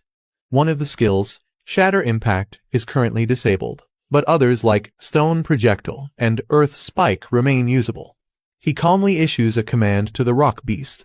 He instructs it to use its Stone Projectile skill and target the enemy's eyes and abdomen for maximum damage. Responding immediately, the Rock Beast in Ghost Spirit form charges energy into its hands. Blue aura surges around it, ready to launch with precision. The stones are fired with immense force, striking the Golden Ant Beast directly. The Golden Ant Beast lets out a cry and stumbles backward, visibly injured. Its body twists in pain while Zhu Xing still trapped. Lindsay observes calmly, but his thoughts are serious. He realizes that the level difference between them and the Golden Ant Beast is too great. The damage they've dealt so far isn't enough to bring it down. Zhu Xing, panicking, yells for his pet Big Mouth to run while carrying him away. Big Mouth bolts forward with surprising speed, dragging Zhu Xing to safety. While bouncing along, Zhu Xing curses his luck. He's not worried about injuries, he's worried that if Lindsay dies, all the points Lin earned would go to waste. From the distance, Lindsay watches them retreat. Big Mouth bounces off into the woods with Zhu Xing on its back, disappearing into the forest. The golden ant beast roars again, unleashing a barrage of golden tendrils. Lindsay calmly calls out the name of Snowball. The tendrils rush toward him, but he stands firm. With a burst of energy, Snowball appears beside Lindsay, surrounding them both in a shimmering blue aura. Snowballs begins activating her power. She unleashes her powerful ice magic. Giant frozen cyclones erupt around her as a snowstorm covers the battlefield. The golden ant beast roars, caught off guard by the sudden temperature drop. Amid the swirling ice, the transformed rock beast now with his first form steps forward. Lindsay gives the order, and the rock beast launches forward at full speed. It activates the skill Shatter Impact, channeling all its power into a destructive charge. With a loud crash, the rock beast smashes directly into the golden ant beast's face. The collision explodes with energy, delivering a devastating strike as the monster lets out a deafening scream. Snowball prepares wave of ice magic, her pink eyes glowing as she channels her frost energy. She raises her hand, summoning another powerful spell to freeze the battlefield. The rock beast, still in its armored red form, hears Lindsay's command. The rock beast pierces through the frozen battlefield, its shadowy form crashing into the golden ant beast again. Lindsay steps forward with determination in his eyes. He clenches his fist and declares it's not over yet. With a final burst of strength, Lindsay launches a powerful blow directly into the golden ant beast's face.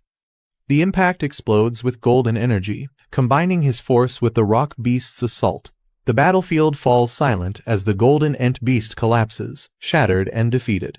Ice fragments and broken tendrils scatter across the field, while Snowball and the rock beast stand victorious. A system prompt appears, confirming the golden ant beast has been eliminated. Its glowing eyes fade as the battle officially ends. Lindsay receives confirmation of the kill and the victory is sealed. The rock beast evolves to stage 3, unlocking a new advanced form of its ghost spirit mode.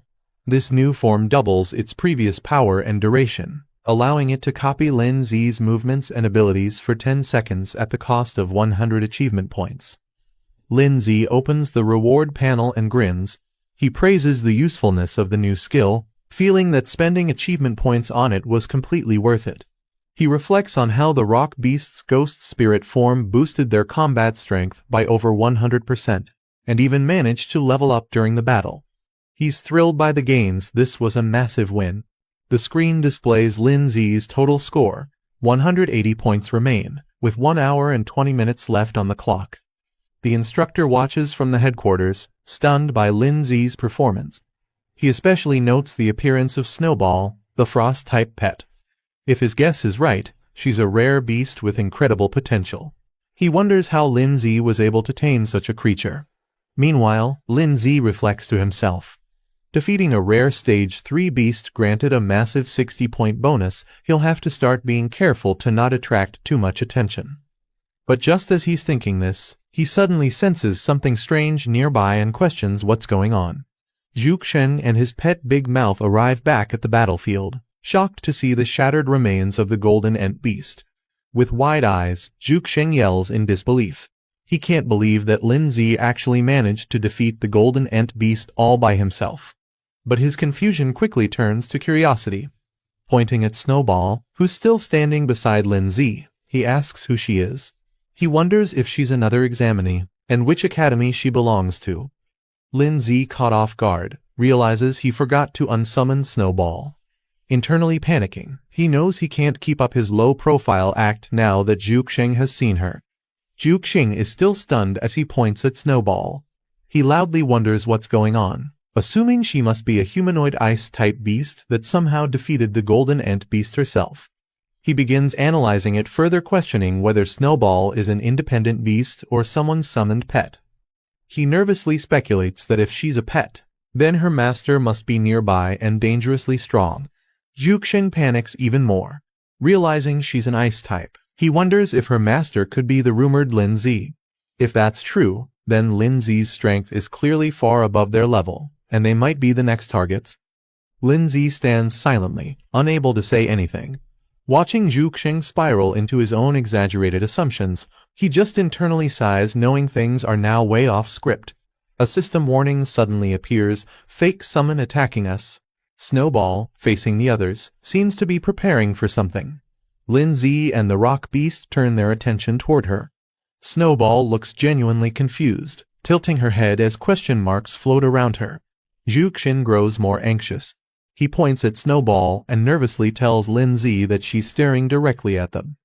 Lindsay silently nods, trying to keep calm. Without warning, Snowball unleashes a flurry of icicles into the air. Massive ice spikes rain down toward their direction. Snowball calmly gathers energy in her hand, casting another wave of ice magic. Zhuxin begins panicking. He thinks if both he and Lindsay die here, it'd be an embarrassing end. He decides it's safer to sacrifice someone else his pet before running. Zhuxin shouts at Big Mouth. The creature looks confused as Zhuxin lunges toward it with the intention of using it as a shield. Zhuxin yells that it's for protection, trying to justify his selfish survival tactic while his pet is left stunned. Snowball calmly announces she's fine and voluntarily returns to her summoning space. The rock beast also appears. A message displays, "You too, return." Zhuxin, still panting from panic, leans against Big Mouth, who looks just as exhausted and confused. Zhuxin wipes his sweat and smirks proudly. Perfect, he thinks. Not only did he survive the crisis, but he also earned points. Zhuxin, drenched in sweat, asks if things are finally safe. He's startled to see Lindsay. Lindsay calmly rises from inside Big Mouth. Protected by a glowing barrier, he casually asks if he can come out now, revealing he's been safe the whole time.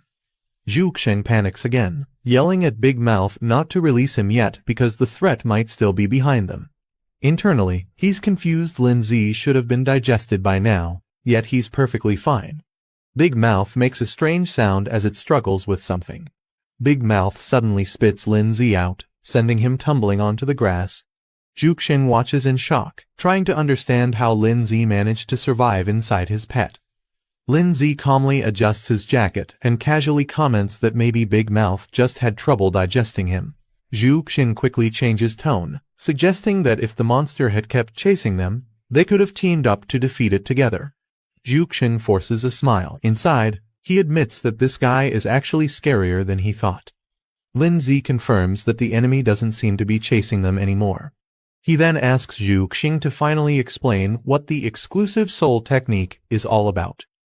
Zhuxin suggests they head to the stone monument first to check if their team made it into the top 10 rankings. He agrees to explain everything along the way. While walking, Zhuxin explains that exclusive soul techniques are rare skills awakened by only a few exceptionally gifted beast tamers. They're unique and personalized based on one's physique and talent, not something that can be taught or learned from books. Curious, Lindsay then asks what kind of exclusive soul techniques Guozini and Lai Pengyan, two other individuals, possess, wanting to understand how his peers compare. Zhuxin runs excitedly toward the large red stone monument, eager to check the latest rankings. The ranking list lights up.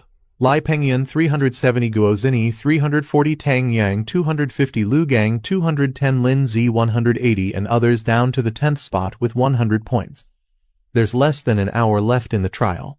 Zhuxin scans the board and, as expected, doesn't find his name. He sighs in disappointment. But he quickly pumps himself up. There's still time left, and the 10th place only has 100 points. If he can add Lindsay's contribution to his total, he's confident he'll break into the top 10 rankings. Lindsay walks up to the stone pillar with Zhuxin, both staring at the leaderboard. Zhuxin tries to call out to him, attempting to confirm. Zhuxin's eyes widen as he sees Lindsay's wrist glow with red numbers. Lindsay reveals his wrist. His score is clearly shown as 180 points. Zhuxin leaps forward in shock and amazement. He shouts in disbelief, this quiet guy actually has 180 points. He realizes just how underestimated Lindsay truly was. The leaderboard updates, showing Lindsay 180 points in the 5th position. Zhuxin crouches, trembling beside the monument.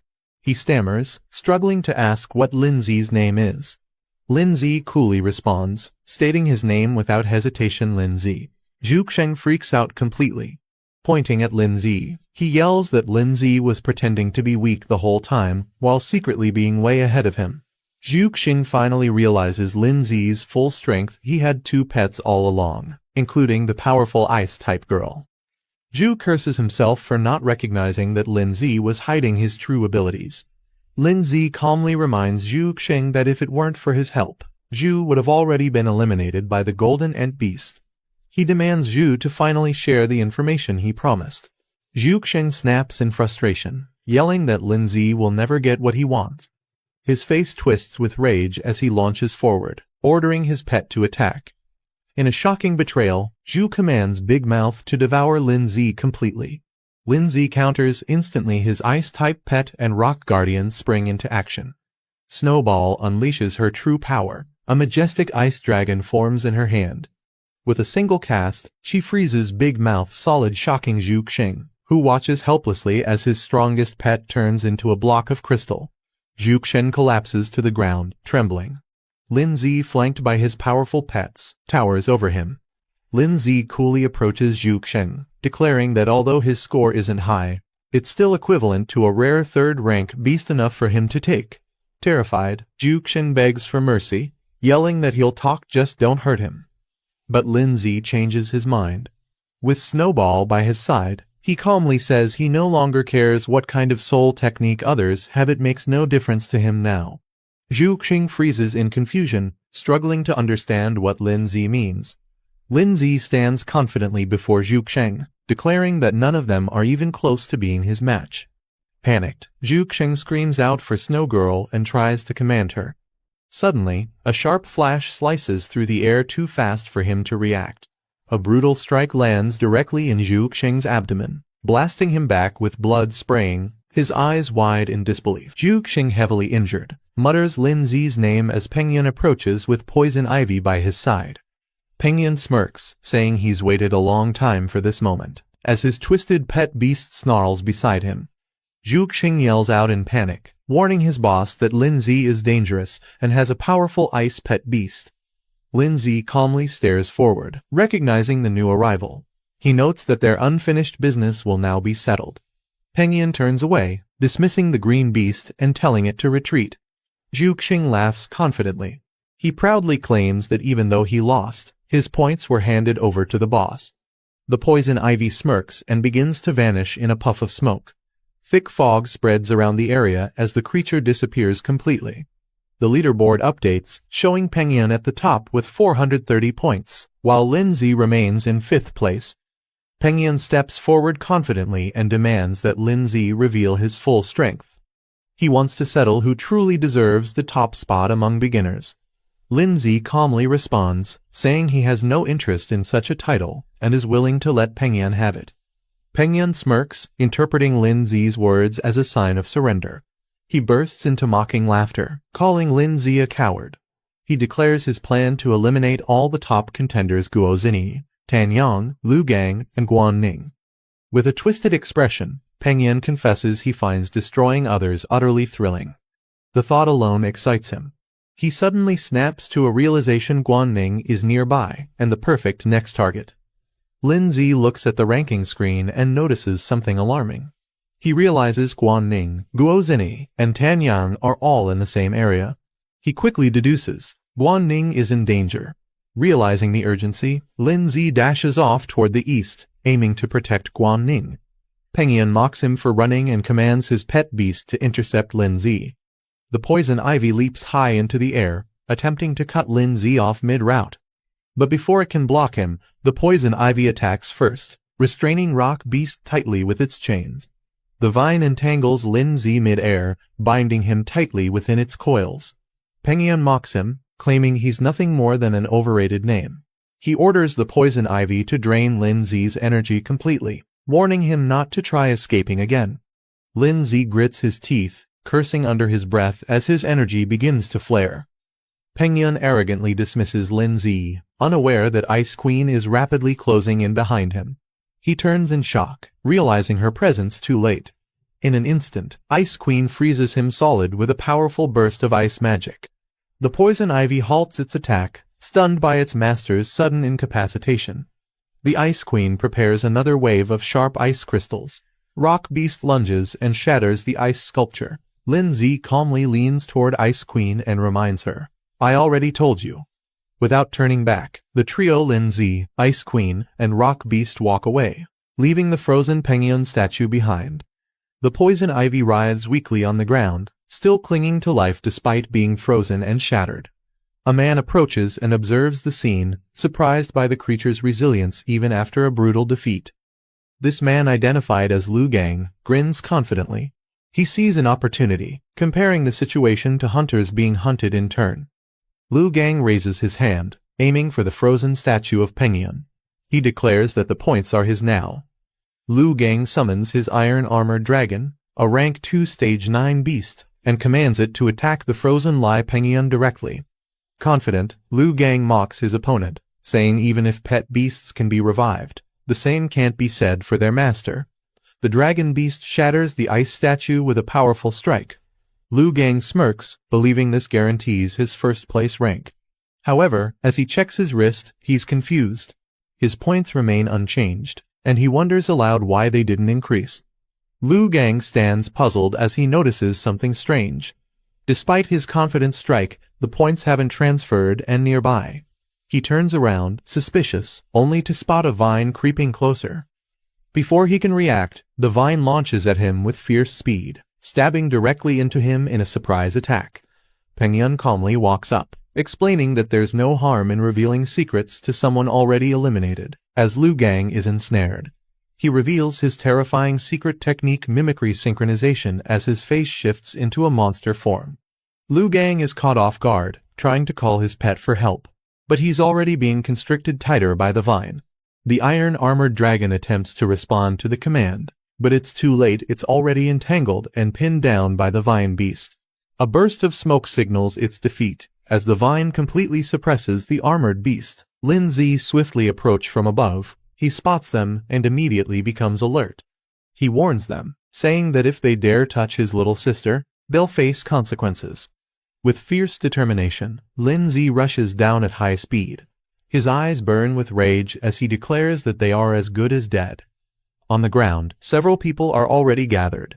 Lin Zi's sister is surrounded by creatures, including a beast, a dark spider, Xinyi and Tanyang standing guard. Suddenly, a small white dragon with horns appears. The screen displays its identity: coiling pattern baby dragon, stage 2 level 8, dragon type. Guan struggles to move, trapped within a water spell. She tries to break free but fails. Tanyang coldly tells her not to waste her strength. There's no escape from a spirit master's water prison. Behind him, a terrifying water ghost creature floats in the air. A label appears: second rank spirit master, ghost water type. Tanyang confidently raises his hand, explaining that the water prison is impossible to escape from once activated. He turns to Xinyi, saying she can take over. He suggests that if she defeats Guan and claims her points, she'll have a real chance at becoming the top freshman. Xinyi smiles teasingly and questions if he's hesitating because Guan is too pretty to hurt. Tanyang doesn't respond, staying silent as Xinyi watches him curiously. Tanyang stands with his arms crossed. He responds to Xinyi's teasing, saying he's not interested in other girls, hinting that Xinyi is the only one he cares about. As Guan remains trapped inside the water spell, Xinyi gets ready to strike. But Tanyang interrupts her, telling her to wait. She's confused and asks what they're waiting for. Xinyi's eyes light up with excitement. She smirks and says they should wait for the big fish to take the bait. Suddenly, Lin Zi bursts in at high speed, attacking with deadly force. The impact shocks Tanyang, who immediately reacts with surprise. Tanyang activates a water shield to protect Xinyi from the sudden strike. Waves surge up around them as he barely blocks the powerful attack. Lin Zi's pet beast, Snowball, crashes down with force, scattering black debris and emitting purple smoke. Lin Zi walks forward calmly, flanked by his two powerful companions, his rock beast and Snowball. Lin Zi glares at Tanyang and Xinyi. He demands that they release Guan immediately before it's too late. Xinyi and Tanyang are shocked when they realize Lin Zi has two powerful pet beasts. Inside the water prison, Guan is surprised to see both of Lin Zi's pets appear together. But she quickly reminds herself it's not the time to be shocked. She warns Lin Zi that Tanyang and Xinyi are strong and tells him to be careful. Lin Zi, with his rock beast and Snowball behind him, confidently steps forward. He tells Guan to hang on, he's coming to rescue her. Tanyang narrows his eyes and points at Lin Zi. asking if he's the one who supposedly cleared the ultra-difficult challenge and obtained legendary-level pets. Xinyi smiles and confirms Lin Zi's identity, saying it all makes sense now. He always felt different from others. Tanyang rolls up his sleeves. He says he'll find out Lin Zi's true strength by facing him directly. Xinyi warns him to be cautious, sensing that Lin Zi isn't an ordinary opponent. Tanyang charges forward with confidence. He tells Xinyi that if he beats Lin Zi, he'll give her the points, making her the top freshman. If he loses, she's free to take his points instead. As he launches his attack, he commands his ghost spirit to restrain Lin Zi. A burst of energy and blue magic fills the air as Tanyang tries to take control of the battle. Lin Zi channels his power and activates a fierce soul-based technique. With a surge of yellow energy, Lin Zi launches a devastating attack called Tidal Force Impact, breaking through the enemy's defense with explosive force. Tanyang watches in disbelief, sweating as he realizes how overwhelming Lin Zi's soul technique is. He didn't expect this level of strength. Before he can react, Lin Zi's rock beast suddenly lunges forward, landing a direct punch on Tanyang, catching him completely off guard. Tanyang retaliates by summoning a giant water pillar from the ground, launching Lin Zi's rock beast into the air with a powerful blast. Before the beast can recover, it's trapped mid-air in a swirling ball of water completely immobilized by Tanyang's technique. Pointing upward, Tanyang commands to catch one beast first, focusing their efforts on restraining Lin Zi's companions one by one. Lin Zi calmly watches and activates another ability, Ghost Spirit Mode.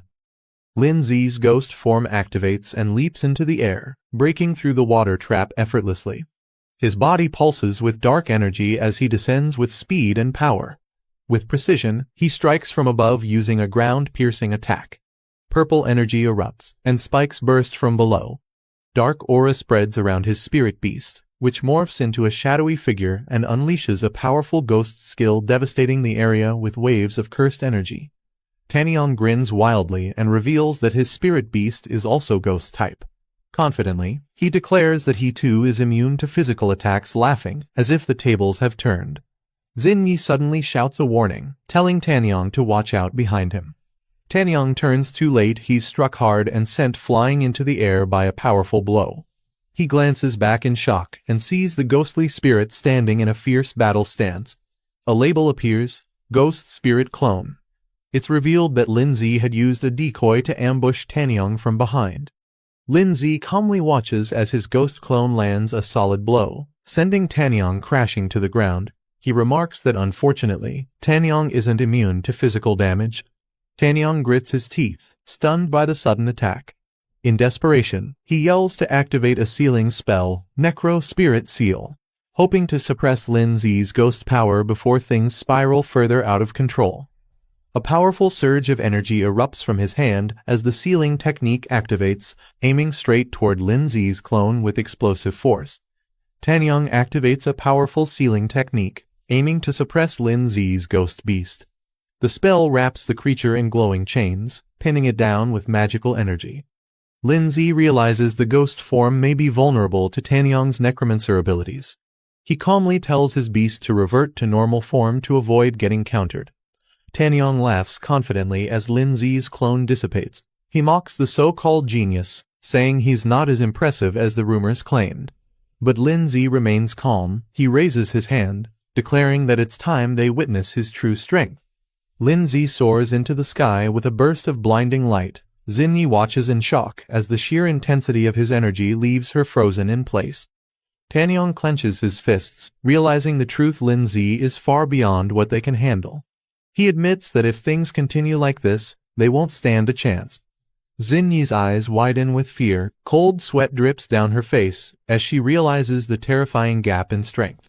In her mind, there's no doubt now they're going to be completely crushed. Xinyi suddenly stops the fight, raising her hands and shouting for everyone to wait. Tanyang, standing behind her, looks ready to engage. She suggests maybe they should talk things over instead of fighting. Lin Zi responds calmly, questioning if she really wants to negotiate now. Xinyi explains that most of them have already secured top 10 ranks in the competition, so there's no point in continuing to fight. She adds that they'll all be classmates soon. so it's better not to create conflict. Lindsay silently agrees, signaling Snowball to stand down. Snowball backs off as they decide not to escalate the situation. Xinyi urgently shouts for Tanyang to stop and release the captured girl. She runs toward him as Guan remains trapped in a water prison, struggling to break free. Tanyang hesitates and thinks logically releasing Guan is safer since any alliance between their opponents would put them at a disadvantage. Xinyi insists he do as she says. Tanyang, though annoyed, agrees with a sigh and casts the spell to release the water prison.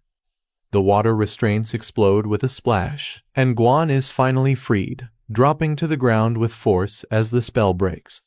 Guan rushes into Lindsay's arms, thanking him for rescuing her. Lindsay reassures her that as long as he's around, no one can harm her. Lindsay then turns serious. He tells the others that although they were able to save his sister, their performance wasn't impressive enough to satisfy him.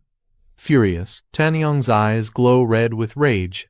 He yells that he won't forgive Lindsay and charges to fight, while shouting at Xinyi to get to safety. Xinyi suddenly raises her hand, surprising everyone. She confidently claims that she has a solution. Lindsay looks at her with confusion, unsure what she means. With determination, Xinyi announces that she can use her perception ability to help awaken someone's unique soul skill.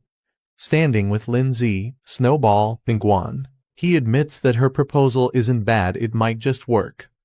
Tanyang angrily calls out to Xinyi, trying to stop her. He insists there's no need to help Lindsay, calling him an annoying brat. Shocked, Tanyang watches as Xinyi silently ignores him and walks forward with determination. He begins to suspect that Xinyi may truly care about Lindsay. With power surging around her, Xinyi stands confidently, shouting Lindsay's name as she prepares to activate her special ability. Suddenly, a voice interrupts and a hand is raised. Another person steps in, apologizing for being late and says they want to join in too. Pengyun appears in the distance with a powerful aura, surprising everyone. One of the students shouts in disbelief, realizing Pengyun is still alive.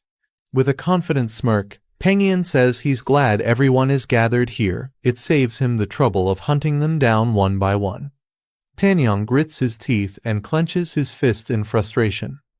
He didn't expect another strong enemy to show up, calling the situation truly annoying. Meanwhile, Xinyi suggests a strategy to Lindsay and the others. If they join forces, they might be able to defeat Pengyun and take the #1 spot. Lindsay senses the atmosphere. Things are getting chaotic, and he realizes that the situation is no longer under control. A countdown timer appears, only 10 seconds left. From a control room, the instructor observes the students through a crystal projection. He notes that he'd like to retain these promising freshmen, but if they really start fighting, valuable talent could be lost. He turns to the group behind him and instructs them to act. He's only giving them 10 minutes to calm the students down and restore order.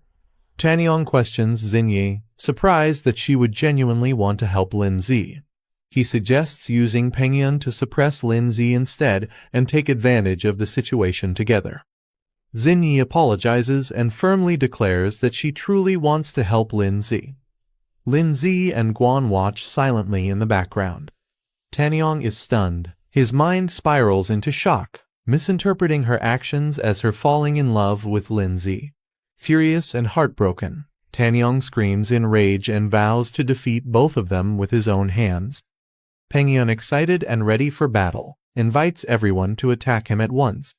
But suddenly, a powerful voice commands him to stop. Everyone is stunned as they're told the competition is over. They've all been accepted. However, a special challenge has been arranged just for them. A glowing portal appears, and one by one, figures begin stepping through it. A group of elite second-year students emerges. The instructor explains that these are the academy's top-ranked students, and the new recruits must fight them. Winning grants glory. Losing means their names will be erased from the records. Guan protesting that the matchup is unfair. As freshmen, they haven't even settled into the first year. Yet how could they possibly win against experienced second years? Tanyang and the others agree. They've already been through multiple battles and their spirit beasts are exhausted, making it hard to continue. Lindsay steps forward with a calm smile and simply says, "Let's go." Pengyun watches from afar, commenting that it's unfortunate. But since they couldn't eliminate the new students, they'll now be schoolmates and there will be plenty of chances to compete again in the future.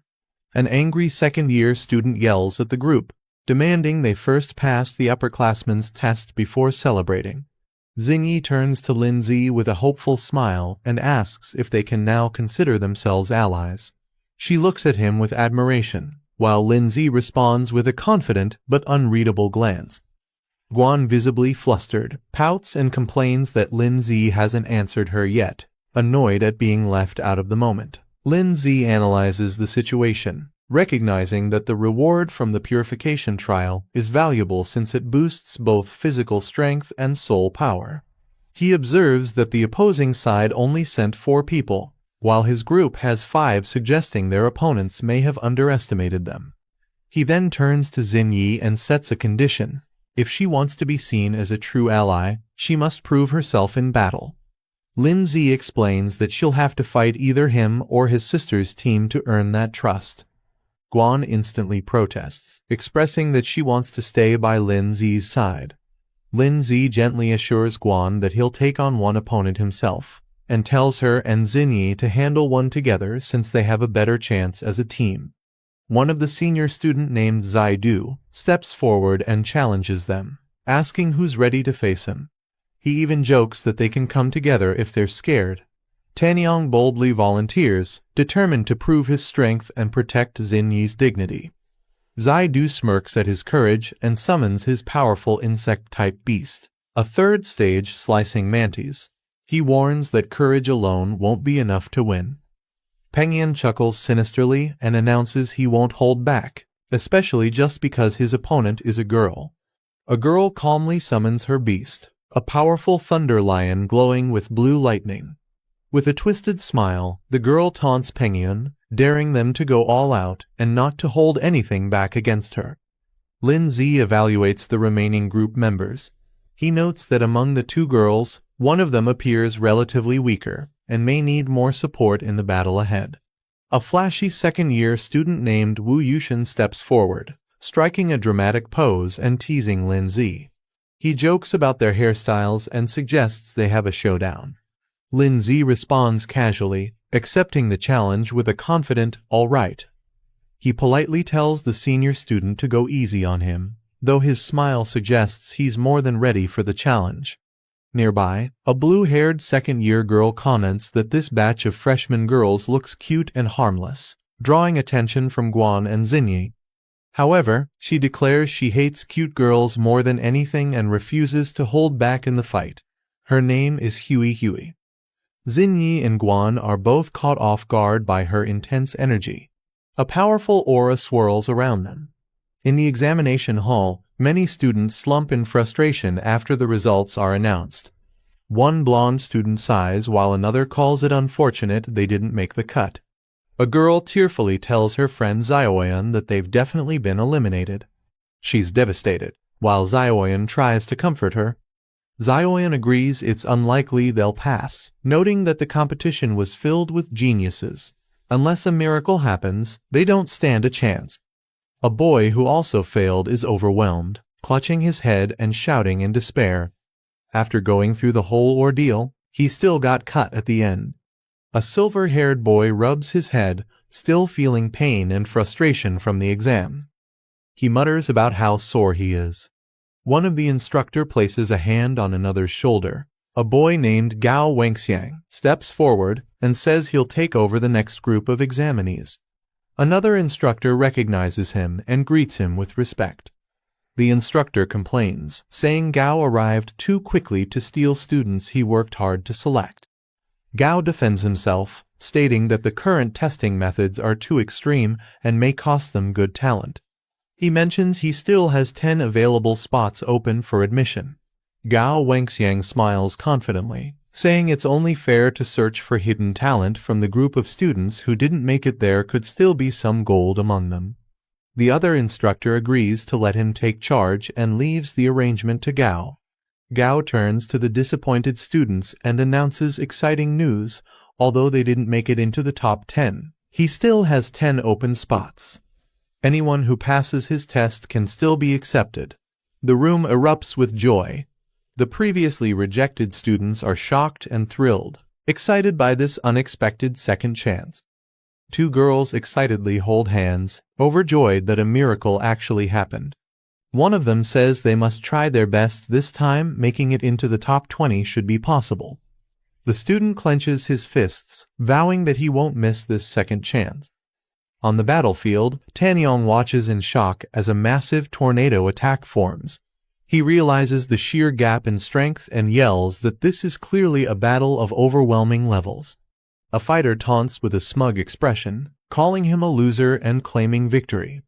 Bright blue energy blasts erupt violently. The girl standing beside a large beast acknowledges the opponent's stamina, but says the fight is over.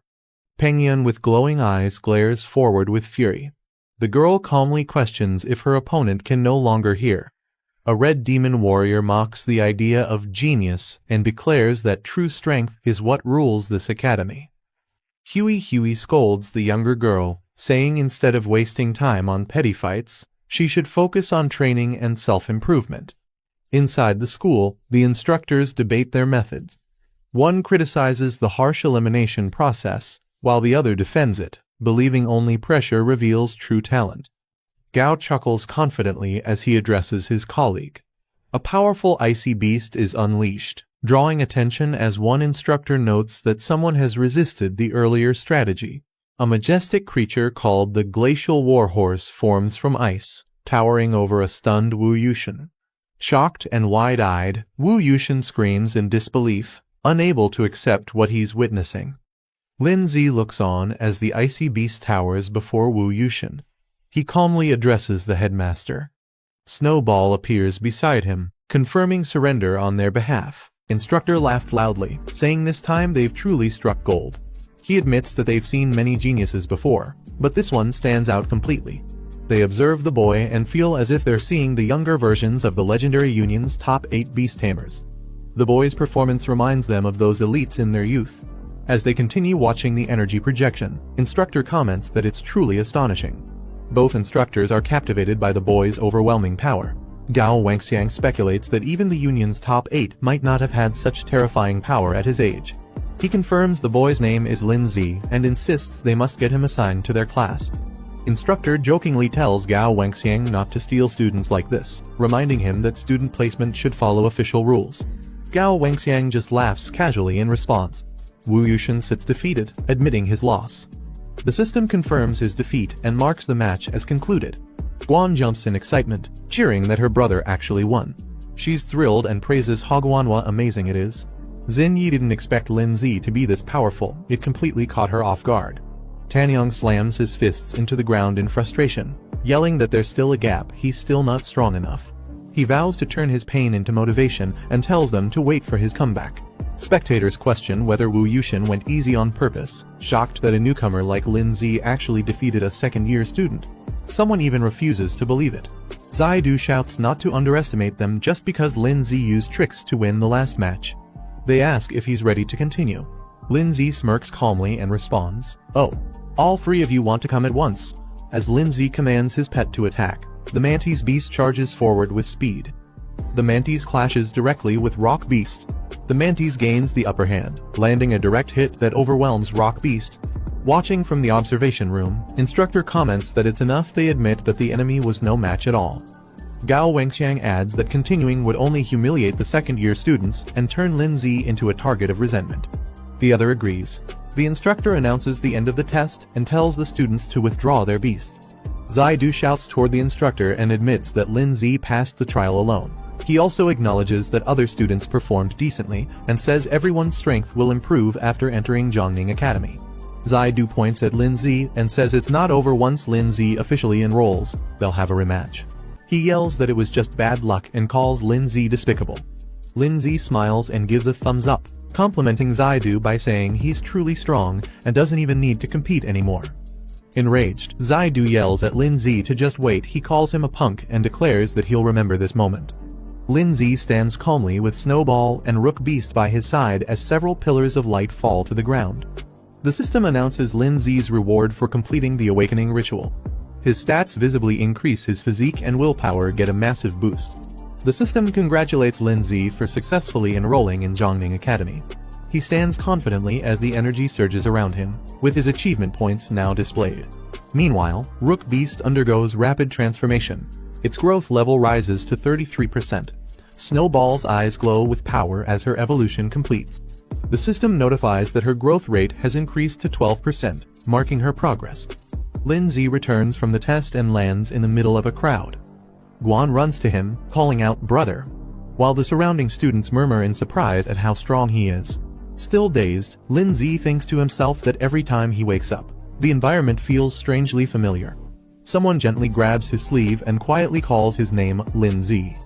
Zingy leans in and tells Lindsay that she can sense his Rook Beast still has an unlocked form waiting to be revealed.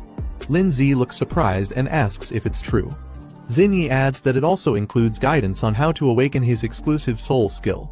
She tells him to come find her after the test if he wants to know more. Lindsay responds with a blank look and simply says, "Oh," as if unsure how to react. Instructor steps up and calls for silence. He announces that the top 10 scorers in this round will be admitted directly into the academy. The instructor announces the top scorer of this freshman exam. Everyone turns in surprise as the spotlight falls on the chosen one. He reveals the name, Lai Pengyun. The crowd bursts into applause, some with confused expressions while others clap out of obligation. Pengyun murmurs in disbelief, wondering how it could be him. Something doesn't seem right. He clenches his teeth in frustration, thinking that someone who looked stronger than him got ignored. He feels this is complete favoritism and injustice. Instructor Flo points out that Lindsay clearly outperformed everyone and deserved the top freshman spot. Gao Wengxiang responds, questioning if this setup is truly fair. Instructor Flo reminds him that the rules for this trial were based on score rankings. Even so, he warns that placing all hope on one person is risky. Gao Wengxiang agrees reluctantly. The instructor announces that students who will join the recovery training should follow him. Those who already made it into the top 10 are dismissed and will return in 10 days for the entrance ceremony. Guan comforts her crying classmates, telling them not to worry. She encourages them to do their best in the upcoming recovery trial and assures them they can pass it if they try hard enough. Zhu Sheng approaches from the crowd and greets Lindsay respectfully, calling him Big Brother Lindsay. Lindsay recognizes him and replies, "Oh, it's you." He admits he didn't expect Lindsay to be so powerful, saying his intel must have been lacking. He compliments Lindsay's recent battle against the second-year senior, calling it extremely impressive. Curious, Lindsay asks him what he's planning. Zhu Xing suddenly clasps his hands together, grinning wide, and asks if Lindsay would accept him as a junior disciple. He dramatically declares his endless admiration for Lindsay, comparing it to a flowing river. Lindsay responds calmly, saying he doesn't accept disciples. He adds that Zhu Xing doesn't even qualify for admission yet, questioning how he could be his junior. Determined, Zhu Xing dashes off, shouting that he'll definitely pass and begging Lindsay to wait for him. Elsewhere, Pengyun lets out a cold snort. Guan excitedly celebrates their success, saying it's great that they officially passed the trial and became freshmen at Zhongning Academy. She suggests they skip going back today and enjoy a full day out in the city. Lindsay stretches and agrees, saying that after 4 hours of intense testing, he really does need some proper relaxation. Blushing slightly, Guan proposes they spend the night in the city and return tomorrow instead. Lindsay smiles and agrees to Guan's suggestion, telling her, "All right." Guan softly smiles, visibly happy and a little shy, while thinking about spending the night together in the city. Suddenly, Lindsay looks at his phone and panics. He realizes all the hotel prices are shockingly high, with most listings showing a rate of $29.99. He exclaims in frustration at how expensive everything is.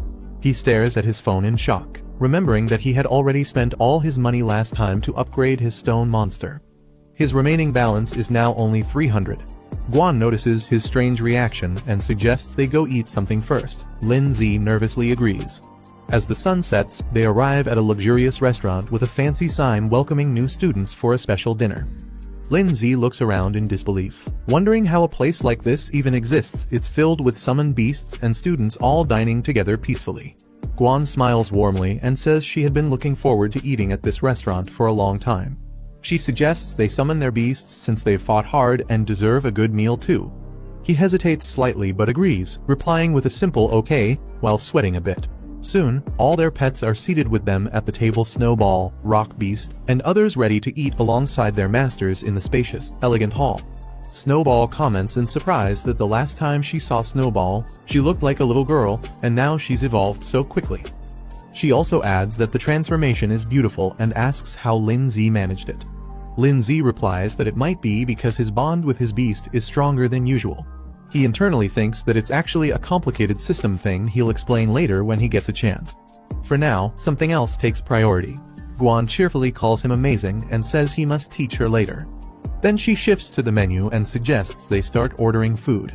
But when Lin Z looks at the menu, he's shocked to see the outrageous prices: dishes costing 6,000, 10,000, even 18,000. Lin Z sweats nervously, staring at the menu and mumbling that there are just way too many zeros in the prices. Meanwhile, Rock Beast happily taps the table with forks, excited for food. Snowball gently pats the Fire Beast, who blushes with a heart above his head. The waitress politely asks what they'd like to order. Without hesitation, Guan excitedly points at several items on the menu, saying, "This one, this one, this one, and this one too." Lin Z is left stunned in silence. 5 minutes later, a full table of sparkling, luxurious dishes is served. Everything they ordered arrives beautifully plated. Everyone stares in awe at the food, shouting "Wow!" in unison, while Lin Z lets out a defeated sigh. The group dives in happily, with Rock Beast even patting its belly in satisfaction after finishing. Lin Z nervously sweats, glancing toward Guan and thinking to himself, "What should I do? Do I run from the bill?" The waitress politely informs him the total cost is 37,000 yuan and asks how he would like to pay. Guan smiles and offers to handle it, saying she's secretly saved up quite a bit of personal money. Relieved, Lin Z breathes out and thinks, "I'm saved." As the waitress looks on in surprise. Outside, as they walk under the night sky, Guan happily stretches her arms and says the city looks beautiful at night. She cheerfully says she's excited to study in the city with her brother in the future. Lin Z thinks to himself that he urgently needs to make money, realizing it might be too late to rely on commission missions alone. As they walk together, they hear loud cheering and laughter coming from a nearby building. The glowing sign reads "Death Arena," and the crowd inside shouts in excitement, calling it awesome. The audience cheers as a muscular blue monster defeats its opponent with overwhelming power. It's introduced as the Four-Armed Beast, a Stage 3 Tier 1 monster. The monster roars confidently while the crowd praises its strength, calling it unstoppable. The host asks if there are any challengers. He announces that anyone who defeats the monster will win the full prize pool. He adds that joining the match only costs 300 yuan, and the winner could earn up to 50,000 yuan. Lin Z thinks to himself that this might be the perfect way to make money. He prepares to summon his creature, as energy bursts from his hand. Rock Beast explains the rules: no magic, no spiritual arts, only raw physical combat. If a pet dies or kills another, the arena holds no responsibility. Guan asks if he wants to watch the match, then questions whether he's planning to enter the fight himself. Lin Z smirks confidently and says since they're offering money, he won't be polite about taking it. Lin Z observes that the enemy monster is at 3rd rank stage 1, while his own rock ghost is at 2nd rank stage 9, so he decides it's best to upgrade it first. He places his hand on Rock Ghost's chest, initiating the upgrade with a glow of energy. The upgrade completes as Rock Ghost evolves to 3rd rank stage 2, consuming 780 achievement points and leaving 400. He reflects that the higher the level, the more achievement points are needed for upgrades. Xinyi is shocked and asks if Rock Ghost just leveled up, wondering how he did it. He casually replies that maybe Rock Ghost leveled up because he ate well, then leads them toward the arena. Xinyi cheers with confidence, saying she believes he can definitely win the match. He gives a confident smile. The host announces a new challenger has entered, hyping up the audience as Lin Z steps toward the ring with Rock Ghost. The host is shocked to see Lin Z and Rock Beast step into the arena, wondering why someone like him would join such a deadly match. The crowd mocks him, laughing loudly and saying he must be drunk or clueless. They also ridicule the Rock Ghost. Rock Ghost stays silent but emits a quiet growl in response to the crowd's mockery. Rock Ghost calmly watches as Four-Armed Beast steps forward. The man smirks and calls Lin Z a kid, warning that if his pet, the Four-Armed Beast, accidentally kills him in the fight, he shouldn't be blamed for it. Lin Z politely requests the man to go all out. He shows no fear, keeping his eyes half closed as he responds with confidence. The man scoffs and calls Lindsay an ignorant brat who doesn't understand how strong his opponent truly is. A smug grin spreads across his face, underestimating Lindsay's strength. Both sides finalize the agreement by signing a life and death contract. The man overseeing the match confirms the document and urges them to sign and stamp quickly. As soon as the contract is signed, the host loudly announces the start of the match. The man immediately commands his pet to take action and show some real strength. The creature charges forward aggressively. The beast leaps directly toward Rock Ghost, who swiftly evades the attack. The force of the landing smashes the floor beneath. Lindsay observes the ongoing battle and analyzes the situation. He notes that Rock Ghost clearly has the speed advantage over the four-armed beast. Meanwhile, Rock Ghost dashes forward in a blur, closing the distance in an instant. Seizing the opening, Rock Ghost leaps into the air and delivers a strong spinning kick straight into the four-armed beast's head. The blow forces the beast's head back, but it quickly regains balance and steadies itself. Rock Ghost follows up aggressively, closing in with glowing red eyes and sharp focus. But this time, the four-armed beast reacts quickly and catches Rock Ghost's leg mid-strike. The four-armed beast grips Rock Ghost by the leg and suddenly swings him high into the air. Rock Ghost is unable to break free, caught completely off guard by the beast's raw power. With a brutal motion, the four-armed beast hurls Rock Ghost across the arena. Rock Ghost crashes violently into the ground, creating a massive crater on impact. In the crowd, Lindsay watches silently as someone nearby exclaims in shock, noting the incredible strength displayed. The man grins confidently and admits that while the four-armed beast doesn't know any special skills, its raw power alone is enough to overwhelm many high-level pets. Lindsay watches the field and realizes the rules of this battle heavily favor the four-armed beast. Since skills aren't required, pure physical might becomes the deciding factor, something the beast excels in. He now understands why the opponent was so confident. The four-armed beast raises its massive fists and prepares to strike again, its powerful arms swinging down with crushing force. Rock Ghost quickly retreats, narrowly evading the incoming blow. The beast grabs Rock Ghost again and prepares to deliver a powerful overhead smash. Its arms swing high above its head, aiming to crush its opponent without mercy. As the beast slams down, the ground trembles from the impact. Rock Ghost crashes hard into the arena floor, headfirst, as an explosive burst of debris and force shoots outward. Watching from outside the ring, the man crosses his arms and sneers. He mocks Lindsay, sarcastically asking if that was all his pet was capable of. The crowd erupts in laughter and applause, impressed by the four-armed beast's last strike. Guan looks on with concern, calling out, "Brother." Lindsay calmly analyzes the situation, thinking that if skills were allowed, Rock Ghost in its spiritual state could easily ignore brute force attacks. However, under these rules that restrict skill use, raw power dominates, and that gives the four-armed beast an edge. As he reflects, Lindsay remembers that the last time Rock Ghost shifted forms was during a life-threatening situation. If what she said was true, and the transformation can be triggered again under pressure, then it's a gamble worth taking. Lindsay's golden eye glows as he steps forward, calling out to Rock Ghost. He asks if this is truly all it can do, commanding it to show him its full strength. Rock Ghost lies motionless on the ground, face buried in the cracked floor. Internally, it questions whether it always needs to rely on Snow Girl to determine victory and defeat.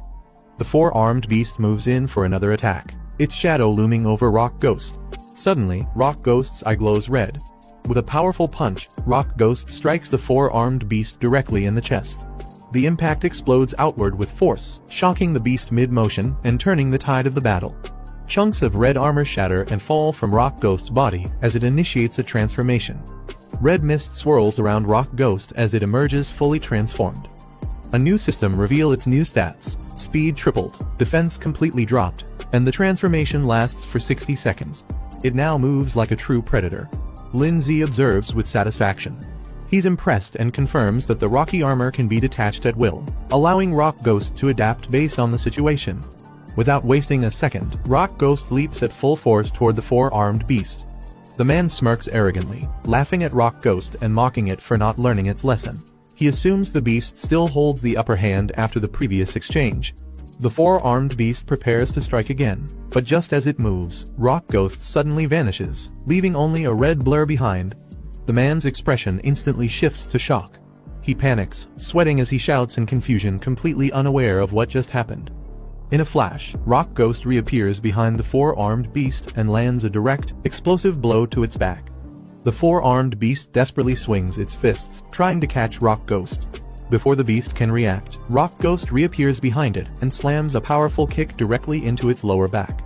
With glowing red eyes and a wicked grin, Rock Ghost lunges in again. Punch after punch rains down on the four-armed beast. It tries to shield its head, overwhelmed and confused, while red impact marks scatter across its body. Lindsay sees the countdown reaching just 10 seconds and immediately shouts to Rock Ghost, urging him to stop playing around and finish the battle now. Rock Ghost launches high into the air and descends like a crimson meteor. Its body rotates mid-air, targeting the four-armed beast's exposed head. With full force, Rock Ghost smashes into the beast using a finishing move, Ghost Impact. The four-armed beast is sent flying and crashes onto the floor, completely wrecked and coughing blood. After delivering the final blow, Rock Ghost stands tall as its transformation ends. The ghost form fades, and its body begins reverting to its base state. On-screen text confirms the transformation has concluded. The man stares wide-eyed, frozen in disbelief. He mutters that this outcome is impossible, unable to accept what just happened in front of him. In the stands, the crowd erupts in shock. One person questions the situation, while another exclaims that even the four-armed beast was taken down. Another calls Rock Ghost terrifying and absolute monster. The judge walks into the arena and raises his hand, standing beside the unconscious beast. He announces the result clearly. The winner of the match is Rock Ghost. Lindsay stares blankly with lifeless eyes, his face drenched in sweat. He calls out in disbelief to Rock Ghost. The crowd is confused, questioning why the four-armed monster lost when it seemed strong. One person comments that the match wasn't dragged out, and another points out that the boy used a skill against the rules. The announcer loudly declares that the contestant's pet used a skill technique, which is a violation of the competition rules. A group discusses the situation. One of them notes that the transformation of the opponent's form was confirmed. Guan argues it was just a piece of armor falling off and shouldn't count as a skill, saying it's unfair. The man clenches his fist and angrily calls the boy a brat. He warns not to think he can easily take the money just by pulling a few tricks. Lindsay stands near his pet Rock Ghost and proposes a new idea. He agrees the pet battle result is a loss, but suggests a rematch, this time a physical fight between him and the opponent. If he wins, he demands the prize money. The man smirks darkly, surprised, and asks if Lindsay really wants to fight him directly. The announcer, shocked, exclaims that Lindsay is challenging him to a real-life duel. He announces Lindsay's identity: former professional freestyle fighting champion, Shingu. The crowd erupts in excitement, cheering for the fight. They demand to see a bloody showdown. The fighter grins at Lindsay and says this match will be more entertaining than a pet battle. Both prepare to fight in the arena, facing each other. Rock Ghost lowers its head silently. Lindsay tells Rock Ghost that it has already won. He gently taps its shoulder and says it's his turn now. Rock Ghost, startled by Lindsay's words, reacts with wide eyes. The announcer speaks into the mic while the man nods with confidence. He praises Lindsay, saying he's the first in history to dare challenge Shingu directly, and admires his courage and resilience. With excitement, the announcer shouts that if Lindsay manages to defeat Shingu, he can still take the prize money and leave freely. The crowd cheers as Shingu prepares to fight. Guan watches from behind the ropes. Lindsay glances back and nods calmly. Shingu powers up with a fierce grin, lunges toward Lindsay, and shouts for him to come at him. He says they should enjoy the fight to the fullest. Outside at night, lights glow across the city skyline. Xinyi asking if she might be developing feelings for the boy. As Tanyong and Xinyi walk along the sidewalk, she firmly says she only sees him as a brother. Tanyong responds with frustration, questioning what makes him worse than that brat, and reminds her she barely knows him. Tanyong continues, saying he just doesn't want to see her get hurt. Xinyi folds her arms and replies sharply that she'll decide her own matters. She tells him to go back and rest early. Tanyong stands quietly behind her. Tanyong looks back and quietly says Xinyi's name while watching her from a distance near a building. While walking alone through a back alley, Tanyong clenches his fists and declares that he will surpass Lindsay someday. He tells him to just wait. Suddenly, Tanyong hears a faint cry for help and turns his head, surprised. A girl, trembling and cornered by a dark, shadowy creature, desperately asks who will save her. Her white beast companion lies unconscious on the ground. A system identifies the monster as Fire Flame System, Stage 1, Rank 2. Tanyong charges in and delivers a powerful kick to the shadow monster, shouting for it to get lost. The shadowy beast is sent flying backward from the impact. Tanyong holds the girl in his arms and asks if she's alright. He scolds the monster, questioning where such a beast even came from. While cradling the girl, he looks up and notices someone standing on a rooftop under the moonlight. He mutters, wondering what kind of monster this world even holds. A hooded man descends rapidly from above, landing hard in front of Tanyong, the girl and the defeated monster. Tanyong steps forward, demanding to know who the hooded man is and if that beast was his pet. The man questions the meaning of monsters and suggests that if beasts used by humans are considered good, then those that act independently are evil. He asks who made that definition. Tanyong stays cautious and asks what exactly the man is trying to say. The man explains that some beasts are born free and powerful, and only become aggressive after being hunted or manipulated by humans. Their nature is misunderstood due to isolation and fear. Tanyong cuts him off and prepares to attack. He declares that if the hooded man is the one who controlled the beast to harm humans, he won't allow him to continue. He summons a weapon mid-air while charging forward. The man stares calmly and asks if Tanyong is the one named Tanyong. Tanyong is surprised. The man asks if Tanyong knows his name, then mockingly suggests he surrender so he can be taken to the Beast Defense Association for punishment. The shadow monster watches silently with glowing red eyes. The man lowers his arm and calmly orders the beast to retreat. The monster immediately obeys and vanishes. He then steps forward and touches the red-horned wolf's forehead, releasing a glowing energy into its body. The white beast convulses violently as the energy spreads through it, triggering a powerful reaction and causing the creature to cry out in pain. A glowing red orb pulses with energy as the beast's transformation intensifies. The wolf suddenly rises with overwhelming power, surprising everyone present. The man admits he originally intended to seek them out, but since Tanyong showed up on his own, it saves him the effort. He now plans to test Tanyong's usefulness. Tanyong watches the beast cautiously as it radiates with uncontrollable power. The beast finishes its transformation, now towering with overwhelming energy. Its eyes glow fiercely as it snarls at the figures ahead. Tanyong and the summoned shadow stare up in shock, bracing for the clash. The announcer telling another to teach the boy a lesson. Another orders Barebone to show him his strength. Xinyi stands behind them, watching. Xinyi looks ahead with a surprised expression. Lin Zi turns around abruptly after noticing something. Xinyi cupped her hands and shouted loudly for Lin Zi, telling him to go for it. Standing beside her, Guan also cheered him on, her fists clenched as she leaned forward with anticipation. Both kept their eyes fixed on the fight.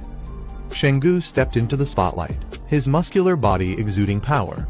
With pride, he spoke of his past victories, winning the freestyle wrestling championship in Jeonan City in 3241, then defeating Thunder Dragon in the Cherry Blossom Cup in 3243.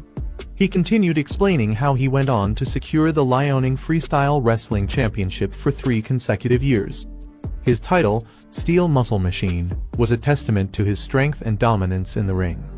Lin Zi studied him calmly, analyzing his opponent's capability.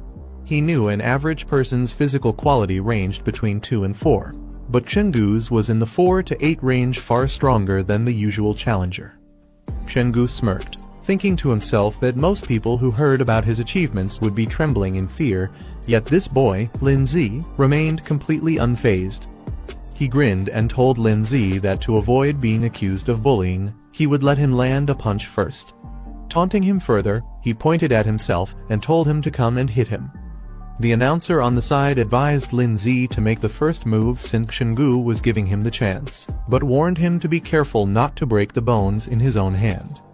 Chenggu confidently called for everyone to watch as he prepared himself. Lin Zi, looking up at him, calmly stated that in that case, he would not hold back. Lin Zi's fist connected with brutal force, smashing into Chenggu's face and drawing blood instantly. The blow sent Chenggu flying backward, his body arching through the air as the force of the strike radiated outward. He crashed violently into the ground, the shockwave knocking nearby spectators off balance and scattering them in surprise. Lying on the floor with a swollen, reddened cheek, Chenggu's eyes went wide in shock, unable to comprehend what had just happened. The announcer stood frozen for a moment before shouting in shock, demanding to know what had just happened.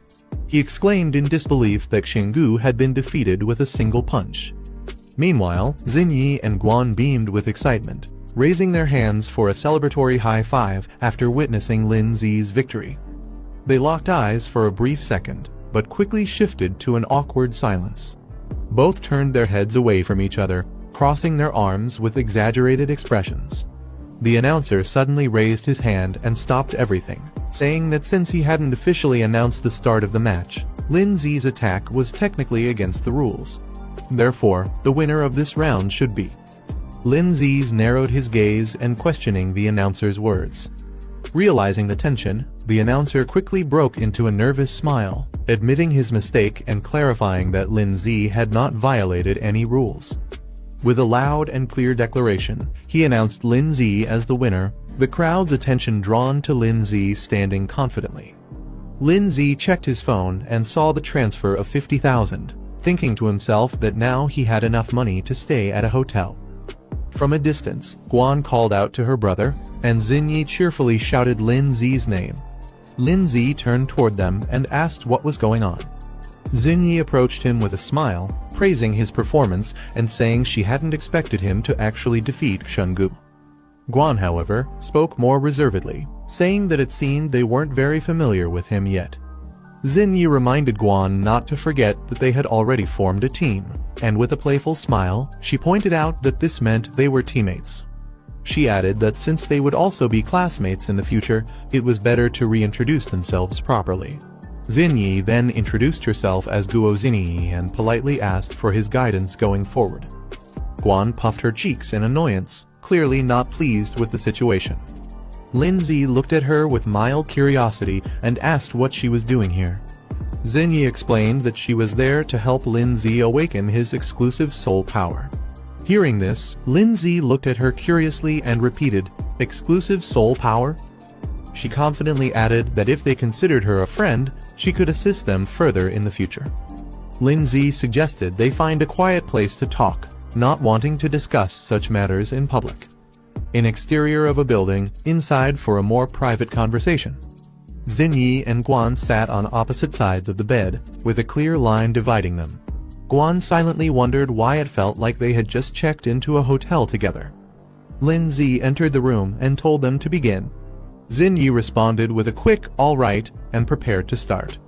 Xinyi explained that her exclusive soul power was called perception. She described how, even at the age of 7, she could sense information that was extremely difficult for ordinary people to detect, such as a person's aura, location, and even events that might happen in the future. Guan's eyes widened in surprise, and she praised Xinyi's ability as amazing. Impressed by how powerful it was, Xinyi smiled modestly in response. Lin Zi asked Xinyi how exactly she planned to help them. Xinyi looked at him seriously and told him to close his eyes. Without hesitation, Lin Zi complied, shutting his eyes as instructed.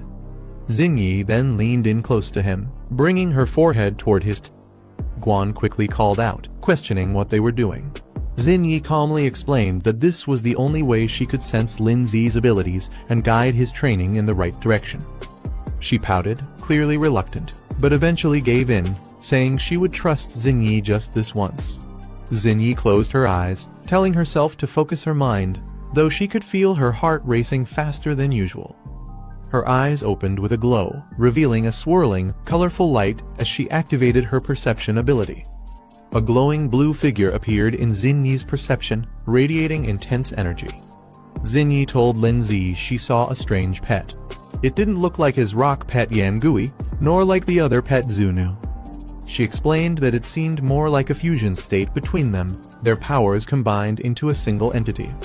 The boy asks about fusion, and the girl confirms it. She explains that her constitution isn't strong enough yet, so she can only sense vague information. Then she tells him it's his turn. Another girl hesitates, questioning if it really has to be forehead to forehead. The first girl insists, saying the hidden potential inside can only be sensed that way, calling her little sister. She closes her eyes, focusing deeply.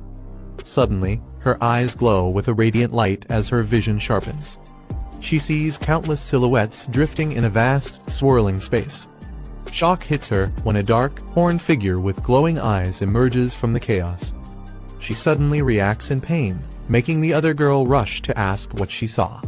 She hesitates, then answers that it was nothing but black shadows, suggesting her potential hasn't fully manifested and may need more training.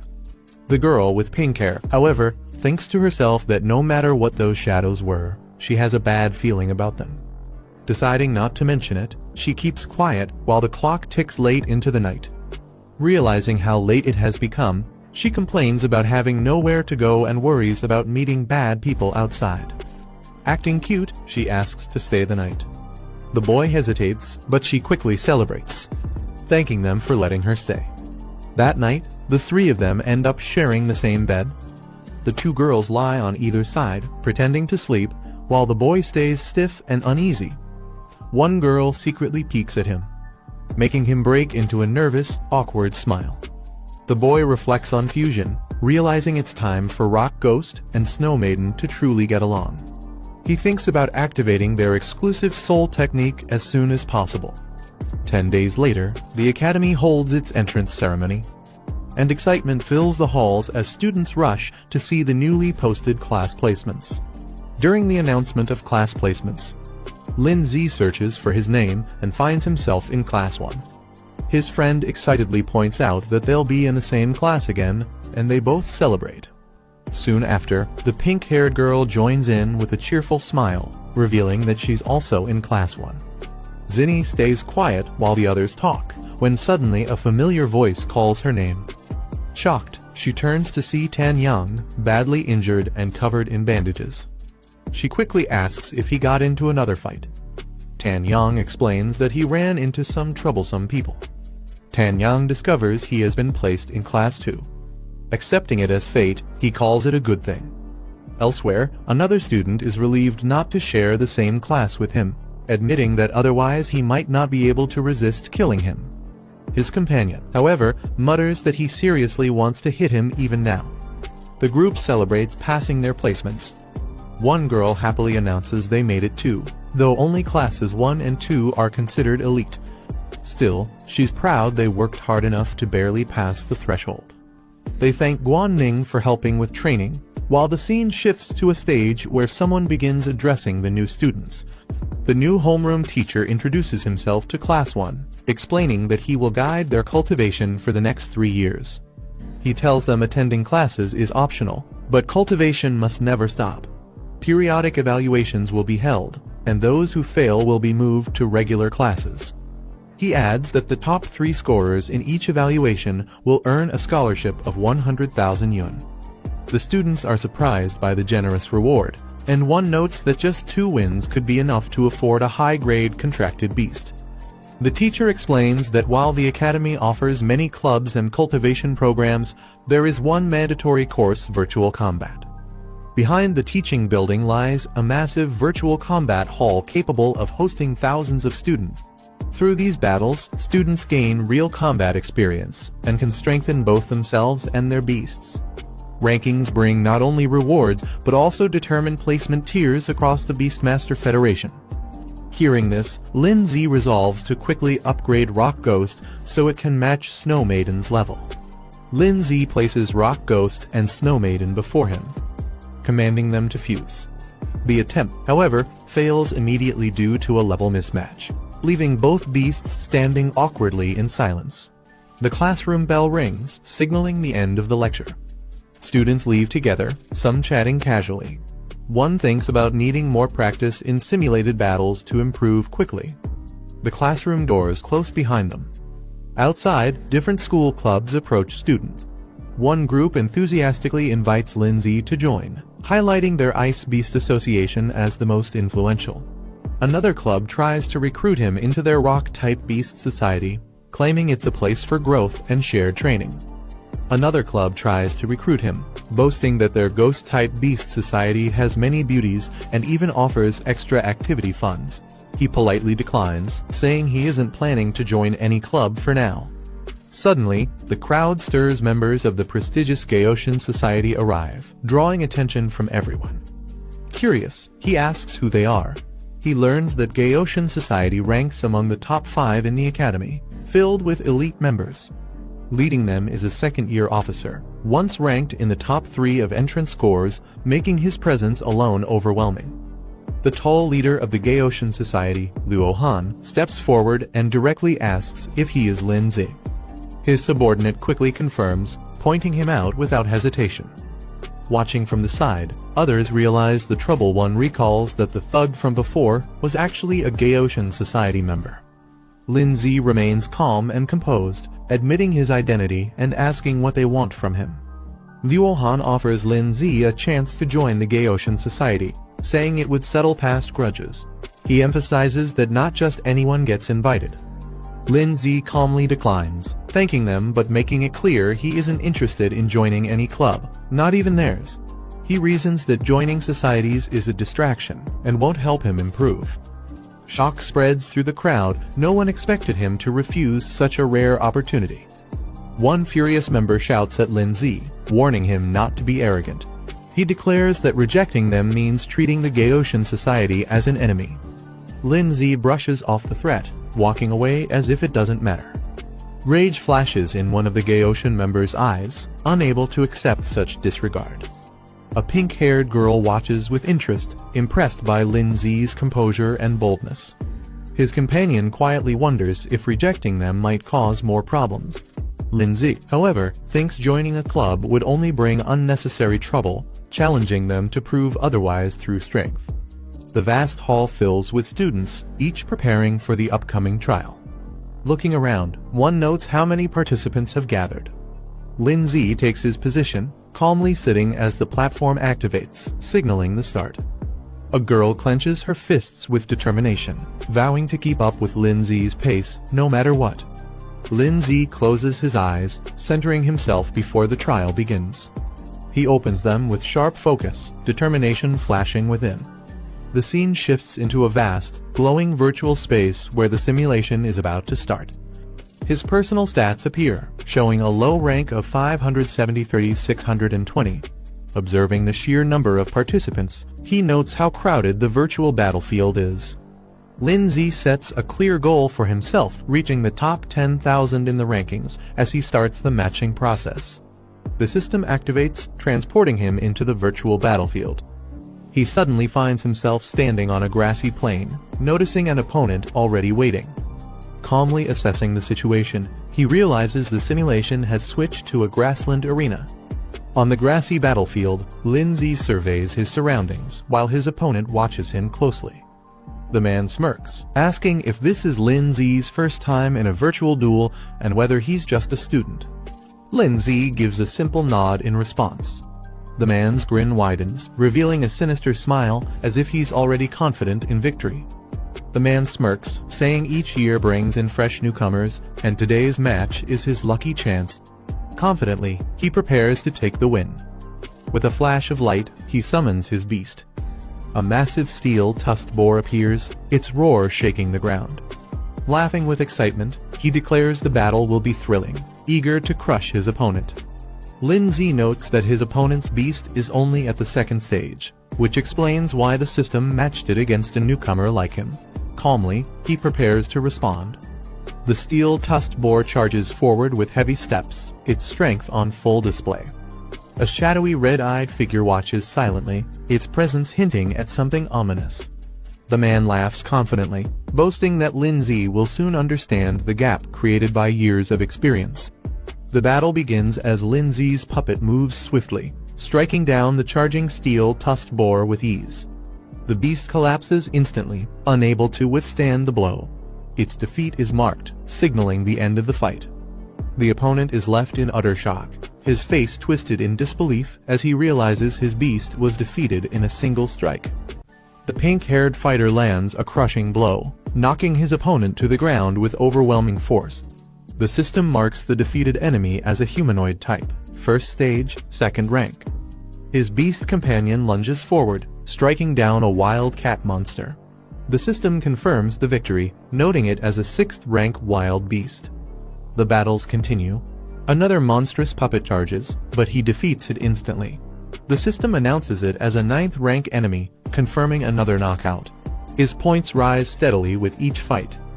2 days later, his progress becomes clear. His rock-type summon evolves to the 7th stage, while his snow girl reaches the 4th tier. The system rewards him with additional achievement points for breaking into the top 100,000 rankings. He pauses to reflect. The constant high-level battles over the last 2 days have boosted his growth rapidly. Deciding to rest, he concludes today's training and leaves the area behind. Meanwhile, news of his rise spreads quickly. Many are surprised, calling him a newcomer with explosive potential. Others question his background, and some already view him as a dangerous target that must be eliminated. His sudden climb puts him under the spotlight across the rankings. The boy speaks with his companion, casually asking about the timing of his arrival. She looks surprised by his sudden appearance. A white-haired man steps in, recognizing him instantly and addressing him with confidence. Another character comments that he seems to be the freshman representative, pointing out his late arrival. They remind him not to underestimate the challenges ahead. In a chibai form, the boy is asked if he has already withdrawn from studies, highlighting doubts about his persistence. The white-haired man raises 3 fingers, proudly declaring that he reached the top 150,000 ranking in just 3 days, showcasing his rapid progress. The girl is left shocked, staring wide-eyed at the revelation. She holds her device tightly, unable to believe what she just heard. The girl checks her device and is surprised to see that her brother has already broken into the top 100,000 rankings. Another character reacts in complete shock, unable to believe the sudden rise in rank. A boy explains that his own ranking has been stuck around the 180,000 mark, no matter how much effort he puts in. He wonders aloud if contracting another beast might help and asks for advice. Another boy interrupts with curiosity, asking when he will qualify to contract his second beast. The girl reminds him that he was the only one in their class who chose the highest difficulty path, hinting that this may be why his growth is slower. He laughs it off, acknowledging her words but dismissing it as just a joke, showing his carefree attitude despite the situation. While walking together, the girl asks if he has decided on his second beast contract. He replies that he hasn't, explaining that growth rate, compatibility, and synergy with his current beast all need to be considered. He reassures her not to worry, smiling as he says he'll help her with beast selection when the time comes. She happily clings to him, suggesting that they should go together to the beast market over the weekend. He looks back calmly, quietly agreeing to her idea. Later that evening, they return to the academy.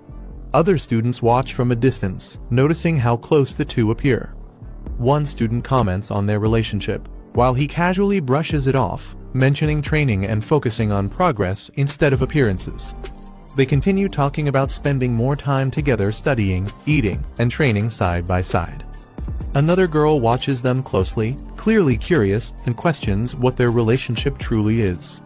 The boy brushes it off, saying he'll head back to rest if there's nothing important. Suddenly, his companion grabs his hand with urgency, warning that they might be in serious trouble. She explains that before the dorm incident, they were attacked by a mysterious figure. From another student's memories, it seems that all freshman examinees might be the targets. He listens carefully and asks what kind of person the attacker is and what their purpose might be. She admits she doesn't know, leaving the situation uncertain. The girl warns him to be cautious, explaining that the mysterious enemy they faced is strong and wields a rare ability that can forcibly turn beasts into corrupted forms. He thanks her for the concern and walks away, leaving her behind. She watches his back, deep in thought, uneasy about the connection between the enemy's strange power and his future. The scene shifts to the Academy Tower the next day, signaling the beginning of a new challenge. He sits in meditation, focusing on his next goal, breaking into the top 10,000 rankings. His ice element summon appears beside him, radiating power as the system updates his score to 1002, just one step away from his target. A hooded figure checks information on his laptop, revealing details about Lin Z, age 18, ranked 10,002 with a perfect 100% win rate. His beast type, rock affinity, and special abilities remain unknown. The hooded man smirks with interest after reading the report, noting that someone will definitely want to test this newcomer's strength soon. Meanwhile, Lin Zi receives a system notification confirming his rank update. On a battlefield, two figures confront each other. One of them notices Lin Zi's presence and reacts with surprise. The opponent wears a menacing skull mask, staring at Lin Zi as tension rises. Another student, watching from the side, casually wonders when mask-wearing duels suddenly became so popular. The masked opponent raises his hand and summons his beasts into the battlefield. A massive spiked turtle appears alongside a powerful dragonfish, both revealed to be 4th-rank beasts of their respective elements. He warns Lin Zi not to think he's the only one with 2 contracted beasts, showing off his strength. Lin Zi smiles confidently and activates his own contracts, ready to face him head-on. He declares it a fair fight 2 versus 2. His ice element summon and armored beast materialize, standing beside him with overwhelming presence, balancing the battlefield. On the battlefield, 2 fierce monsters charge ahead with overwhelming force. The black-haired man calmly observes, noting that such creatures usually take 10 years to grow this strong, yet here they are already at full power. From a distance, a masked man steps forward, addressing him directly as Lin Yuan. He admits he didn't expect someone so young to rise to this level in such a short time, praising his progress but hinting that it changes nothing. The masked man recalls their earlier encounters, reminding Lin Yuan that he once fought weaker opponents. Now, he warns that facing him is entirely different. He insists that Lin Yuan cannot escape his fate. Unbothered, Lin Yuan adjusts his collar and tells him to stop talking nonsense. He states plainly that there's no point in dragging this out if they want to fight. It should begin now. The masked man laughs at his confidence, saying he'll give Lin Yuan a lesson he won't forget. With arrogance, he claims that today will prove the gap between their strengths. Before he can act, a surge of power interrupts. A mighty figure appears, radiating energy that shocks everyone present. Even the masked man is caught off guard as the new arrival declares that beyond every sky, there is always someone stronger. The battle intensifies as a surge of icy energy explodes across the field, freezing everything in its path with overwhelming force. From above, the blue-haired figure descends, channeling immense power directly at the red-haired beast, striking with precision and speed. The ground trembles as fiery spikes erupt upward, countering the attack with explosive force. The armored creature charges forward like a cannonball, breaking through the air with unstoppable momentum. Amid the chaos, a shadowy figure with glowing red eyes emerges, its terrifying presence shifting the atmosphere instantly. Unleashing its true demonic form, the figure lands with a devastating impact, shattering the ground beneath and sending shockwaves across the battlefield. A massive spiked boulder is launched forward with devastating force, tearing through the air like a cannonball. The horned girl raises her hand, summoning a frozen shield of ice that solidifies instantly in front of her. The impact strikes hard, but the shield deflects the attack, shattering into fragments that scatter across the battlefield. Her eyes flicker with sharp awareness as she senses the threat hasn't ended yet. She quickly calls forth the power of water, forming a spiraling torrent that surges around her, supported by a massive aquatic beast. Despite her defenses, the colossal projectile crashes down once more, smashing into the ground with explosive force near her position. The red-haired warrior stomps the ground, sending sharp spikes erupting upward with brutal force. A massive spiked boulder follows, launched into the air and crashing down with deadly precision. The horned girl looks up, her gaze sharp and unwavering as the attack descends toward her. With calm control, she channels her icy powers, preparing a counterstrike. A blinding burst of blue energy erupts from her hand, releasing a devastating ice and lightning blast. The boulder smashes into the ground, only to be shattered by her attack, freezing and cracking under the immense power. The icy phoenix spreads across the battlefield, its chilling presence stunning the surroundings with sheer power. The masked man watches closely, nodding with a sinister grin, admitting that the display isn't bad at all. He remarks that his opponent does have some real skill, though his tone makes it sound more like mockery than praise. Meanwhile, the black-haired man recalls that the enemy's ability lies in manipulating Earth, a skill that grows more dangerous against airborne opponents. With a wave of his hand, the masked man activates his ability, transforming the ground into mud, swallowing everything into its trap. The dragon companion spits a stream of water in defiance, but the shifting earth begins to close in, pulling everything deeper underground. The masked man unleashes a new technique, molding the battlefield with a towering wave of mud and rock. Lin Yuan quickly realizes that this ability is far more dangerous than it first appeared, its destructive power capable of reshaping the fight.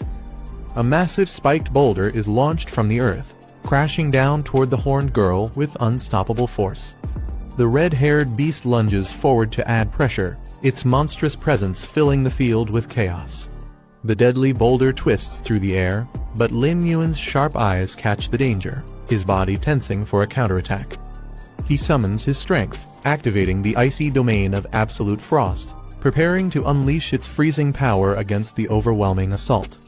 The horned girl stands tall, releasing a surge of ice that towers upward, freezing the ground in an instant. Lin Yuan braces behind the frozen shield, blocking the incoming force. The ice barrier holds firm, leaving him unharmed. The masked man laughs mockingly, saying that such defenses are only temporary and won't last long against his power. He commands his beast to unleash high-temperature water bombs, boiling streams that crash violently against the ice. The dragon roars as scalding blasts shatter parts of the frozen wall, proving the masked man's attack is still dangerous. Lin Yuan realizes with concern that his ultimate skill cannot be used again in such a short time, just as another massive boulder hurtles toward him and the horned girl. Lin Yuan shields his ally, commanding her to retreat as he blocks the enemy's crushing attack head-on. The impact explodes violently, shards flying everywhere, but he withstands it, standing firm against the force. The masked man folds his arms, amused, and declares that Lin Yuan has finally proven himself worthy. The horned girl's eyes flash with determination, her power resonating as she readies herself for the next exchange. Despite the momentary success, Lin Yuan realizes they are far from safe. The battle has only just begun, and the enemy still holds the advantage. The masked man leans against his beast with arrogance, remarking that Lin Yuan may have skill, but he still isn't on the level of a true powerhouse. Standing beside the horned girl, Lin Yuan hears the masked man suddenly propose an offer. The masked man invites him to join their group, boasting that their shared power could make them unstoppable. Lin Yuan raises an eyebrow, noting that this so-called organization doesn't sound like a simple school society. He questions their true purpose. The masked man dismisses the concern, pressing him for a clear answer yes or no. With a confident smile, Lin Yuan refuses, declaring that he only wishes to fight and defeat the masked man himself. Amused, the masked man accepts his decision, grinning as he tells Lin Yuan that he'll be waiting right here for their battle. Onlookers begin mocking the boy, saying he was too arrogant and it was only a matter of time before he failed. Some laugh, claiming he just got taught a harsh lesson, while another person curiously asks if anyone knows more about him. A white-haired man enters the hall, facing Lin Zi. He directly asks if Lin Zi has also run into the mysterious group. Lin Zi doesn't deny it, and instead questions if the man has already joined them, testing his intentions. The man smirks coldly, telling Lin Zi not to underestimate him. He declares that anyone who dares act arrogantly in front of him will be forced to pay a heavy price. His words carry both confidence and hostility, making his stance clear. Lin Zi studies him carefully and responds with a calm but sharp question, asking if he truly understands their background. His tone suggests doubt, as if warning that recklessness without knowledge could lead to disaster. The white-haired man responds firmly, saying he will make everything clear. His confident tone shows he isn't afraid of what lies ahead. Lin Zi observes the situation carefully, noting that the number of people involved is quite large. He recalls that what Guo Zini mentioned earlier must have been referring to them. He notices a masked figure and thinks he might be able to extract some information from him. But deep down, Lin Zi feels uneasy, sensing that if things are left unchecked, something disastrous will surely happen. The scene shifts outside to a grand building, its majestic exterior standing in contrast to the tense atmosphere inside, hinting that the story is moving towards something even bigger. As he walks, he reflects on his progress. The Rock Ghost is currently at Stage 3 Level 7, and the Snow Girl has reached Stage 4 Level 2. With the remaining points, he could push Rock Ghost to Stage 4. But without the required materials, advancement is impossible. He calculates the value of what he has gained. If these items were purchased with money, they would cost at least 400,000. Just then, someone calls out to him loudly, addressing him as Big Brother. The person rushes over, mentioning that the forum was buzzing with news of his recent defeat. Surprised, he asks how it's possible that someone strong enough managed to beat him. Scratching his head, he replies that he's not invincible, and losing occasionally is natural. Changing the subject, he acknowledges the man's quick access to information. With a serious look, he asks if there's any way to obtain high-grade elemental essence and spirit stones, hinting at his determination to strengthen his team further. A man explains that these materials are extremely rare. Curious, he asks how much the protagonist is willing to offer for them. The required list is revealed: 30 portions of high-grade earth elements and 3 spirit stones. The man complains that even with effort, such items are nearly impossible to obtain. Suddenly, he brightens up and suggests another option. He claims to know of a place where these materials might be found and offers to personally take him there. Hearing this, the protagonist smiles faintly and agrees without hesitation, telling him to lead the way. The two arrive at Spirit Crystal Mountain. The rocky terrain stretches endlessly as the man explains this is their current destination. He elaborates that before the ancient war, countless dimensional rifts appeared around the world. These rifts connect to other realms, and it's said that many contracted beasts actually originated from those worlds. Years ago, the Tamer Association and major academies secured safe entrances to several rifts, allowing steady resource extraction. However, many rifts remain undeveloped. Some explorers who ventured too deep in search of rare resources never returned, falling victim to the dangers hidden within. Looking at the glowing rift ahead, the protagonist calmly asks if entering this secret realm will truly yield the rare materials he needs, testing the man's confidence in his claim. The man proudly explains that only experienced tamers manage to bring back resources from such places. He adds that the information he has now wasn't easy to obtain and came at a great cost. He reveals that this secret realm is known to contain valuable resources, including high-grade earth elements and spirit stones, exactly what the protagonist is searching for. Excited by the possibility, the protagonist praises his efforts and agrees to go in and take a look, showing eagerness to confirm the truth.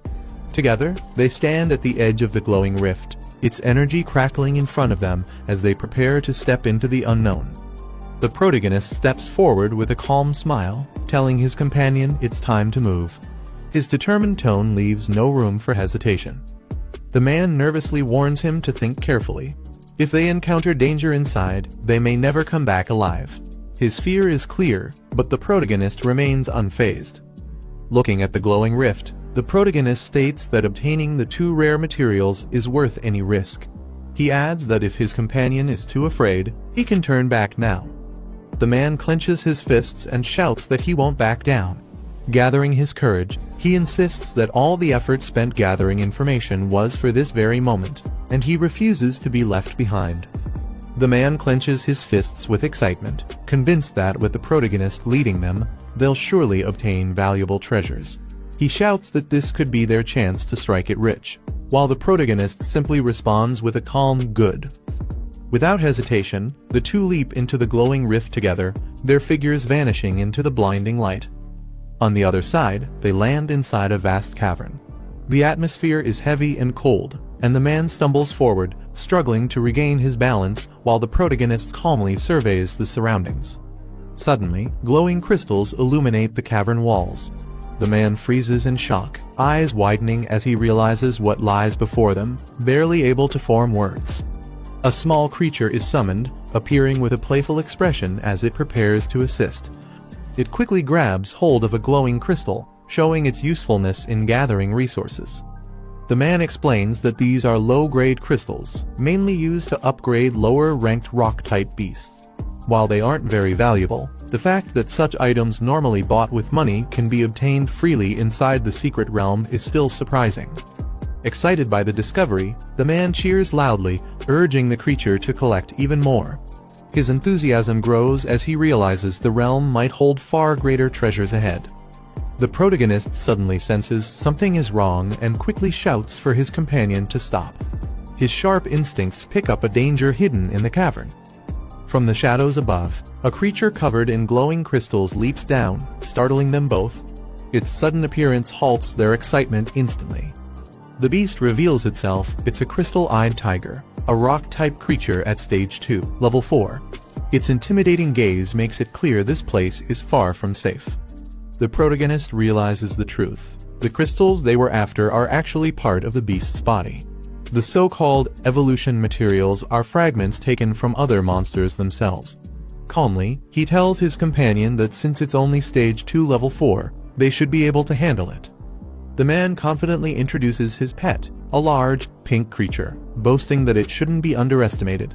The beast immediately lunges forward, attacking the enemy with force. He proudly explains his plan once the creature swallows its target. All they need to do is wait until it digests the materials inside, making victory easy.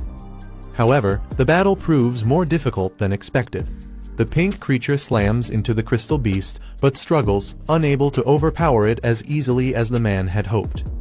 Panting, the man realizes the problem. His creature indicates that the enemy's body is too hard to consume, leaving it at a disadvantage against such a solid opponent. The protagonist notices something unusual. His companion seems able to understand the language of beasts, an ability that surprises him. The crystal-eyed tiger lets out a loud roar, its voice echoing through the cavern as its body glows with power. The protagonist remains calm despite the noise, while his companion and the pink creature stay alert, realizing the situation might escalate further. Suddenly, multiple glowing creatures emerge from the darkness, surrounding them on all sides. The ambush makes it clear that this battle has only just begun. The black-haired boy warns that his monster isn't fit for group battles. His companion quickly orders him to fall back. A fierce blizzard is unleashed, filling the icy cave with destructive force. The red-haired beast smashes through the frozen shards, charging ahead with brute strength. Meanwhile, the man with the headband picks up glowing crystals, thrilled that they've finally struck fortune. The headband man excitedly tries to collect crystals, but the pink creature takes them away to store. He complains, saying everything is gone. Shocked, he argues that these crystals are still valuable, even if they aren't worth much individually, since there are so many of them. The black-haired boy explains that the creature's space is limited, so there's no need to keep low-grade materials. He reassures that deeper inside, there will be better treasures waiting. Realizing it makes sense, the man finally agrees. The group then continues moving deeper into the cave. Glowing beetles crawl along the cave walls as the group advances deeper. The black-haired boy observes that high-grade elements and spirit crystals won't be found on these small creatures. They continue forward and soon reach a vast chamber filled with shining crystals. The group halts in surprise, stunned by the overwhelming sight before them. The man is startled, questioning what just appeared. A massive worm-like monster bursts from the ground, shocking everyone. The black-haired boy leaps forward, aiming to strike the creature's head. The red-haired beast clashes with the monster, its sharp claws meeting the worm's attack head-on. The group identifies the enemy as a rock serpent, a Stage 3, Rank 4 beast. Its hit-and-run tactics make defense difficult. The black-haired boy instructs them to be ready and strike the moment it exposes its head. The headband man angrily orders his monster to be released for battle. Determined, he charges forward alongside his monster, ready to fight head-on. The headband man is skewered by the serpent's crystal strike and cries out for help. The black-haired boy watches, recalling a strangely familiar scene. He quickly counters, trapping the serpent inside a glowing barrier, leaving it stunned. The red-haired beast seizes the chance, grappling the serpent tightly to stop its movements. The horned ice girl unleashes a powerful ice explosion at the serpent. The red-haired beast quickly leaps away just as the blast lands. The headband man is confused, wondering why they dodged instead of using the ghostly form ability. The serpent counters, slamming its massive body into the ground with force. The serpent slams its massive body down, shaking the crystal ground. The red-haired beast braces itself and grabs onto the serpent's body with force. The serpent opens its jaws wide, aiming to strike. Locked in a fierce struggle, the beast and the serpent clash head to head, neither side backing down. The serpent coils and prepares to lunge forward again. The headband man shouts in panic, warning the others to dodge quickly.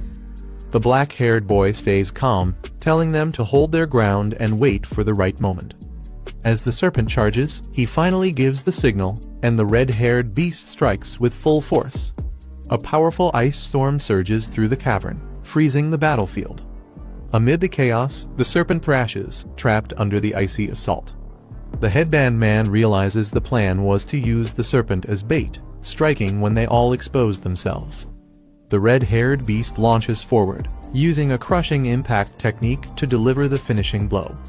The system announces the serpent's defeat, rewarding 2 high-grade elemental essences. The black-haired boy notes they only need to kill 28 more. The headband man calls out desperately to his brother. Suddenly, the ground shakes as another serpent bursts out from below. The headband man is swallowed into darkness with his monster, shocked and confused about where he has ended up. The headband man panics as countless glowing red eyes appear around him. He realizes he's surrounded by multiple serpent-like creatures, and fear overwhelms him. From above, the others spot the swarm closing in on him. The group watches in shock as he is dragged down, crying out desperately to his brother for help. The headband man, thinking his brother has come to save him, bursts into relief and joy. But the black-haired boy simply counts the total, noting that with 28 kills, their goal is finally complete. A terrified man is caught by a monstrous arm just as he's about to fall. He shouts in relief, saying he knew his brother wouldn't abandon him. However, danger quickly returns as a pack of beasts with glowing red eyes close in.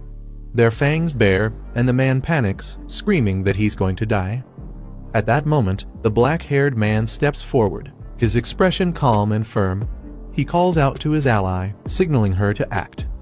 The Ice Maiden responds immediately, her hands glowing with energy as she unleashes a surge of freezing power, preparing to strike the enemies head-on. The man clings to the monster's arm, nervously asking if this means he's going to die. His face is pale, showing both fear and hopelessness. Suddenly, sharp icicles rain down, freezing the enemies instantly.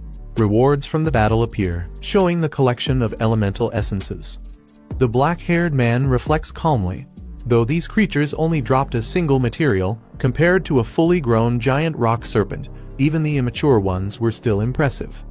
The survivors breathe in relief, saying they managed to stay alive. Together, they stand around, finally safe after the intense fight. The man looks touched, smiling with teary eyes as he calls Lin Zi his true brother, expressing deep gratitude. But suddenly, a serpent-like creature bursts out from the ground, catching him off guard.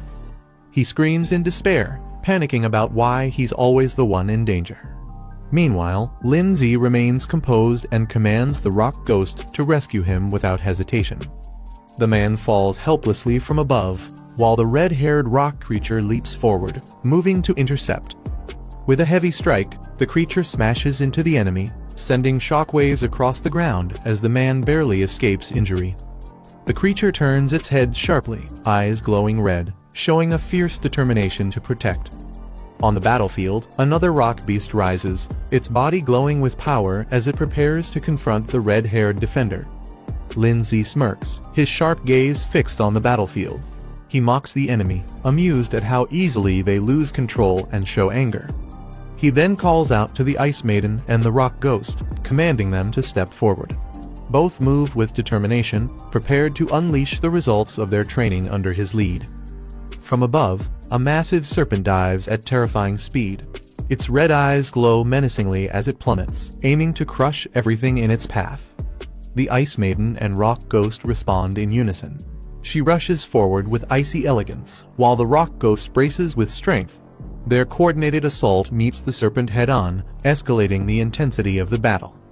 The Ice Maiden channels her icy power, her hands glowing with brilliant blue light. She unleashes a powerful spell, aiming directly at the massive serpent. The beast is struck and instantly bound by jagged ice chains. Its body stiffens as the cold spreads, locking it into place despite its violent thrashing. Seizing the moment, the Rock Ghost charges forward with unstoppable strength. Its heavy frame smashes ahead, prepared to deliver a devastating blow to the immobilized serpent.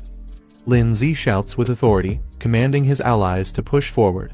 His sharp gaze and powerful voice drive the attack, signaling the turning point of the battle. The rock ghost's eyes glow fiercely red as its form shifts, revealing its battle state. Its aura flares, radiating raw destructive power. With explosive speed, it launches forward in a lightning-fast charge. The impact collides against the frozen serpent, shattering the battlefield with overwhelming force. The transformation deepens as the rock ghost's body crackles with energy, its growth advancing rapidly. Notifications appear, marking its level rising with each strike. The serpent is crushed completely, and system prompts announce the rewards points earned, high-grade elemental essences collected, and even a rare spirit stone secured. Victory has been sealed. Lin Zi checks the system prompts and smiles. They've secured 30 upgrade materials, and the rock ghost has advanced another stage in strength. With just a little more experience, it will meet the breakthrough conditions. His companion cheers loudly, praising him as incredible. Excited, he suggests they continue exploring deeper into the cave, convinced there are even more treasures hidden inside. Elsewhere, slow clapping echoes in the shadows. A cloaked figure steps forward, acknowledging the fight and calling it an impressive display. The white-haired stranger fixes his gaze on Lin Zi, stating that he truly is worthy of being targeted. A new threat reveals itself, shifting the atmosphere instantly. Lin Zi stiffens, his expression sharp. Shocked, he demands to know how the cloaked stranger could possibly be aware of his true identity. His companions glance around nervously, the tension in the cavern rising. The air grows heavier as all eyes fix on the mysterious figure. The white-haired man smirks under his hood, dismissing the question. He asks rhetorically, "Who am I?" as if the answer should already be known. Spreading his arms wide, the cloaked figure declares that surely Lin Zi must have heard of him before. His presence looms larger, signaling that a dangerous reveal is about to unfold. Lin Zi narrows his eyes, recognizing the name immediately. The enemy is connected to the parasitic organization, the same group that has crossed his path before. His companion reacts with shock, demanding if the cloaked figure truly belongs to that organization. The tension rises as everyone processes the revelation. Lin Zi confirms he knows about them, his voice calm but steady. The enemy's affiliation only makes the situation more serious. A flashback surfaces. Just days ago, their boss had ordered an investigation into this very group. The memory connects everything, proving the danger they're facing is no coincidence. The white-haired man smirks, explaining the group's twisted ideology. They disguise themselves as beast protectors while actually attacking beast tamers and stealing their companions. He continues, saying the organization claims to liberate beasts, declaring that freedom itself is what they call symbiosis. Lin Zi listens with narrowed eyes, realizing the group's fanatic ideals are nothing more than a dangerous excuse. Dark energy gathers, and a massive red-black beast materializes behind the cloaked figure. Its presence fills the cavern, marking the parasitic organization's terrifying power. The story recalls the great disaster that struck hundreds of years ago. From that moment, rifts connecting different dimensions began to tear open across the land. Through these rifts, countless ferocious beasts descended upon the continent, bringing chaos and destruction. Among these creatures, some showed the ability to coexist with humans. When they could be trained and controlled, people referred to them as pets, forming bonds that made them valuable allies. However, not all creatures were willing to submit. Those who resisted taming and opposed human control were labeled as ferocious beasts, dangerous beings feared by all. As this truth is revealed, the man's expression shifts to one of shock, unable to hide his disbelief. The narration explains that human society not only divides people by status and rank, but even categorizes other species into different levels. Creatures are judged and sorted, often treated as lower beings, separated into classes without fairness. The hooded figure points out the injustice of this world.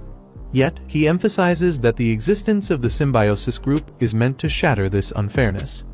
Turning to Lin Zi, he acknowledges his talent.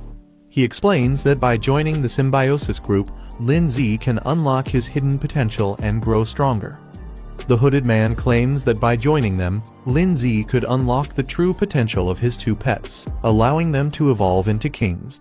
Lin Zi is startled, wondering how this man could possibly know the hidden evolution paths of the Snow Girl and the Rock Beast. At first, Lin Zi doubts the words, thinking the man might just be exaggerating to manipulate emotions. Yet, as he reflects, he admits the man isn't wrong. This world is indeed unfair, ruled by the strong. Still, he refuses to be tied to any group or let himself be controlled. A companion quickly interrupts, shouting at Lin Zi not to be swayed. He warns that such organizations only use clever words to deceive, disguising their terrifying nature beneath a false image. The hooded man notices their hesitation and mocks them, saying it seems they don't believe his words. With a casual gesture, he decides to show proof instead of arguing further. His shadowy beast surges forward with terrifying force. The giant rock snake is immediately restrained, leaving everyone stunned at the display of power. The hooded man silently retrieves an item, his expression calm and unreadable. A powerful red glow bursts forth, striking the giant rock beast directly in its core. The impact shatters through with explosive force, sending shockwaves outward. Lin Zi watches in shock, his eyes widening as he realizes the terrifying power displayed before him. The sudden surge of power leaves everyone shocked, their expressions frozen in disbelief. The hooded man spreads his arms wide, telling them to watch closely. Before their eyes, the shattered rock beast begins to transform. Its broken form rebuilds itself, rising with newfound strength. The man explains that breaking shackles and unleashing true nature is only the first step of evolution. The beast now re-emerges as a demonic giant rock serpent, far stronger than before. Lin Zi is stunned as he realizes the giant rock serpent's rank has risen by 3 full stages. He recognizes that the ability to demonize both pets and ferocious beasts can only belong to the same mysterious figure responsible for the earlier ambush. The hooded man commands the serpent to attack, telling it to demonstrate its newfound strength. The monstrous serpent surges forward, its body radiating demonic energy as it strikes with overwhelming force. The ground erupts from the impact of its attack, sending shockwaves across the battlefield. A cloud of icy mist spreads across the battlefield as the attack settles. The Snow Girl unleashes her skill, forming a massive ice crystal barrier that towers over the field. One of the companions trembles, joking nervously that they might actually freeze to death this time. He regrets not eating a full meal before leaving, trying to mask his fear with humor. Sweating nervously, he mutters again, struggling to hide his worry as the icy pressure grows heavier around them. The demonic rock serpent groans in agony, its body writhing as it cries out in pain and suffering. One of the companions relays its words, saying the beast is in unbearable pain. Lin Zi is stunned by the revelation.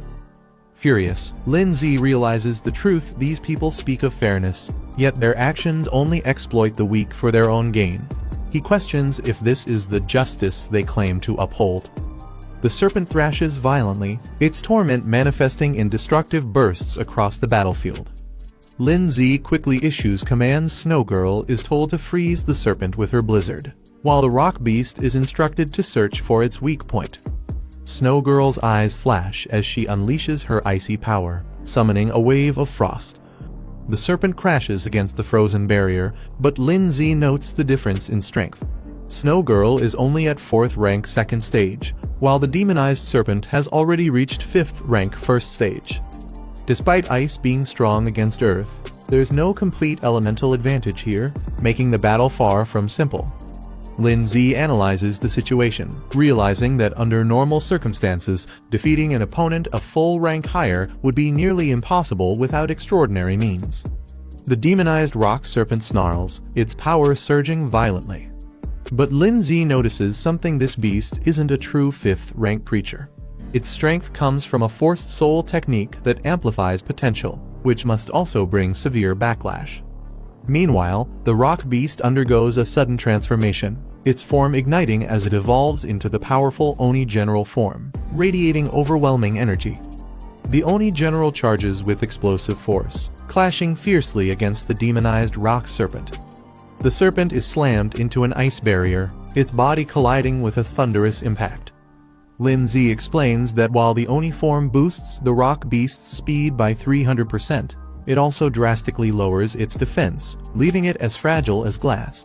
He quickly calls on Snow Girl to support. Snow Girl responds immediately, casting her icy power to synchronize her attack with the rock beast. Explosions erupt across the battlefield as ice and flames collide, shaking the ground violently. The Oni General and Snow Girl glance at each other, their powers resonating in sync.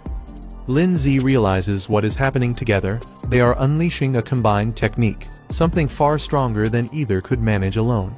Shocked, he exclaims in disbelief, recognizing it as a fusion skill.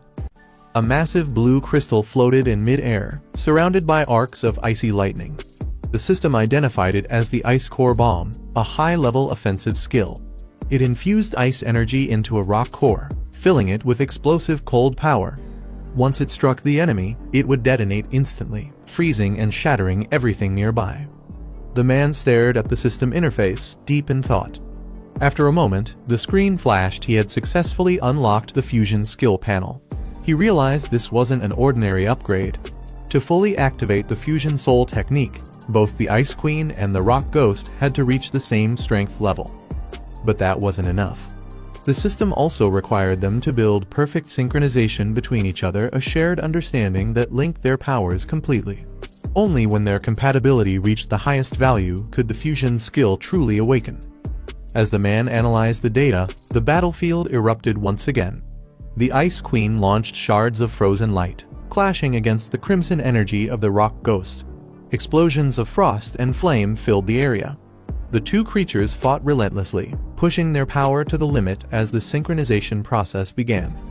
The crimson-headed serpent twisted its massive body, gathering dark energy around its jaws. Its aura pulsed with violent power, shaking the icy battlefield beneath it.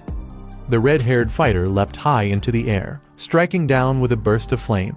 Her attack clashed against the serpent's energy, creating a powerful explosion that shattered the frozen ground. The serpent roared, coiling its body as waves of heat and frost rippled outward. It struck back with furious speed, refusing to be overpowered. Its entire form blurred into motion, lunging forward like a lightning bolt.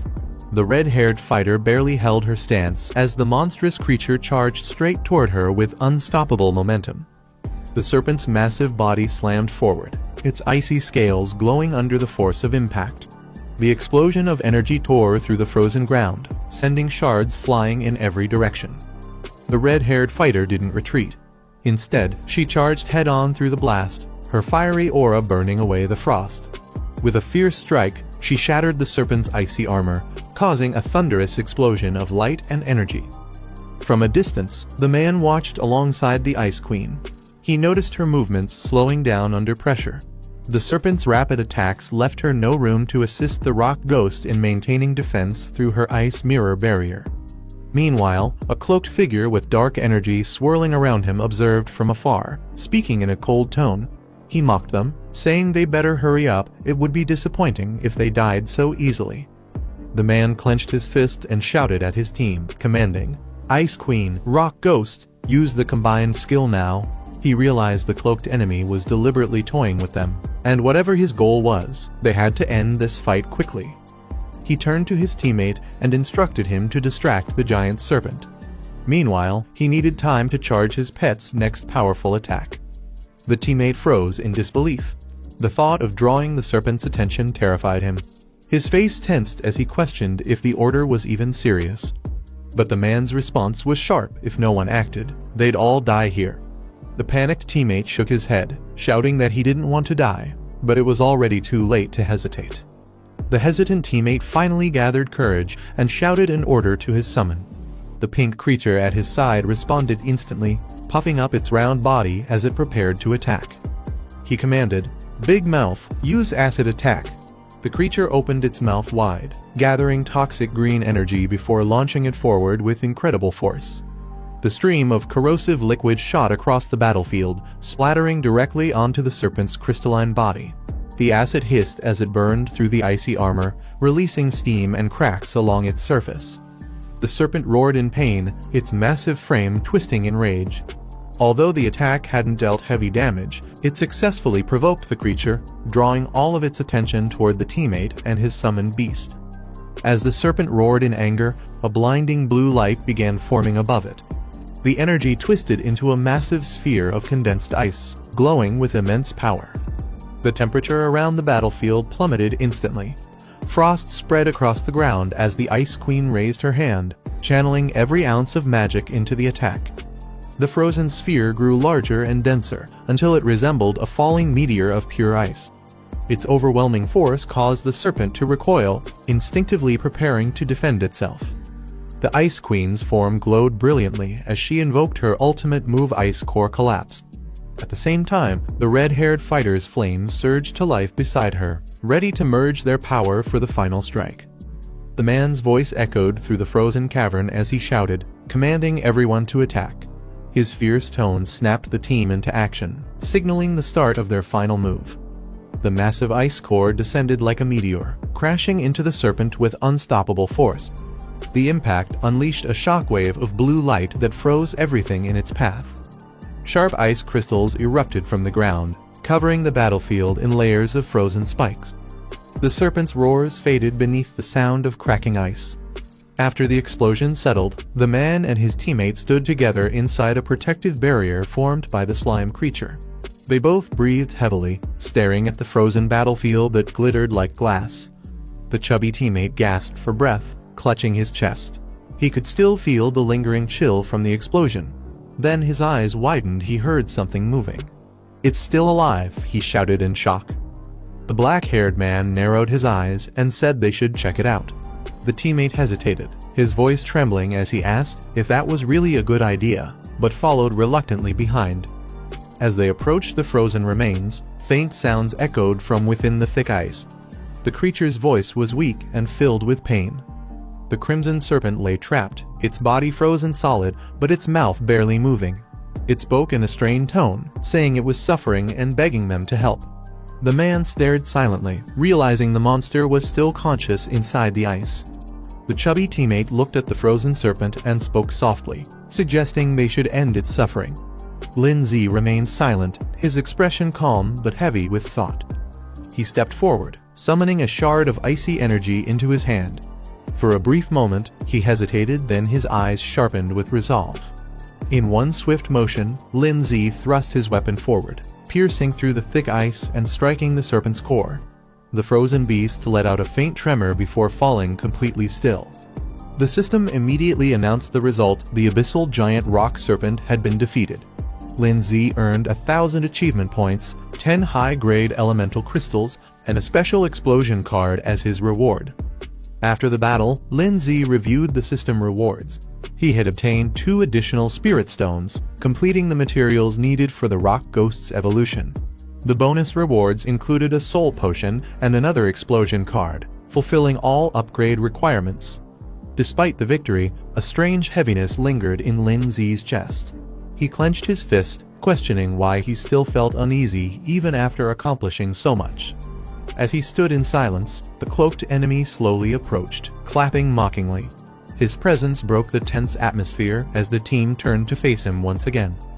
The man with silver hair smirked under his hood and asked with a teasing tone, "What's wrong? Are you angry?" His taunting words hinted that the real fight was far from over. The silver-haired enemy smirked and pointed at the remains of the fallen serpent, mocking Lindsay. He said that beast tamers like him often slaughter monsters to obtain rare materials, so what made this situation any different? Lindsay turned to face him, his expression cold. The Ice Queen stood behind him, her aura freezing the air as shards of ice floated around her. He stayed silent for a moment, his eyes narrowing in thought as the enemy's words echoed in his mind. Finally, Lindsay responded calmly. He admitted that beast tamers do hunt monsters for materials, but when they face one too powerful to defeat, it's only natural for them to become the prey instead. His words carried a quiet but unshakable confidence that silenced the mockery. Lindsay pointed directly at the cloaked man, his tone sharp with disgust. He said the world was full of unfairness and conflict, but among all that, what he hated most were people like him. The hooded enemy sneered and replied coldly. He said that Lin Zi and his team, who called themselves Righteous Tamers, were no better. They spoke of equality and freedom while controlling beasts to fight and die for them. He accused them of using their beliefs to manipulate others and exploiting creatures weaker than themselves. His voice echoed with contempt as he called them hypocrites hiding behind the illusion of justice. Lin Zi stayed silent, watching his opponent with narrowed eyes.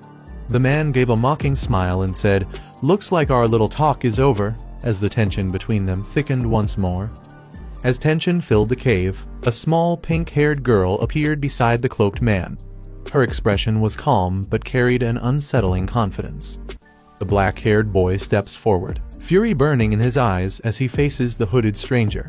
He demands to know what the man is planning, his voice echoing through the cave. In that tense moment, he realizes something isn't right. His instincts scream that someone close to him is in danger.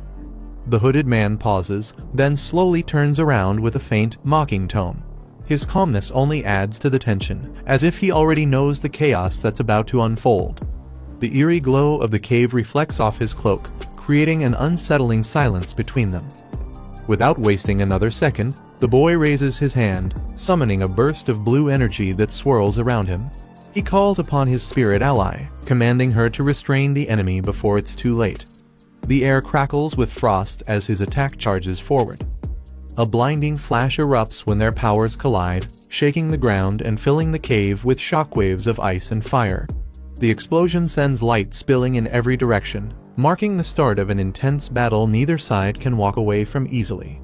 The entire cave freezes over as the icy explosion settles. Mist fills the air, and silence takes over.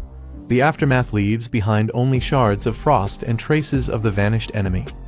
The boy lowers his hand, breathing heavily. Beside him, the ice spirit materializes, her crystal horns glimmering faintly. She looks at the frozen battlefield and calmly notes that the enemy managed to escape. Moments later, the scene shifts to the Grand Academy courtyard. Students move about under the golden light of the evening sun, their peaceful surroundings hiding the chaos that had just unfolded elsewhere. The boy appears on campus, showing a picture on his phone and asking if anyone has seen the missing girl. His determined expression makes it clear he won't stop until he finds her. Still searching across the academy grounds, the boy holds out a photo, asking passers-by if they've seen the missing girl. His urgency draws attention from nearby students.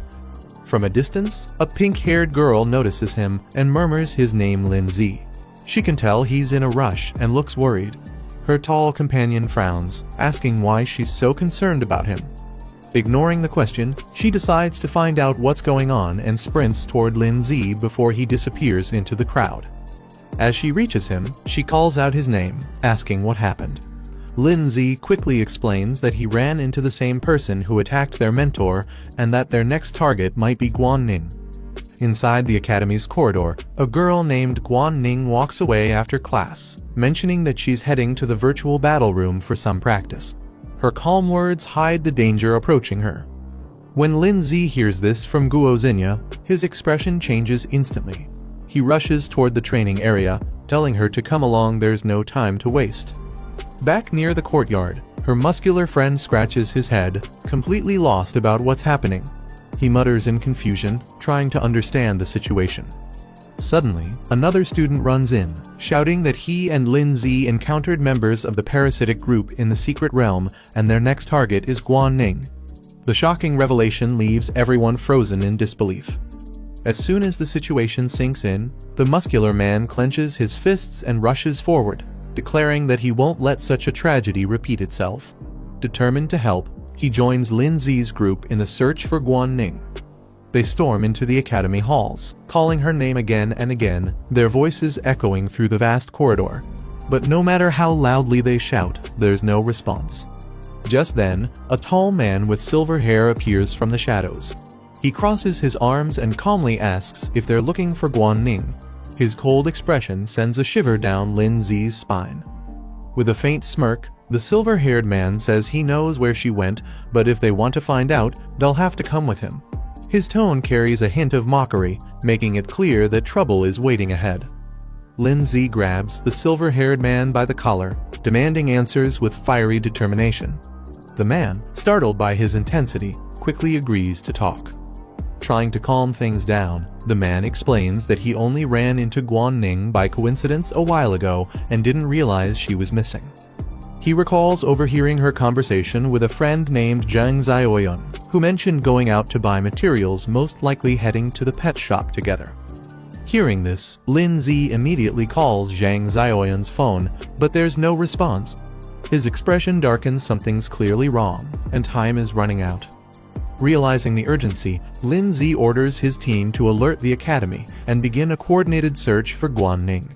Everyone nods and rushes into action, determined to find her before it's too late. Meanwhile, far from the academy, Guan Ning slowly regains consciousness. Her vision blurs as she finds herself in an unfamiliar building, sunlight leaking through cracked windows.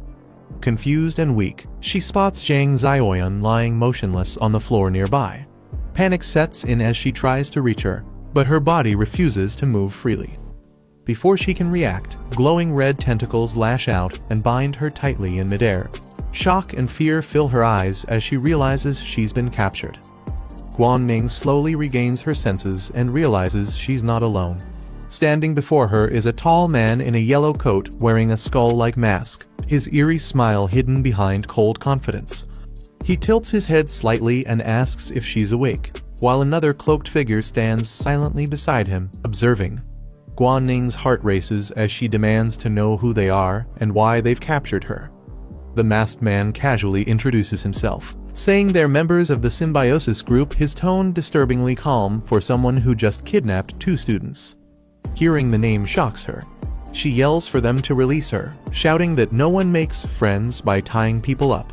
Her eyes flare with anger, but the ropes around her only tighten in response. Still trapped by the red tendrils, Guan Ning clenches her teeth as her enemies explain their plan.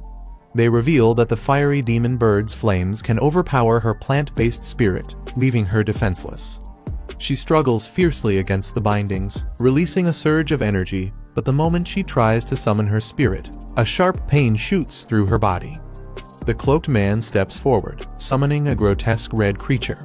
He calmly explains that his poison demon has already injected venom into her body. If she forces her spirit power now, she'll cripple herself permanently. Despite the pain, Guan Ning glares at them coldly, trying to buy time until the poison fades. She steadies her voice and demands to know their true goal, refusing to show fear even in chains. The masked man spreads his arms, his voice echoing through the warehouse as he makes an offer. He invites Guan Ning to join the symbiosis group, claiming they seek to destroy the world's injustice together. With a twisted grin, he points toward her and mentions her rare ability, the power to demonize her summoned beasts. He demands that she use it for their cause. The tentacles tighten around her once again, forcing her to look up. Despite the pain, Guan Ning stays silent, her glare burning with defiance as the man urges her to cooperate.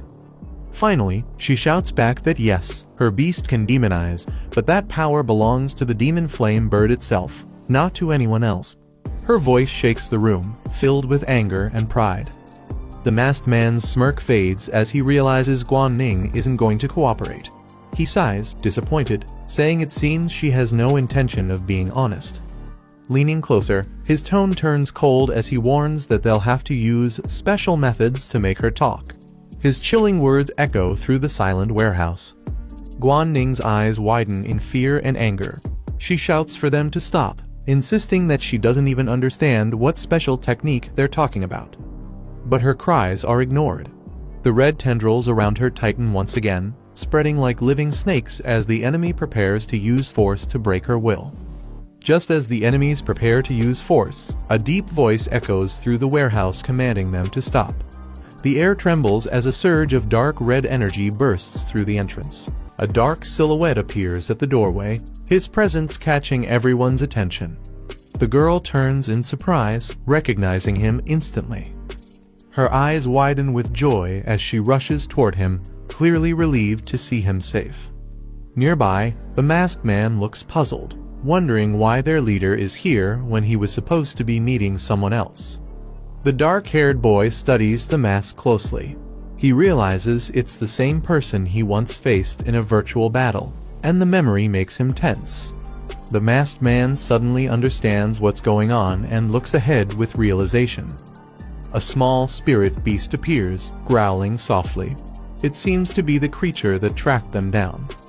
He notes that the beast must belong to the Tamer Association. Its tracking abilities are incredibly sharp, enough to follow their scent even here. The hooded figure smirks, saying that since their target came straight to them, they might as well capture him together.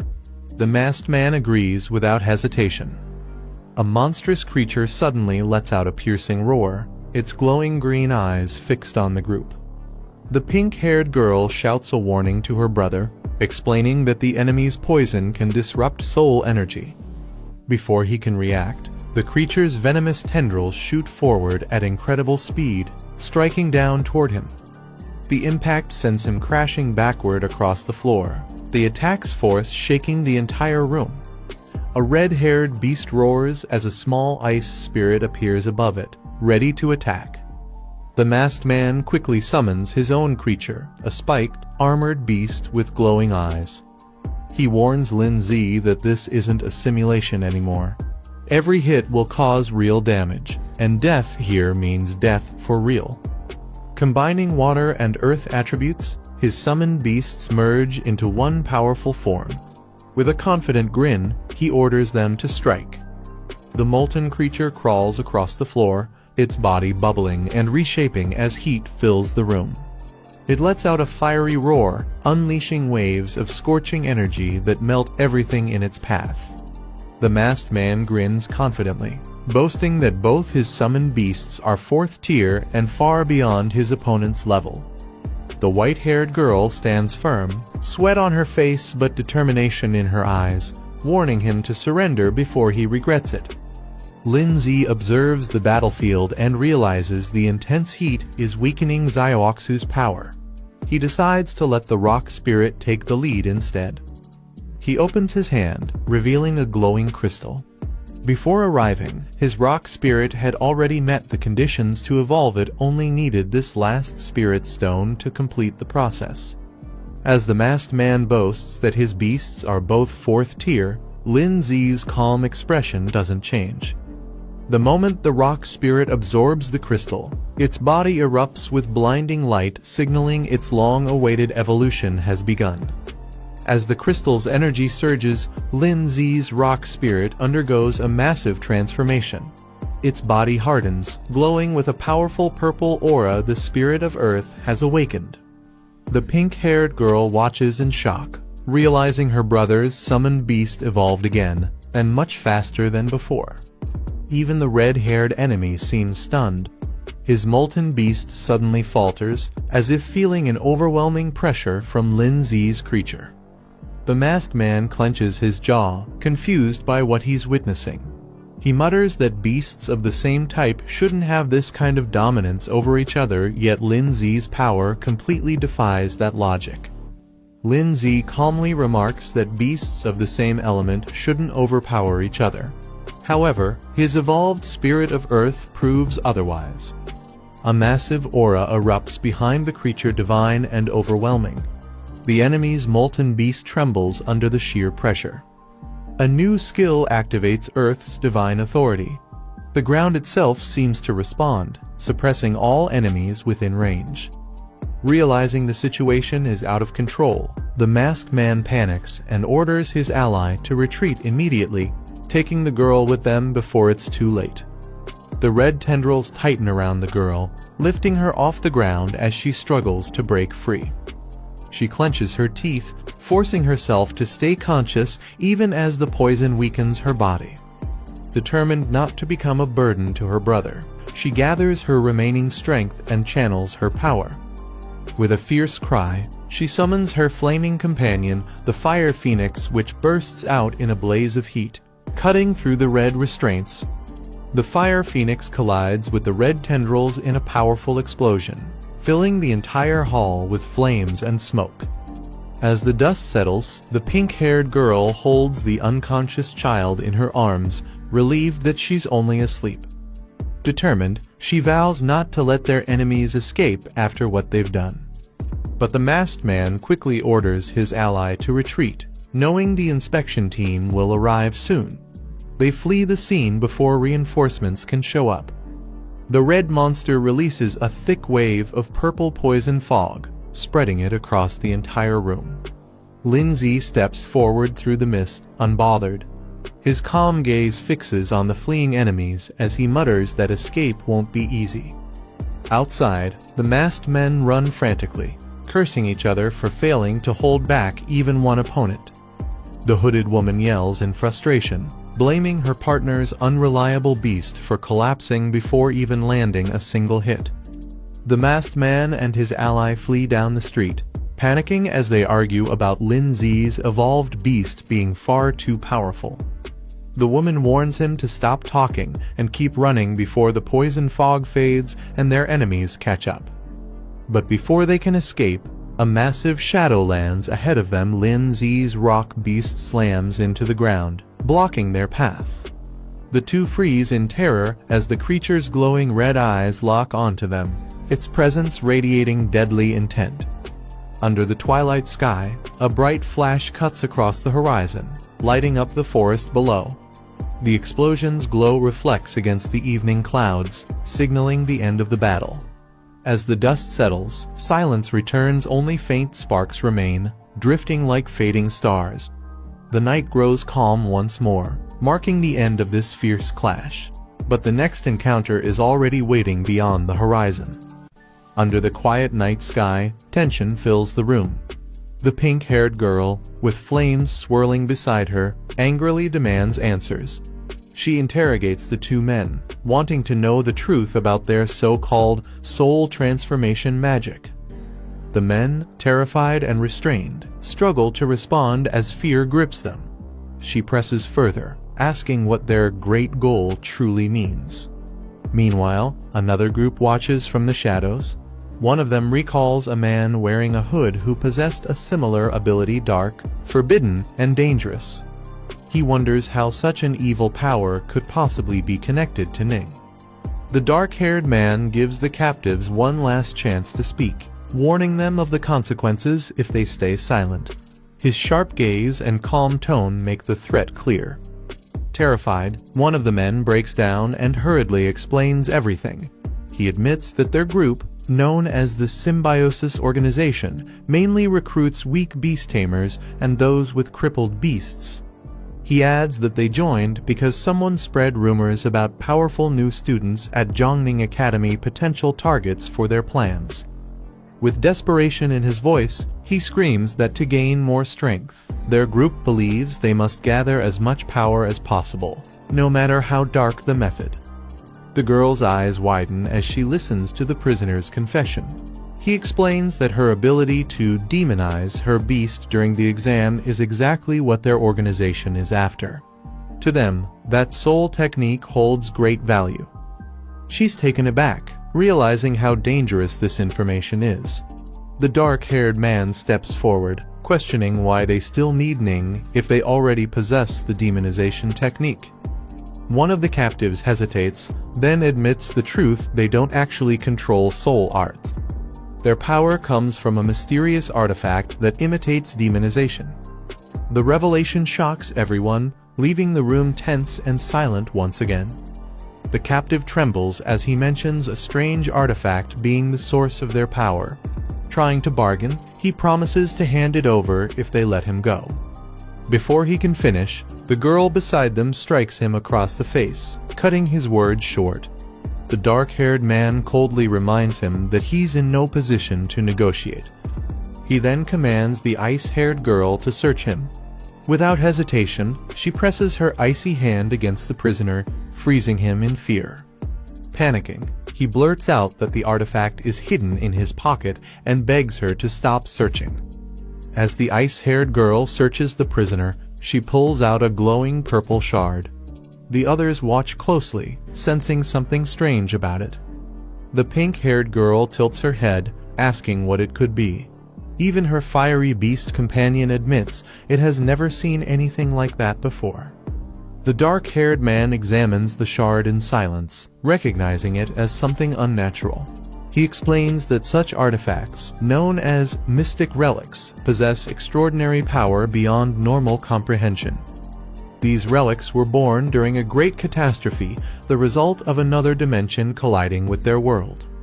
The shard's energy flickers softly as the man studies it. He explains that relics like this one have different uses. Some act as massive storage tools, while others enhance the strength of both tamers and their beasts. According to his system, this crystal serves mainly as an evolution material, which might explain why it was mistaken for a mystic relic. The fiery bird seems especially drawn to it, reacting with curiosity and excitement. Its interest suggests the shard could be connected to its evolution path. Realizing its value, the man hands it to Ning, telling her to keep it safe. She nods, holding it carefully as the light from the crystal reflects in her eyes. As the interrogation ends, the man questions the captives one last time about the demon flame bird's ability. Before they can answer, someone suddenly calls out his name from behind. Two new figures rush into the room, worried but relieved to see everyone safe. They quickly ask if anyone's hurt. The dark-haired man assures them the situation is under control and that the culprits have been captured. The captive, however, look completely drained, realizing that their plan has failed and escape is no longer possible. After the fight, the black-haired man checks on his team. Zhang Xiaoyan is safe, only unconscious from the poison mist released by the enemy's pet. The antidote will wear off soon. A small blue beast appears, scanning the area cautiously as footsteps echo from outside. Moments later, a squad from the Beast Tamer Association storms in to secure the scene. Their captain, Yu Yan, orders his team to seal the perimeter and check for injuries. He then approaches the black-haired man. Confirming his identity, Yu Yan asks, "You're Lin Zi, right?" The man nods calmly, replying, "And you are?" The officer introduces himself as Yu Yan, captain of the A-23 investigation team from the Ningyang Beast Tamer Association. He mentions that the academy principal had spoken highly of Lin Zi, praising him as one of the most promising new students. Yu Yan thanks Lin Zi for providing valuable intel on the symbiosis group and promises to recommend him for a reward. Lin Zi nods with a calm smile. The captain takes charge of the scene, saying his team will handle the follow-up investigation but might need their cooperation later. Lin Zi agrees without hesitation. Before leaving, Yu Yan arranges for Lin Zi and his team to be taken to the medical center for a full checkup, ensuring none of them are secretly injured after the battle. As the officers escort the captured members away, one of them cries dramatically about losing his mask. The group can't help but feel a brief moment of relief after the chaos. Later that night, the scene shifts to the medical center. Inside, the injured are being treated under the soft glow of the hospital lights. The black-haired girl slowly regains consciousness, surprised to hear everything that happened while she was out. She listens quietly as the others explain the situation. Smiling weakly, she thanks Lin Zi for noticing something was wrong in time. His quick action saved all of them from disaster. Later at the hospital, the pink-haired girl apologizes, blaming herself for dragging everyone into danger.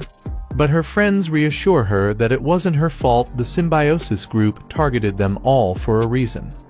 They remind her that both Tanyang and Lin Zi were attacked as well, so no one holds her responsible. The mood lightens slightly as everyone prepares to move on. Meanwhile, Lin Zi recalls what the captives mentioned earlier, that the symbiosis group sought Ning because of her connection to the demonization soul art. He quietly wonders if this mysterious art could be linked to the strange vision he once saw, a world filled with demonic shadows rising under a crimson sky. As things settle down, the pink-haired woman asks to speak privately with Lin Zi and Ning. The others quietly leave, sensing the seriousness in her tone. They walk down the quiet hospital hallway, the tension growing with each step. Lin Zi finally asks what's wrong. She turns to them, her expression firm, and asks if they remember when she helped analyze their soul power potential. Both Lin Zi and Ning are caught off guard, realizing she's about to reveal something important connected to their past investigation. The group stops as the pink-haired girl apologizes, saying the scene they just saw was too disturbing. She explains she initially planned to gather more information before explaining it to them properly. The pink-haired girl looks down, saying she had only heard rumors about demonic-type beasts but never truly understood them.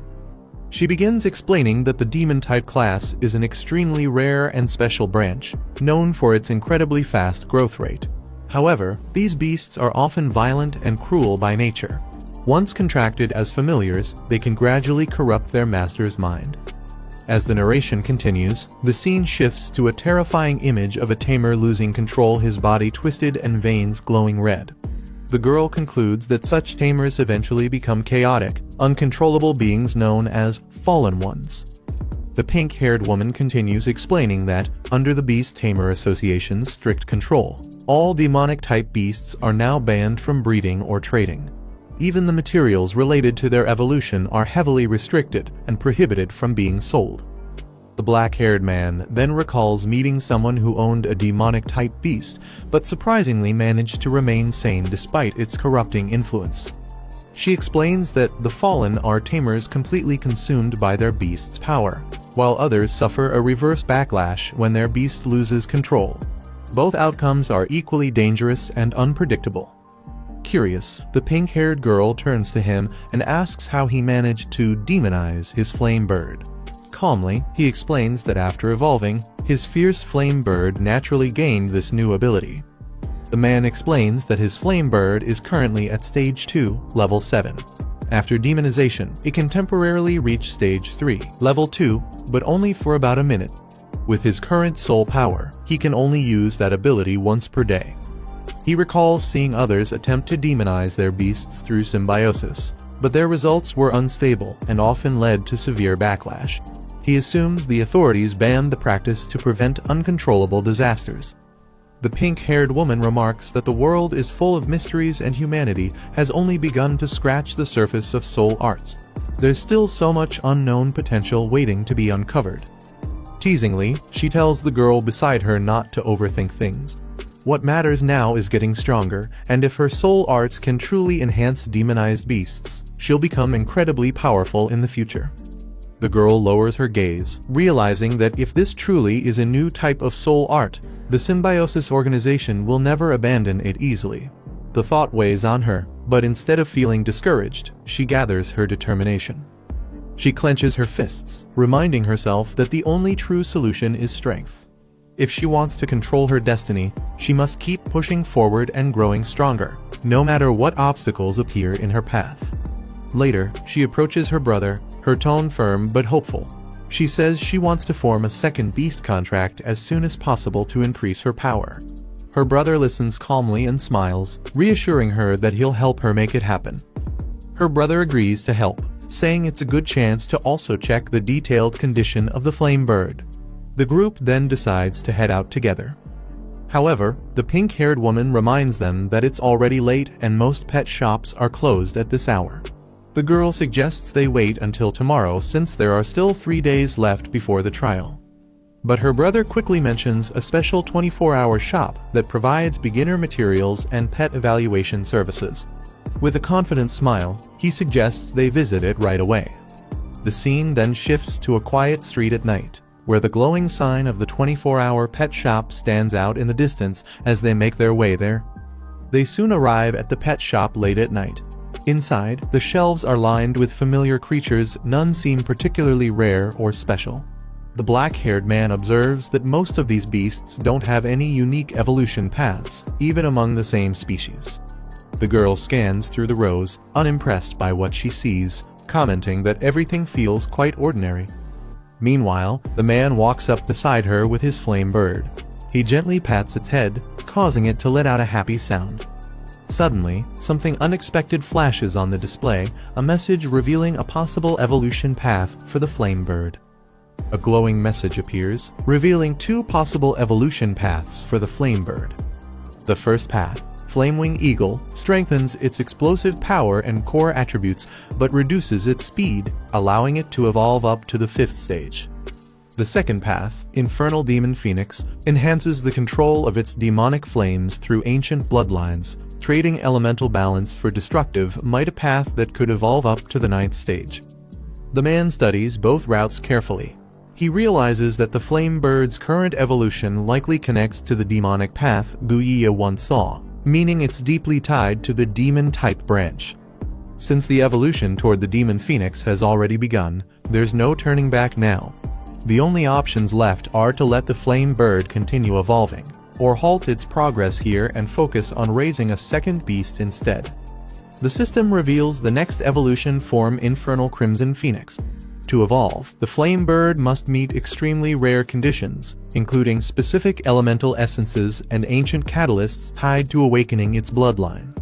The man notices how different this is from his previous evolutions. When he evolved the ice orb and the stone beast, he didn't need such materials. Before he can think further, his sister calls out, saying she has something important to tell him. As they talk, he smiles and admits that he actually awakened a unique soul art, one that lets him faintly sense the hidden evolution paths within certain beasts. Hearing this, the girl is stunned and amazed that such an ability even exists. He laughs lightly, explaining that it's not as impressive as it sounds.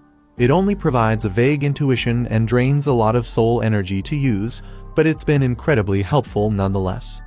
The man jokes to himself that he can't just tell others he has a system, or he'd be captured by the Beast Tamer Association for having such an overpowered ability. He then explains that when he touched the flame bird earlier, he could sense an immense energy within its body, a power far beyond the normal Flamewing evolution line. The girl listens carefully but warns him that this hidden evolution path seems extremely dangerous. She can feel that the energy is wild and unstable, possibly connected to the demonic type they discussed before. Crouching beside the flame bird, she wonders if it might evolve into a dual-type beast combining fire and demon attributes. Although rare, she admits it isn't entirely impossible. The man explains that the information he sensed is still unclear, but it seems the flame bird needs a very ancient catalyst to awaken its dormant power. Hearing this, the girl realizes why it hasn't evolved yet. Something crucial has been missing all along. Clenching her fists, she declares that no matter what, she and the flame bird must confront and master this uncontrollable strength together. It's the only way to move forward. Just as she speaks, something strange happens. The flame bird's body emits a faint glow, and her eyes widen in shock as a shard of glowing purple crystal suddenly appears in her hand. Back in their room, the girl examines the glowing crystal in her hand and realizes what it is: a rift shard. The man recalls that the system mentioned any ancient medium could serve as a catalyst, meaning this shard fits the requirement perfectly. He quietly wonders how he should explain it to her, thinking back to how he borrowed his soul art's ability to detect hidden evolution paths just in time to find it. As she studies the shard, the girl senses faint energy fluctuations inside it, ones that strangely resonate with the flame bird beside her. She frowns, realizing there's more to it.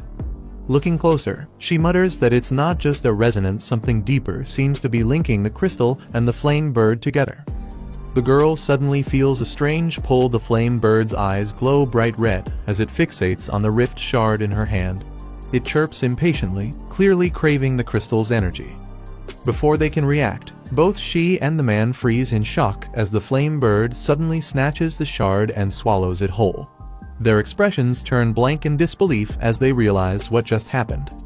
A moment later, a violent burst of purple flame erupts from the bird's body, filling the room with a chaotic wave of demonic energy. The air trembles as the flames twist and surge uncontrollably. Their eyes widen in alarm. Something terrifying is awakening within the flame bird. The flames rush toward them, but he quickly shields the girl with a protective barrier. She warns him that the fire is getting too close, and he calmly tells her not to panic as the shield holds back the heat. Inside the roaring blaze, something powerful begins to awaken. The swirling fire gathers in one spot, and sharp claws slowly emerge from the burning light as a massive presence takes shape. A blazing phoenix bursts out of the flames, fully evolved and radiating intense energy. Its wings spread wide, and its fiery aura shakes the entire area as it descends. A girl steps forward and admires its new form, impressed by its overwhelming presence. The phoenix lowers itself toward her while she reaches out, trying to calm it as thick smoke curls around them. He checks the creature after its transformation and confirms everything went smoothly. He then mentions that he'll inspect it again the next time it evolves, making sure nothing goes wrong. She smiles and agrees without hesitation, relieved that the evolution ended safely. Her reaction lightens the mood as the energy around them starts settling down. Nearby, the smaller girl stands stiffly while the newly evolved bird stares at her in silence. She hesitates, unsure how to respond to its intense gaze, creating an awkward moment between them. As he approaches, he notices the two of them quietly locked in a strange standoff. The room goes silent for a moment, filled only with small bursts of smoke lingering from the evolution. After leaving the building, the staff reminds them that evolving a pet should ideally be done at a professional training facility. Both of them freeze in shock as they check the bill on their phones. Realizing how much the evolution cost, they panic together. She laments losing her savings, while he also struggles to process the sudden expense. He soon pulls himself together, thinking about how quickly the reward money they earned has already disappeared. Determined, he tells himself that he needs to start earning again immediately. With that resolve, they head out, leaving the city behind as they move toward their next goal, ready to recover the money they just spent. A hidden garage door opens quietly, revealing a dim interior. Someone inside has already activated something powerful. A hooded man stands before a towering purple crystal, inspecting its glow. The energy around it pulses steadily as he examines its condition. One of his subordinates rushes in and reports that the two people they were monitoring have been captured by the investigation team. He waits anxiously for the man's reaction. The hooded man responds calmly, saying he already knows. His tone remains steady, as if this development was expected from the beginning. His subordinate asks what their next move should be. The hooded man stays silent for a moment, still focusing on the glowing crystal beside him. He then orders the group to stay inactive for now. No one should make any moves until further notice. He adds that once the right moment arrives, their targets will approach them on their own. The crystal pulses as he speaks, hinting that he already has a plan in motion. Meanwhile, the scene shifts to the protagonist meditating in a quiet chamber, preparing himself for whatever comes next. He prepares for the upcoming school exam, knowing that performing well will earn him a large scholarship. At the same time, he reminds himself that raising his virtual battle ranking can also bring valuable rewards. His current stats appear, showing a high win rate, but a ranking that recently dropped because he didn't battle for a few days. Seeing how much he has fallen, he realizes he needs to push harder. He decides to jump straight into ranked matches, confident that a strong streak will carry him to the next tier. With determination, he initiates the matchmaking process. The battle begins immediately, pitting him against a strong beast-type opponent. After a decisive victory, his ranking rises again, putting him one step closer to his goal of reaching the top 100 before the exam. He continues battling through ranked matches, defeating a powerful water-type beast and pushing his rank up rapidly. Each win moves him closer to the top. Another match begins immediately, this time against a dark-type three-headed monster. He wins again, and his ranking jumps even higher. As his victories pile up, his rank climbs at an unbelievable speed, rising from the thousands to the hundreds, then breaking into the top 50 in a single streak. News spreads quickly across the platform. A new record holder appears, someone who climbed from the bottom ranks into the top 100 within a single day, with an almost perfect win rate. Everyone starts wondering who this mysterious player is. Across the platform, players are shocked by how fast he climbs the rankings. Many comment that he wins every match in under a minute, calling his speed insane. Soon, a top-ranked veteran appears, an expert known for using high-tier beasts. He mentions that he has heard about the newcomer who rose from the 10,000 range all the way to the top. The veteran approaches him directly, admitting that the newcomer has real skill. His tone shows a mix of respect and curiosity. He then warns that the climb ends here. Ranked 9th, he declares that he will personally stop the newcomer's winning streak. He calmly signals the start of the match, showing no pressure despite facing a top-ranked opponent. The red-haired veteran becomes furious, yelling that sending out a single beast to fight him is an insult. He He demands the protagonist summon another one, unable to believe the disrespect. Before he can finish complaining, he is instantly frozen solid. The attack ends the match in a single move, leaving him immobilized in a block of ice. He praises his ice beast for finishing the fight beautifully. At the same rank level, she completely overwhelms opponents with ease, proving she can dominate any equal tier match. After the match, he gently pats the ice girl's head, proud of her. Her growth bar is now completely full, showing she has reached the maximum level for her current stage. He notes that the intense battles have finally maxed out her growth. Now, all she needs is the right evolution materials, and she will be ready to advance to her next form. Suddenly, multiple system notifications appear, listing special achievement rewards for reaching high ranks. Each tier offers points, crystals, and rare items. He is surprised the system triggered both an achievement reward and a series quest at the same time. His expression brightens, realizing this breakthrough will benefit them greatly. He plans his next steps, buying the evolution materials for the Ice Girl tomorrow and using the spirit crystals to improve his own base attributes. He then arrives at a building marked with the club's name, preparing to visit someone inside. A cheerful pink-haired senior greets him warmly as soon as he enters. She seems excited to see him. She invites him to join her team for next week's training session. Her sudden enthusiasm surprises the girl standing nearby. She happily agrees, admitting she couldn't find suitable teammates and was considering skipping the trial. Curious, she asks who is already in the team. The senior lists the current members one by one and mentions they still need 2 more people to complete the lineup. She casually suggests bringing Lin Z in as well. The girl realizes the senior specifically wants Lin Z, noticing how eager she sounds. Her reaction makes her suspect there's another motive behind the invitation. The senior proudly explains that Lin Z recently caused a huge stir in the virtual arena, instantly becoming one of the most talked about rising contenders. He activates his power, releasing a bright purple energy as his status window updates. His soul power, attributes, and skills all rise to a new level. Stepping outside, he walks through the city and reflects on the upgrade. With his soul limit increased, the combined attacks of his Ice Spirit and Earth Spirit will become far stronger, and his soul techniques will also gain more power.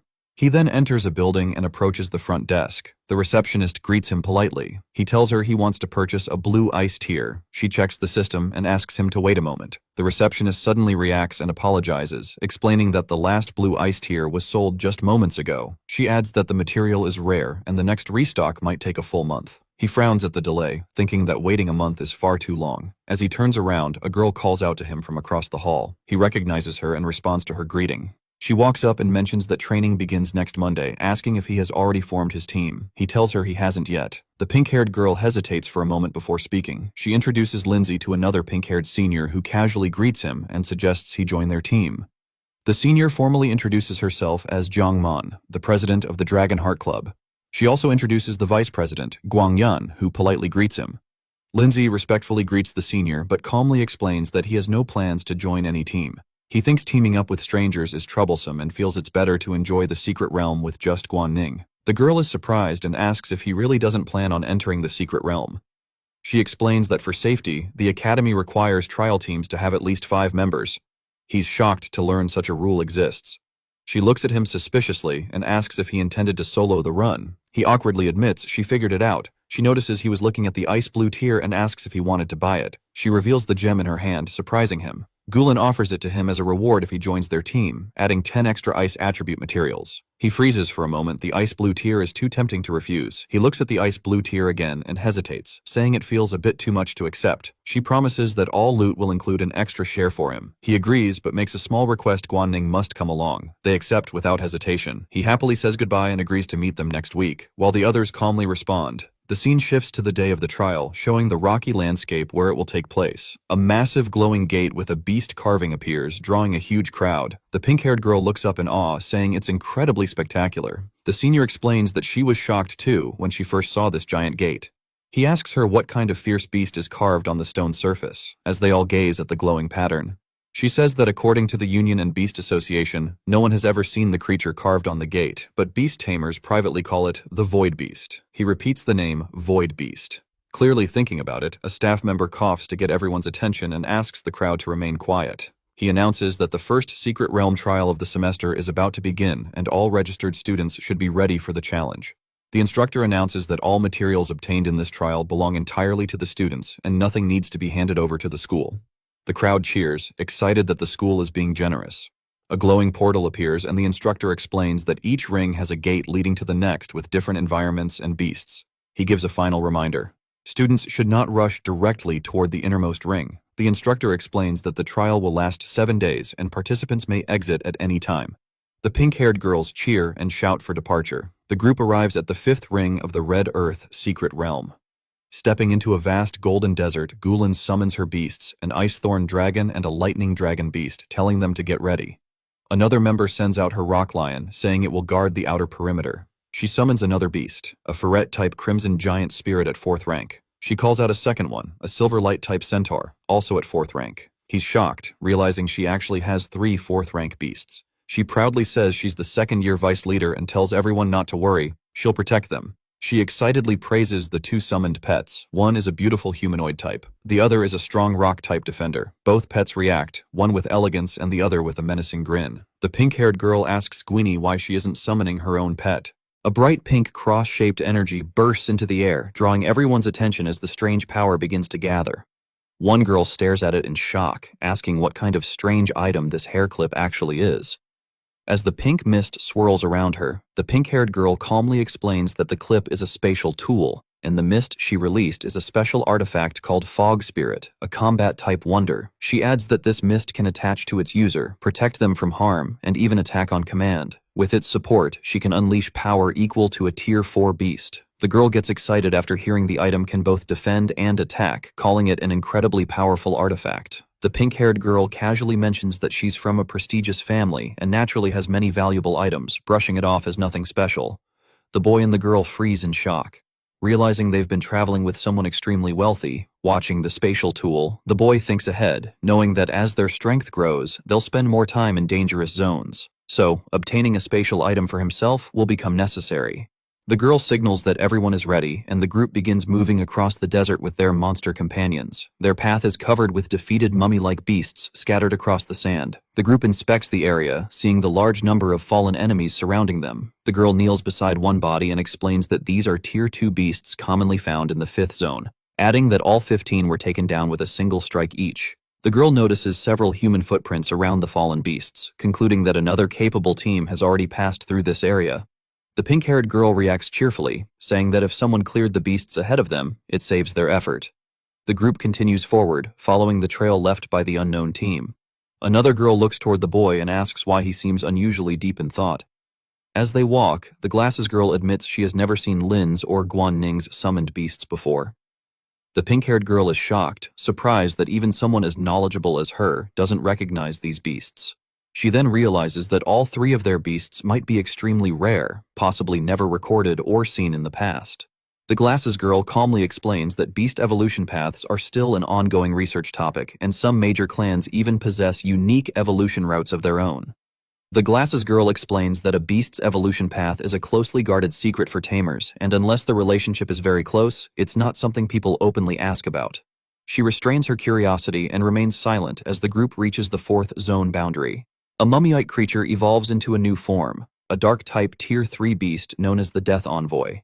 She identifies it immediately, stating that this is the evolved form of Moon Eye's beast, now taking on the Death Envoy state. The lightning beast charges forward at high speed, releasing a sharp burst of energy toward the Death Envoy. The attack lands directly on its chest, forcing the creature backward as blue flames erupt from the impact point. The Death Envoy struggles to steady itself, but its body trembles and it collapses to the ground. Steam rises from the damaged area as it tries to push itself up again. The boy steps forward and calmly asks his senior to let him handle the next move. He explains that he wants to build more real combat experience, especially since opportunities to practice soul techniques are rare. Meanwhile, the weakened Death Envoy drags itself across the sand, still attempting to recover despite its injuries, showing that the earlier strike hit much harder than expected. The red-haired beast rushes forward and slams a powerful blow into the Death Envoy's chest, sending the creature flying back with an explosive impact. The force of the strike shakes the sand around them as the creature collapses again. The boy watches the result of the attack with a confident expression, saying, The performance isn't bad perfect for gaining more practical combat experience and increasing his growth progress. The glasses girl observes him silently, while the pink-haired girl looks on with folded arms.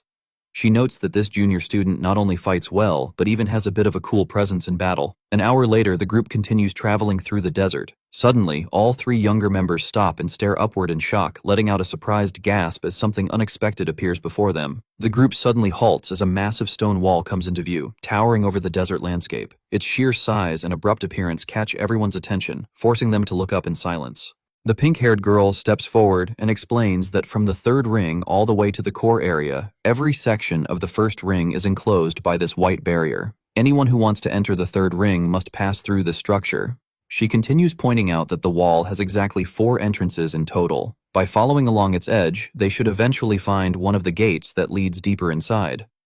After walking along the wall for a while, they finally spot a carved opening in the stone. One of them announces with relief that they have found the entrance, and the entire group gathers in front of it, preparing to move forward. A red-haired beast steps forward, its eyes glowing fiercely as it approaches the massive stone door. With a single powerful strike, it drives its claws into the crack between the slabs, releasing a shockwave strong enough to force the gates apart.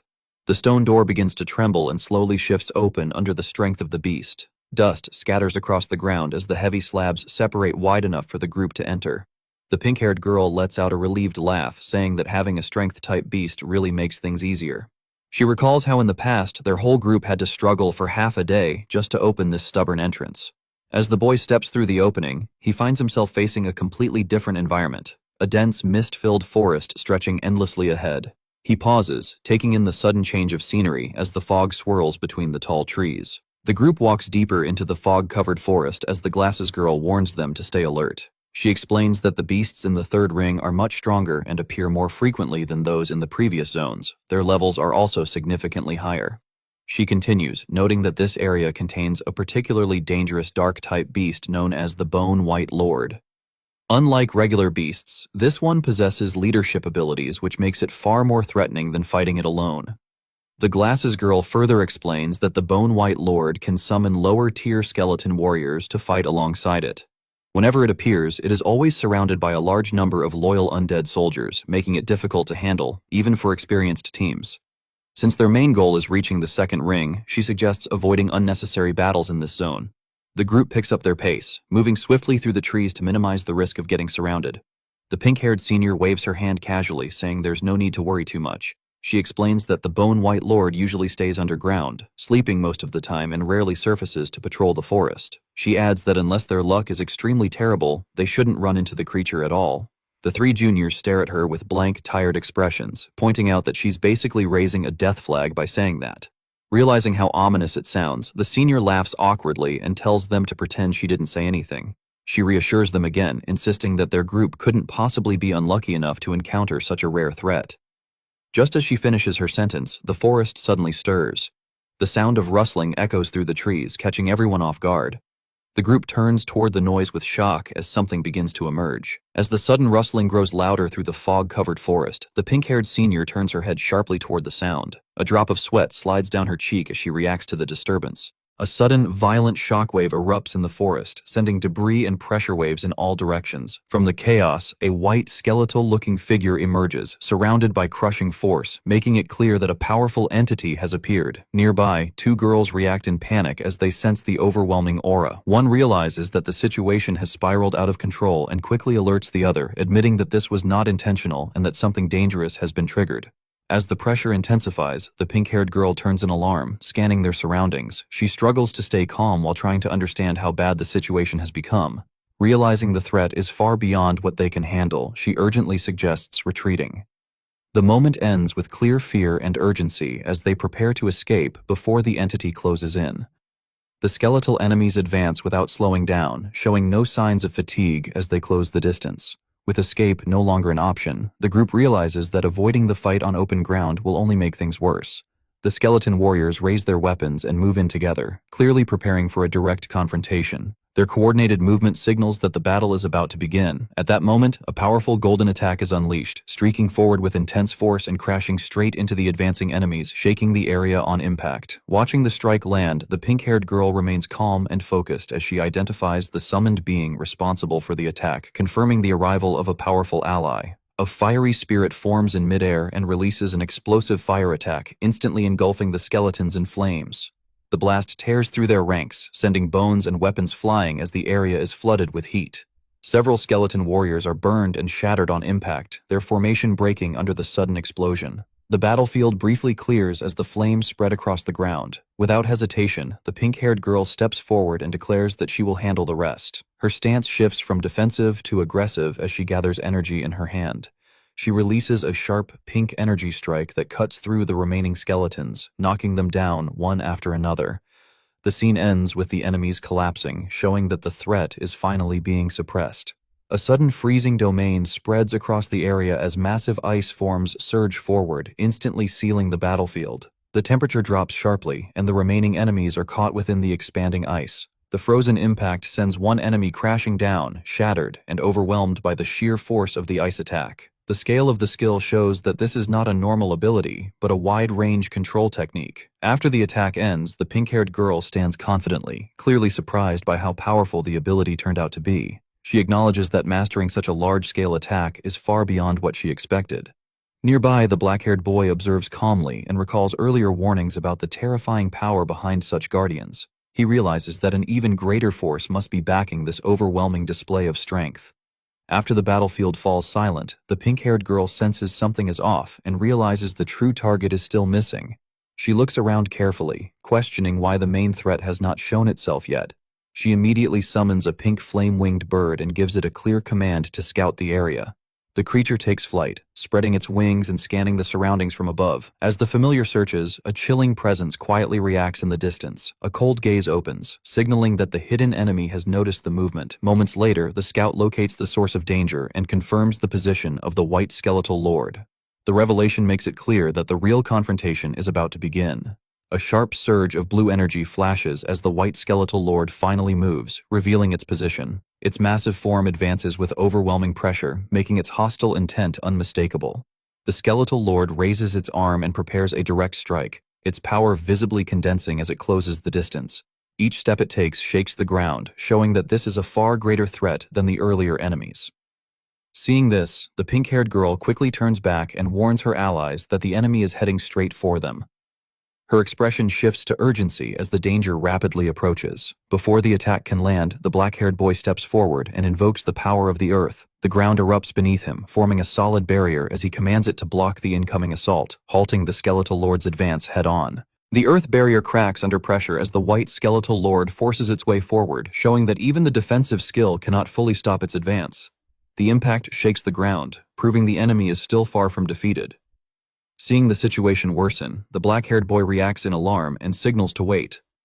Realizing something important about the enemy's condition mid-fight, the skeletal lord is revealed to be injured, its body showing clear damage from the earlier attacks. This explains why its movements briefly slowed, confirming that their previous strikes were effective. At the same time, a system notification appears showing a massive gain in soul points and a skill upgrade. A new effect activates, allowing accumulated rage to enhance attacks, making it clear that the battle has pushed the protagonist into a stronger state for the next phase of the fight. The ice and earth forces continue to restrain the white skeletal lord, limiting its movement and buying valuable time.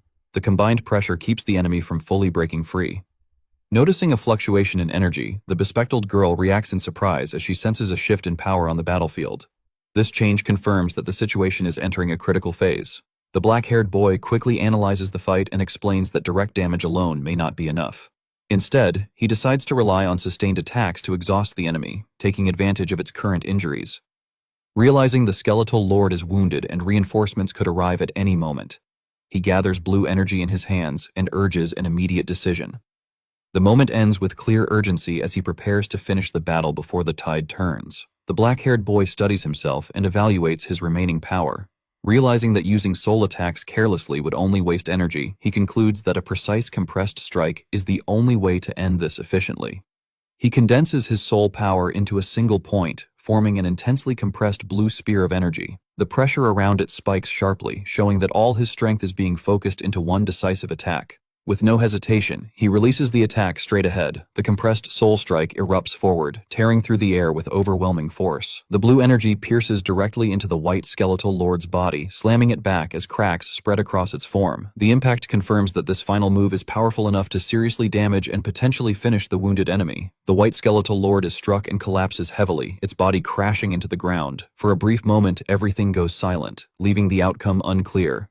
The group reacts in shock, staring at the scene as they realize the impossible may have happened. They struggle to believe that the skeletal lord could have been defeated so quickly. The bespectacled girl immediately analyzes the situation and realizes something is wrong. She explains that the previous attack should not have been strong enough to kill such a high-level enemy, especially given the gap in power. Before anyone can react further, movement appears in the distance. Multiple skeletons begin rising and regrouping, making it clear that the battle is not over and a new threat is closing in. The black-haired boy steps forward and firmly blocks the enemy's escape, making it clear that the skeletons will not be allowed to retreat.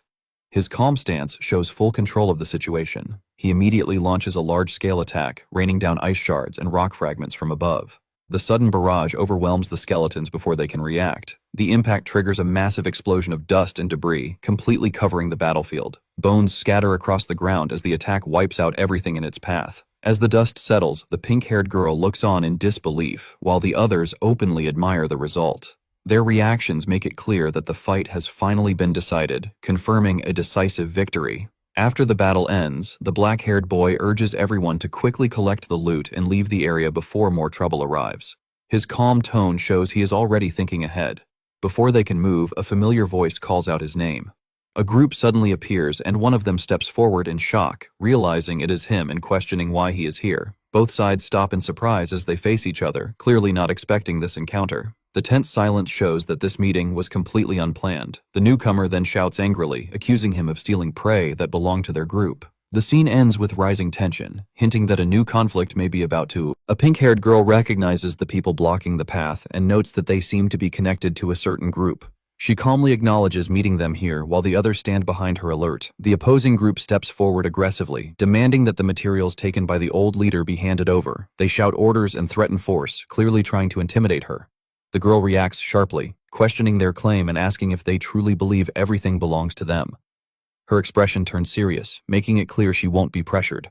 A black-haired man intervenes, warning them not to act recklessly in this area. He points out that they are crossing a line, stopping the situation from escalating further. The pink-haired girl explains that the rule they are quoting is incomplete and outdated. She points out that the condition no longer applies, making their accusation invalid. She clarifies that once the prey escaped the old leader, it was no longer considered theirs. A broken skeleton on the ground visually reinforces her point. Mocking them, she says they failed to keep the prey and let it run free. She sarcastically questions whether they now expect to reclaim it after losing control. The man from the opposing group loses his temper and charges at her, threatening violence, pushing the situation toward an open confrontation. As the man rushes forward, someone immediately stops him and orders him not to move. The sudden interruption prevents the attack from landing. The man argues angrily, insisting that the prey clearly belonged to them and questioning what they are supposed to do now. He pushes the idea of taking it back by force. The black-haired man responds calmly, stating that forcing the issue will not benefit them. He points out that this is restricted territory and suggests handling the situation another way. Unable to accept it, the man demands clarification, asking what he really means. The confrontation pauses with tension hanging as both sides reassess their next move. One of the men silently decides to wait for the right moment, hinting at future retaliation while hiding his true intentions behind a forced calm. The scene shifts to the aftermath, where the pink-haired girl sits casually beside the defeated creature's remains. As the others look on, confirming the danger has passed, she happily shows off a rare core taken from the body, excitedly noting its high value and celebrating their unexpected gain. The black-haired man examines the item and raises a question about possible conflicts between different groups, signaling that trouble may still follow them. The pink-haired girl explains that clashes between the two groups are nothing new and that friction has existed for a long time. She treats the incident as something that was bound to happen sooner or later. The black-haired man brings up the earlier confrontation and asks if the other group was involved as well. After a brief exchange, they decide not to dwell on it and continue moving forward. Their focus shifts to the next objective as a card is shown, explaining that passing the second ring's dangerous zone will allow them to advance further. A girl with glasses reveals their true target, a valley rich in a rare crystal material. She explains its high value, making it clear that this mission could bring them a huge profit. After several hours, the group arrives at Ashblood Valley. They note that while the area holds valuable resources, it is also extremely dangerous, requiring constant caution. As they move deeper, they warn each other that high-level beasts begin appearing from this point onward. The environment itself feels hostile, signaling increased risk. The black-haired man observes that the density and strength of monsters here are far higher than expected. In a short time, the growth rate of the land's energy has already increased noticeably despite the strict entry conditions and heavy danger. He concludes that pushing forward is still worth it. The rewards ahead justify the risk, and the team prepares to continue. The group advances deeper into Ashblood Valley, where the terrain is covered with strange red mineral formations. Everyone stays alert as they scan the surroundings. The pink-haired girl suddenly spots ash bloodstone embedded in the rock and excitedly moves in to collect it, confirming they found their target material. Before she can finish, a red-furred beast crashes down from above, smashing the ground with overwhelming force and scattering debris everywhere. From above, the team witnesses the sudden ambush and realizes the monster's power is far beyond ordinary beasts, turning the situation dangerous in an instant. The pink-haired girl suggests temporarily storing all the collected ash bloodstones together. She mentions that her spatial equipment still has room, so they decide to gather more first. The group looks out over the valley and notices other teams scattered around the area, confirming that they are not the only ones searching for resources here. Concerned about the risks ahead, one of them asks what they should do next if they continue deeper without proper preparation. The black-haired man calmly states that reaching the second ring is already enough. He proposes luring the incoming beast toward the other teams to divert the danger. Nearby, a hostile presence reacts with interest, hinting that the situation is about to turn chaotic. Suddenly, multiple flying beasts appear in the sky, circling above the valley and signaling that the disturbance has attracted more monsters than expected. A lightning-covered beast descends aggressively, releasing intense energy as it locks onto the area, immediately raising the threat level. At the same time, a large reptilian monster roars as dark energy surges around it. The girl with glasses senses something wrong and points out that the monster's behavior is abnormal. Seeing yet another wave of danger arrive, the pink-haired girl panics and shouts that this time she refuses to deal with it, realizing the situation is spiraling out of control. As the chaos builds, the group suddenly notices an unfamiliar presence ahead. The surroundings grow quiet and everyone turns to look, confused by what they're sensing. A strange purple-red bird descends from the sky, radiating an unusual aura. Its appearance feels different from the other beasts, immediately drawing their attention. The pink-haired girl freezes as her eye reacts sharply, showing a sudden abnormal change. Something about the creature clearly triggers a dangerous response in her. The black-haired man notices her condition and asks what's wrong. She stays silent, unable to explain, leaving the scene tense as the threat hangs in the air. The girl finally realizes what they are facing and reacts in shock, recognizing the presence of a dragon. Fear shows clearly as she understands the level of danger. A massive purple dragon descends from the sky, its aura overwhelming everything below. Its arrival confirms that something far beyond normal monsters has appeared. The dragon opens its mouth and begins gathering energy, compressing a powerful force as the surrounding air distorts under the pressure. In the next moment, it releases a devastating energy blast, unleashing a dragon breath attack that threatens to wipe out everything in its path. The sudden surge of power makes everyone realize the situation has turned critical. A warning is shouted as the attack targets them directly.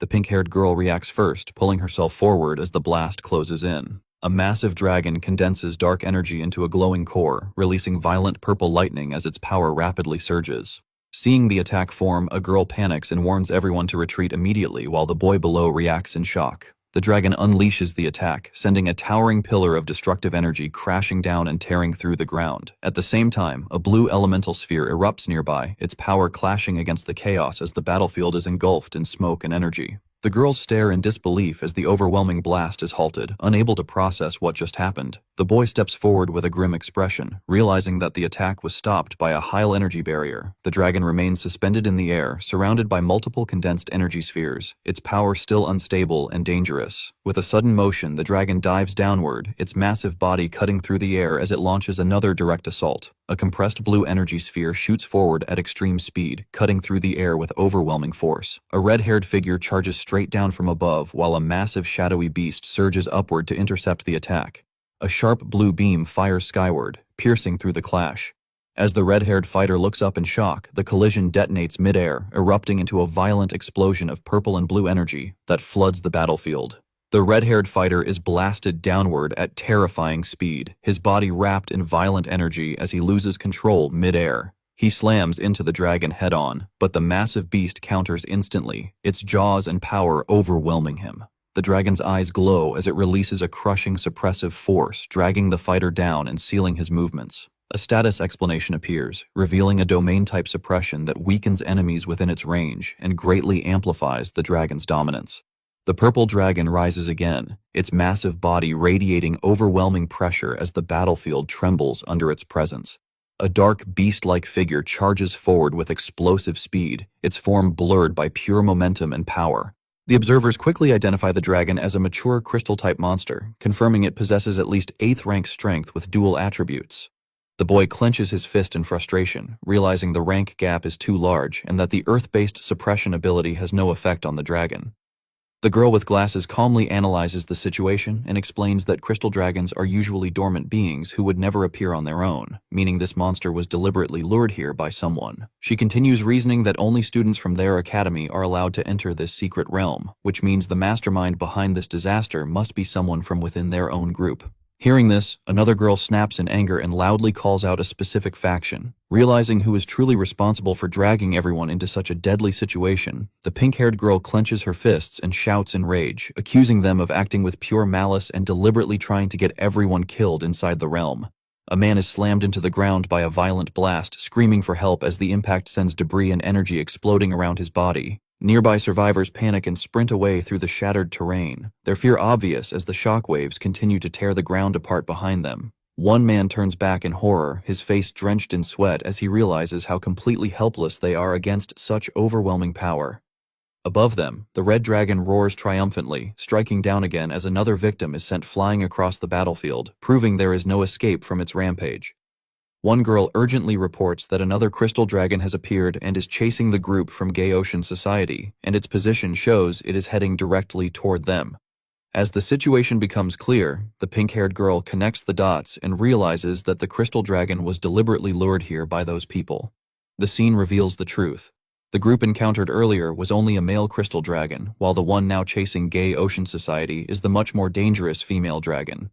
The enraged red dragon charges forward with killing intent while a man below desperately runs for his life, confirming that the situation has escalated into a full-scale disaster. The girl with glasses explains that dragons usually live alone, but there is one exception. During their breeding period, a male and female dragon stay together until the eggs are successfully nurtured. She reveals that the two crystal dragons are connected as a pair, which explains why they are appearing together instead of acting separately. The crystal egg is shown, and it's explained that this area was deliberately chosen as the incubation site, which is why the dragons are so fiercely protecting it. As the truth sinks in, a man stumbles in shock, realizing that Gaussian society deliberately crossed the dragon's bottom line, ensuring they would be hunted down without mercy. A wounded man struggles to run as chaos erupts behind him, barely managing to stay on his feet while the destruction closes in. Realizing someone from Gaia Ocean Society might still be alive, the pink-haired girl suddenly grabs the boy's arm and pulls him back, stopping him from moving forward. Nearby, a man's face twists into a sinister grin, sweat dripping down as his expression reveals a dangerous resolve forming in his mind. In the darkness ahead, a massive, ominous presence manifests. Guanning spoke cautiously, stating that he wanted to lure that dragon over. Suddenly, Lindsay threw a punch. Xiao Tao was caught off guard by the action and inwardly wondered whether he had actually dared to do such a thing. The igneous rock dragon launched a ferocious attack, causing Lindsay to stiffen for a brief moment as he clicked his tongue in frustration, realizing that it was already too late. He concluded that the dragon eggs had been stolen long ago, that the dragons would not spare any humans, and that they were now in serious trouble. His mind was flooded with horrifying images of dragons slaughtering people. At that moment, Gu Lengyan appeared together with the Frostthorn dragon and issued a command for it to unleash ice spikes, while the Lightning Blitz dragon beast was ordered to cast Thunderstorm. The two dragons charged at each other, colliding in a scene engulfed in smoke and debris as she stood firmly in place. The Lightning Blitz dragon suddenly weakened, letting out a feeble squeak. With crimson eyes and its jaws wide open, it released petrifying flames toward the Lightning Blitz dragon. From afar, anxious shouts echoed as someone called out Lengyan's name and addressed her as senior sister. Guan Ning hurried to support her, helping her stand upright while explaining that the situation was caused by the backlash from the death of a pet beast. However, Leng Yan appeared deep in thought as she explained that the igneous rock blood mist was the most powerful skill of the igneous rock dragon. She elaborated that unless one possessed a high-level abnormal status resistance skill, any creature of a lower rank would be turned into a stone statue upon contact with the blood mist. Upon hearing this, Zhang Manman could not help but object, insisting that if things continued this way, it would result in a complete wipeout and that it was only a matter of time. From a distance, the demon flew over while struggling to hold the line, warning that the demon flame Crimson Owl would not be able to endure much longer and urging everyone to retreat. Leng Yan stopped them, explaining that they could not leave and that, in terms of speed, they had absolutely no chance of outrunning the two giant dragons. Man immediately tried to persuade her otherwise, claiming that she had another way, and she then summoned a bell. Gu Xinyi declared that she would hold off the two dragons and instructed the others to seize the opportunity to escape toward the exit. She explained that the artifact in question was the 1,000-layer bell, a strange artifact capable of bypassing rank limits and forcibly restraining a target, though the user would also be immobilized and unable to move. Man cut her off, insisting that sacrificing herself was better than everyone dying together. The group hesitated at the sight of this, but she grew visibly irritated and scolded them for wasting time. She ordered junior brother Lin Zi to take everyone and leave immediately, promising that Leng Yan would give him the ice blue tear as agreed once they were gone, and urged him to hurry. No one could tell what Lin Zi was thinking, but he apologized to senior sister and stated that he could not abandon his teammates. He further added that things had not actually deteriorated to the worst possible point yet. He then took out a card, identified as the Burst Seed card, which unleashed a pet's potential for a short period of time, forcing it beyond its limits. Continuing, he called out to Snow Maiden and Earth Spirit. Suddenly, a surge of electricity coursed through the area as the spirit art fusion was activated.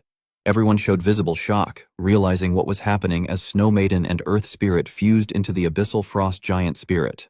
A towering, muscular, blue-skinned figure resembling Snow Maiden appeared, accompanied by information indicating that the fusion spirit art, Abyssal Frost Giant Spirit, was currently at rank 6 stage 2, with a duration of 60 seconds.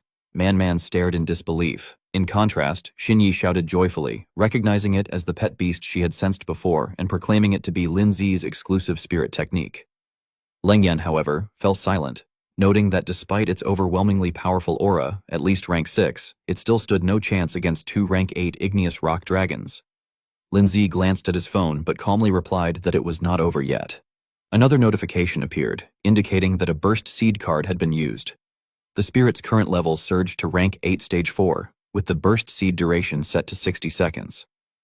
Man was utterly incredulous and silently questioned the situation, wondering how it was possible for someone to jump from rank 4 to rank 6 and then straight to rank 8, with the ranks seemingly doubling.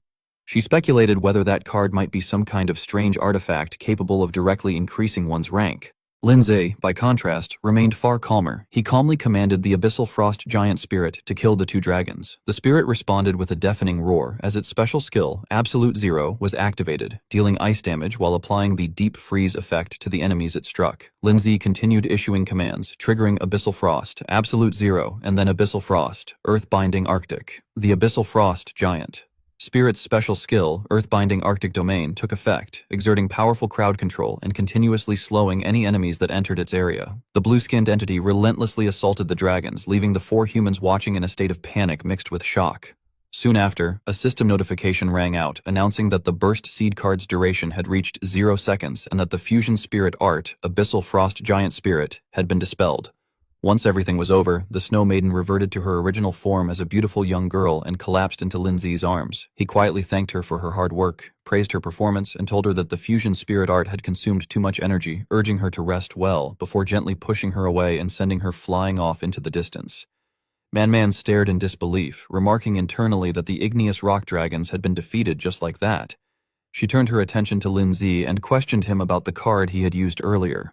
Leng Yan shook his head in response and took out a red and black card from his pocket, explaining that most combat-type strange artifacts could only enhance a pet beast's strength by 3 or 4 minor stages at most. He pointed out, however, that the strange artifact Lin Zi had used allowed his pet beasts to break through the limitations of major ranks altogether. Leng Yan could not help but sigh in amazement, stating that the amplification effect was terrifying, and that even well-established and powerful pet-breeding families might not possess such a formidable strange artifact. Xinyi chimed in as well, agreeing that she had never seen such an extraordinary strange artifact before. Leng Yan then asked the group whether they understood that this matter needed to be kept secret. The other three immediately nodded in agreement. Afterward, Lindsay asked senior sister whether they could take all of the materials with them. Images of dragon fangs, dragon blood, dragon horns, dragon scales, dragon skin, and dragon meat came to mind. The eyes of two people lit up with excitement, while Lindsay helplessly remarked that he felt something was missing. The three girls, however, paid no attention to him and promptly pointed out that the dragon egg was still unaccounted for. Lindsay walked toward the spot where someone was lying. Xinyi followed him and asked what he was doing. When she saw clearly what it was, she exclaimed in shock that it was a space-type strange artifact. Her face immediately lit up with joy as she confirmed that it was a spatial artifact and urged Lindsay to hurry up, put it on, and see what good items were inside. Lindsay simply agreed. As he put it on his wrist, he reflected inwardly that strange artifacts did not have any blood recognition restrictions, and that anyone who obtained one could use it. He focused his mind and extended his senses, gradually sinking into a stream of consciousness connected to the ring. He then found himself appearing in a completely unfamiliar place. After assessing it, he estimated that it was roughly 12 square meters in size, about the dimensions of a master bedroom. He noted with pleasant surprise that it was far larger than he had expected. A glowing purple mass in the corner caught Lindsay's attention, and he immediately realized that he had found the egg of the igneous rock dragon. The explanation identified it as an igneous rock dragon egg with the attributes dark and rock. Its bloodline path was described as an evolution focused on uncovering the primordial power of its lineage, steadily enhancing its physique and strength while improving its control over dark element energies. Its next growth stage was noted to be the hatchling stage. It was further explained that the advancement of pure-blooded dragons differed from that of ordinary pet beasts and was divided into distinct stages: hatchling, juvenile dragon, young dragon, adult dragon, mature dragon, ancient dragon, archaic dragon, and primordial dragon. These titles were clarified to be merely designations for different growth stages and not representations of the creature's actual age. Dee cradled the egg in his arms and felt a surge of excitement, thinking that with this, he had obtained his third main pet beast, and that once he left the secret realm, he would go participate in the Beastmaster level assessment. Returning to reality, Lindsay explained to everyone that the dragon egg had been hidden inside a spatial artifact, which was why the mother dragon had kept relentlessly chasing them. Leng Yan replied that this time it was all thanks to junior brother Lindsay, adding that they had already discussed it and decided that everything they gained from this trip, including the dragon egg, would belong to him. She also said that she would give him the materials she had promised earlier. Lindsay asked how that could possibly be acceptable, saying that the dragon egg and the ice blue tear were already enough for him, and that the rest should be divided among them instead.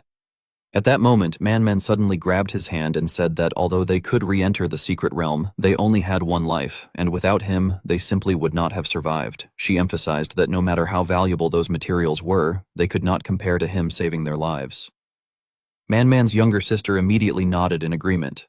Lindsay froze and said that he could not accept it, repeating that he truly could not. Man insisted that he could, while he continued to deny it, and she kept affirming that he really could. In the end, the final result was that Lindsay received 80% of the total harvest. Guan Ning then spoke up, suggesting that since dragons loved collecting treasures, they should take a detour to the place where the dragons had been nesting. He mentioned that the demon flame Crimson Owl had already located the dragon's nest and that he wanted to go take a look. Everyone agreed that it was a good idea. As they walked out of the cave together, Xinyi suddenly recalled something and remarked that it was completely different from the novels because those dragons did not hoard treasure at all. Leng Yan explained that since those nests were used for reproduction, dragons usually stored some energy-replenishing crystals instead. Lindsay propped his arm up and repeated in surprise that they were crystals used to replenish dragons' energy, adding that they might as well grab some. Guan Ning then sensed something strange and said that he kept feeling an unexplainably familiar aura. Xinyi responded that she had not felt anything, but Ning insisted that he was not joking and that it seemed to be coming from that direction. When his arm touched a rock, it suddenly opened. Seeing this, Xinyi speculated that dragons were even capable of building secret doors. Lindsay showed no fear as he stepped through the doorway, remarking that it looked man-made and wondering whether someone lived there, especially since the secret realm was supposed to be open only to people from their school. He was completely shocked by the sight beyond the door, where talismans covered the walls, and at the center lay a pink egg. When Ning noticed that he was not responding, she stepped closer. Lindsay instinctively called her name, asking if it was Ning. She said that she felt as though something was calling her over. After clearly seeing what lay ahead, Leng Yan exclaimed that it was a demon-type pet beast egg and warned that it was not safe to stay there for long, urging them to take the egg and leave immediately. Suddenly, a man appeared. Qin He asked whether they were already out, saying that he had thought they would stay for the full 7 days. Leng Yan calmly replied that they were going back to rest. Qin He secretly wondered why they were in such a hurry. The scene shifted to a brightly lit villa. Leng Yan told junior brother Lin Zai that they would convert all the materials into money together and that afterward she would transfer both his and Guan Ning's shares to them. She then handed him a bag, saying that it contained the promised ice blue tear and 10 ice element essences. Lin Zai accepted it and thanked her. Leng Yan added that regarding the egg found in the dragon's nest, it was a demon-type pet beast egg and should not be hatched recklessly. She warned that the dark room they had found might be related to the Red Moon Group. Both Lin Zai and Guan Ning were left stunned when they heard the mention of the Red Moon Group. She reminded them that they should already have heard of the Fallen Ones, and that the Red Moon Group was an evil cult whose core members were all Fallen Ones. She explained that if the Symbiosis Group were merely annoying pests, then the Red Moon Group was a devil determined to drag the entire world into the abyss. She added that their shadow lay behind many large-scale terrorist attacks that had shocked the Alliance, and that countless civilians and beastmasters had died because of their schemes. She also pointed out that demon-type pet beast eggs could only be obtained through specific summoning rituals, yet one had suddenly appeared within the school's secret realm. Lin Zai asked in return whether senior sister meant that there might be members of the Red Moon Group within their school. Leng Yan replied that this was merely the worst-case scenario and that it was also possible the remnants of a ritual had accidentally flowed into the secret realm. As for the demon egg, she said it would be best to find an opportunity to report it and have it destroyed. Ning and Lin Zai nodded repeatedly, saying that they understood. Man waved her hand and suggested that they stop talking about such serious matters, telling junior brother Lin Zai to keep in touch and welcoming him to visit the Dragon Heart Club anytime. Xin Yi acted exactly the same as her sister, smiling teasingly and saying that he could call her anytime if he needed anything. He and Ning politely replied that it was fine, bade the senior sisters farewell, and said that they were leaving now. As dusk settled, Ning asked her brother what his plans were next. He pondered for a moment before replying that Xiaoshui could now evolve, so he would go buy the missing materials. Night fell completely. In Lin Zai's dorm room, Xiaoshui stood there, staring at the green egg that was trembling slightly, which contained a superior ice element essence. He called Xiaoshui over. An adorable little girl emerged, nibbling on Lin Zai's fingertip and giggling mischievously. He thought to himself that it still felt like something was missing. Suddenly remembering something, Lin Zai exclaimed that he had not yet claimed the achievement rewards. He recalled that after defeating the 2 igneous rock dragons, the abyssal frost giant spirit had unlocked a new achievement, but he had been in too much of a hurry to leave and had not examined it carefully. A notification appeared, announcing that an achievement had been unlocked, Dragon Slayer for the first kill of a dragon-type beast, with rewards including 500 achievement points, 10 low-grade dark elemental essences, 1 dragon fang, 1 dragon blood, and 1 dragon heart. Another achievement, Ants Shaking a Tree, for defeating an opponent whose level was twice that of one's own pet beast, granted 1,500 achievement points, a burst seed card, a revival potion, an evolution stone, and a growth crystal. He jumped up in delight, thinking that the rewards were incredibly generous. He then realized that the rewards from Dragon Slayer were basically all materials for dragon evolution, which would be extremely useful when hatching the igneous rock dragon. He also noted with satisfaction that although he had used a burst seed card earlier, he had been rewarded with another one through the Ants Shaking a Tree achievement. An explanatory system notification appeared, stating that a revival potion was a miraculous potion imbued with a powerful life force which, upon consumption, could instantly heal all injuries and was effective for both beastmasters and their pet beasts. It also introduced a growth crystal, describing it as a unique crystal capable of stimulating a pet beast's potential and accelerating its growth, increasing the specified pet beast's growth rate by 10%, though this effect only applied to pets below rank 7. In addition, an evolution stone was explained as a strange crystal containing the power of evolution which, after absorption, could stimulate a pet beast's evolutionary potential, instantly allowing it to reach full growth and evolve, though its rank after evolution could not exceed rank 5. Lin Zai exclaimed inwardly that the evolution stone had arrived at the perfect time for contracting his 3rd pet beast and remarked to himself that it was incredibly useful. Suddenly, a strange sound caught his attention, prompting him to wonder what it was. He then realized that an egg was hatching and reacted in shock, lamenting that his bed had been ruined. A beautiful girl, even more exquisite than snow, appeared before him. The system identified her as Frost Blue Maiden, an ice-type pet beast at rank 5, stage 1, with a growth rate of 0%. Her next evolution form was listed as Arctic Princess, with the requirements being a growth rate increased to 100%, 30 low-grade ice elemental stones, and 1 piece of Millennium Arctic ice. Lin Zi asked Xiao Shui whether there was any unusual resonance between her and the Earth Spirit's fusion. He then speculated that just because her rank was higher than the Earth Spirits did not necessarily mean the soul fusion technique could not be used. Xiao Shui shook her head adorably in response, and Lin Zi confidently concluded that this was great news, reasoning that once the fusion form was unlocked, even pet beasts of different ranks could be fused together. He noted that Xiao Shui was already at rank 5, while the Earth Spirit was still slightly short of evolving. Xiao Shui remained silently helpless. Another system panel appeared, displaying the Earth Spirit's information. It was identified as a rock and ghost dual-type pet beast at rank 4, stage 5, with a growth rate of 73%. Its next evolution form was listed as Rock God Soldier, requiring its growth rate to reach 100%, 10 low-grade earth elemental stones, and 1 boundless earth. Lin Zi added that, however, based on their current capabilities, the 2 pet beasts were already qualified to pass the evaluation. At the Beastmaster Examination Center, Ye Zuping cleared his throat and ordered everyone to be quiet. He then instructed the candidates to choose their trial difficulty and, following tradition, offered a piece of advice, urging them to select an assessment difficulty that best suited their own strength. He warned them not to aim too high and waste such a valuable opportunity. Turning to his assistant, Ye Zuping asked whether the selections had been made. The assistant replied that the selections were complete. A stone slab was then revealed, displaying the results. 1 person had chosen superior difficulty, 4 had chosen high difficulty, 34 had chosen medium difficulty, and 24 had chosen low difficulty. Ye Zuping reacted with surprise, questioning whether someone had really chosen the superior difficulty. The assistant confirmed that the candidate was Lin Zi, a first-year student from Jiangning College, and added that 2 months earlier, news had arrived from the Pinghai branch about a candidate who had passed the superior difficulty apprentice assessment, whom he believed was also named Lin Zi. Ye Zuping nodded in understanding, remarking that he had heard of Lin Zi's achievements and that calling him a prodigy would not be an exaggeration. However, he expressed hope that Lin Zi could truly pass the superior difficulty bronze level. He then announced for all candidates to prepare themselves, as the assessment was about to begin. Inside the arena, a countdown echoed as the assessment commenced. Lin Zi wondered whether it was still the dual arena mode. A system announcement followed, stating that the assessment had officially begun, that the superior difficulty consisted of a total of 5 stages, and that participants should be prepared. A swarm of grotesque, ghostly rats rushed out, identified as abyssal ferocious rats, dark and fire dual-type creatures at rank 3, stage 9.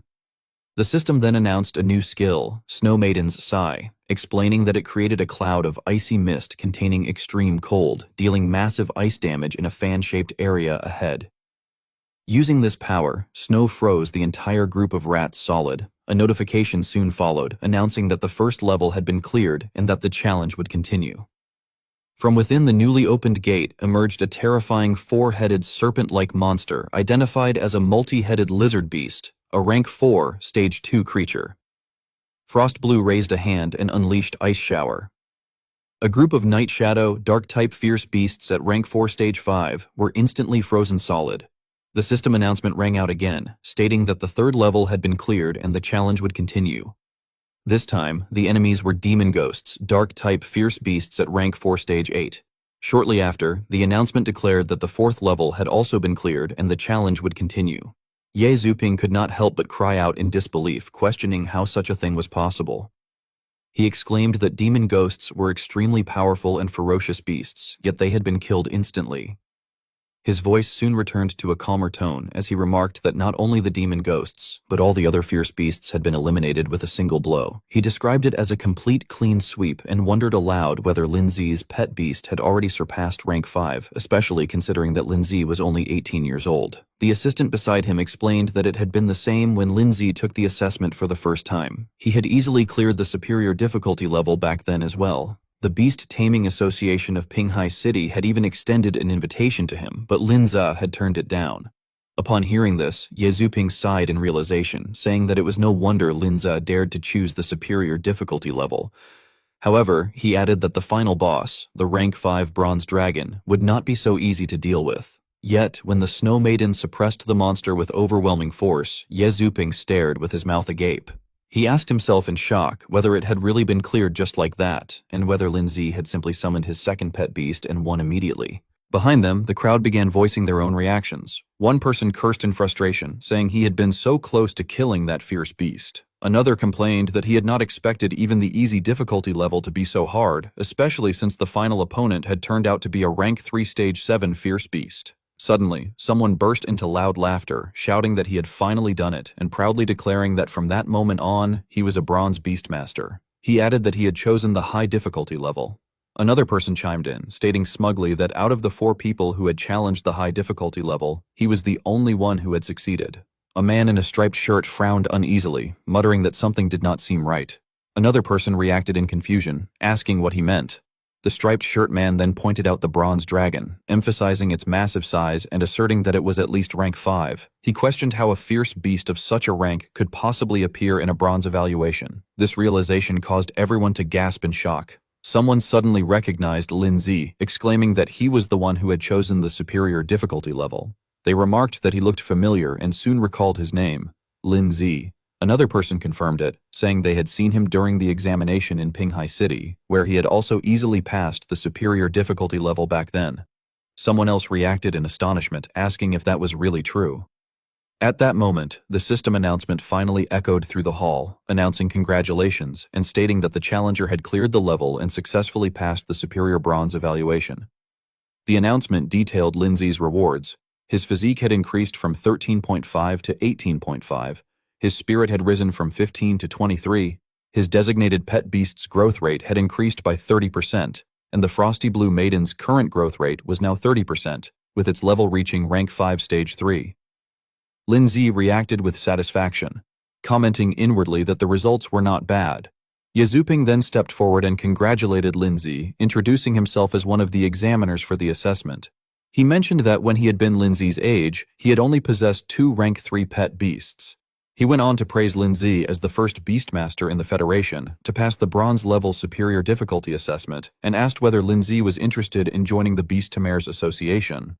Lin Zi refused bluntly, apologizing and stating that he only wanted to focus on his cultivation for the time being.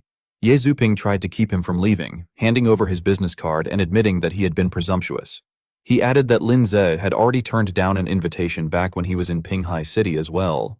He told Lin Zi that if he ever became interested in the Beast Taming Association in the future, or needed their help, he was welcome to make contact at any time. Lin Zi accepted the card politely and expressed his thanks.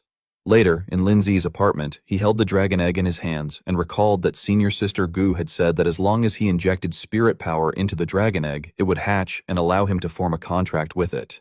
At the same time, Lin Zi felt uneasy in his thoughts, realizing that the consumption was enormous. Even with his 2,300 points of spirit power, he felt a heavy strain, and he reasoned that an ordinary bronze-level beastmaster would likely be drained instantly. Suddenly, the egg began to tremble.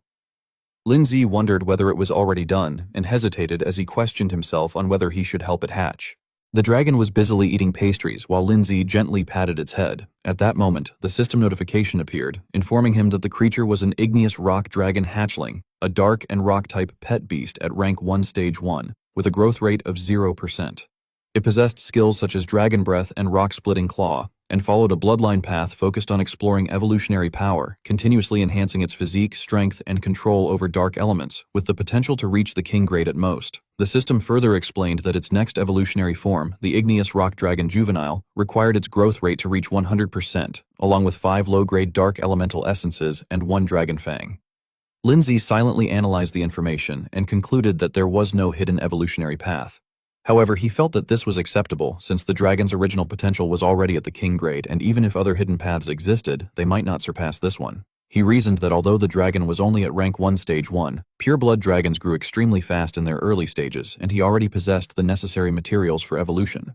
His initial plan was to use achievement points to increase the growth rate, combine them with the materials on hand, and directly upgrade the dragon to rank 3. Yet, a trace of reluctance surfaced in his mind as he realized something was off. The dragon, unable to understand his thoughts, let out a confused cry. Lindsay pointed at the system panel and explained to the dragon that if he upgraded it indoors, it might suddenly grow larger and destroy the room, and he felt relieved that he had reacted quickly enough to consider this possibility. The system then asked him to confirm whether he wished to consume achievement points to increase the growth rate of the pet beast. Lindsay confirmed without hesitation. As he did so, he calculated that the dragon had already consumed the evolutionary materials, and the only remaining step was to raise its growth rate. Suddenly, a violent burst of light erupted. Lindsay was stunned as he sensed the overwhelming energy fluctuations, feeling as though they were as fierce as a storm, and he wondered if this was truly the nature of the dragon race. When the light faded, the purple dragon had evolved into an igneous rock dragon juvenile at rank 3 stage 3. It let out a powerful roar before lowering its head in a gentler manner. Lindsay raised his hand in greeting, and the dragon responded with a soft sound. He then gently stroked its head, noting with satisfaction that it had grown considerably and was surprisingly well behaved. He took out a green egg and encouraged the dragon to eat that as well. The system announced that the item was an evolution stone, a strange crystal containing the power of evolution. After absorption, it could stimulate a pet beast's evolutionary potential, instantly bringing it to full growth and causing it to evolve, though its rank could not exceed rank 5. Following this, the dragon evolved once more into an igneous rock dragon adult at rank 4 stage 4, with its growth rate reset to 0%. Its abilities now included enhanced dragon breath and rock-splitting claw, along with new skills such as shadow coil, which manipulated dark elements to restrain targets and deal unavoidable dark-type damage, and death grip, which formed a giant hand of dark energy that inflicted damage and curses, including corrosion, fear, and weakness. Observing this, Lindsay realized that the skill known as Igneous Rock Blood Mist had not yet been unlocked, likely because the dragon's level was still insufficient. He assessed that having 2 rank 4 pet beasts and 1 rank 5 pet beast was already more than powerful enough for the current stage. After thinking it over, he made a request, asking whether the dragon could control its body size. The dragon responded affirmatively, and to his surprise, it suddenly shrank down. Lindsay laughed inwardly, feeling greatly satisfied, and remarked to himself that it was fortunate the dragon could control its size, otherwise summoning it indoors would have been impossible. A few days later, a familiar voice called out to the students. The teacher announced that she had something important to share, explaining that the annual school competition would take place in 1 week.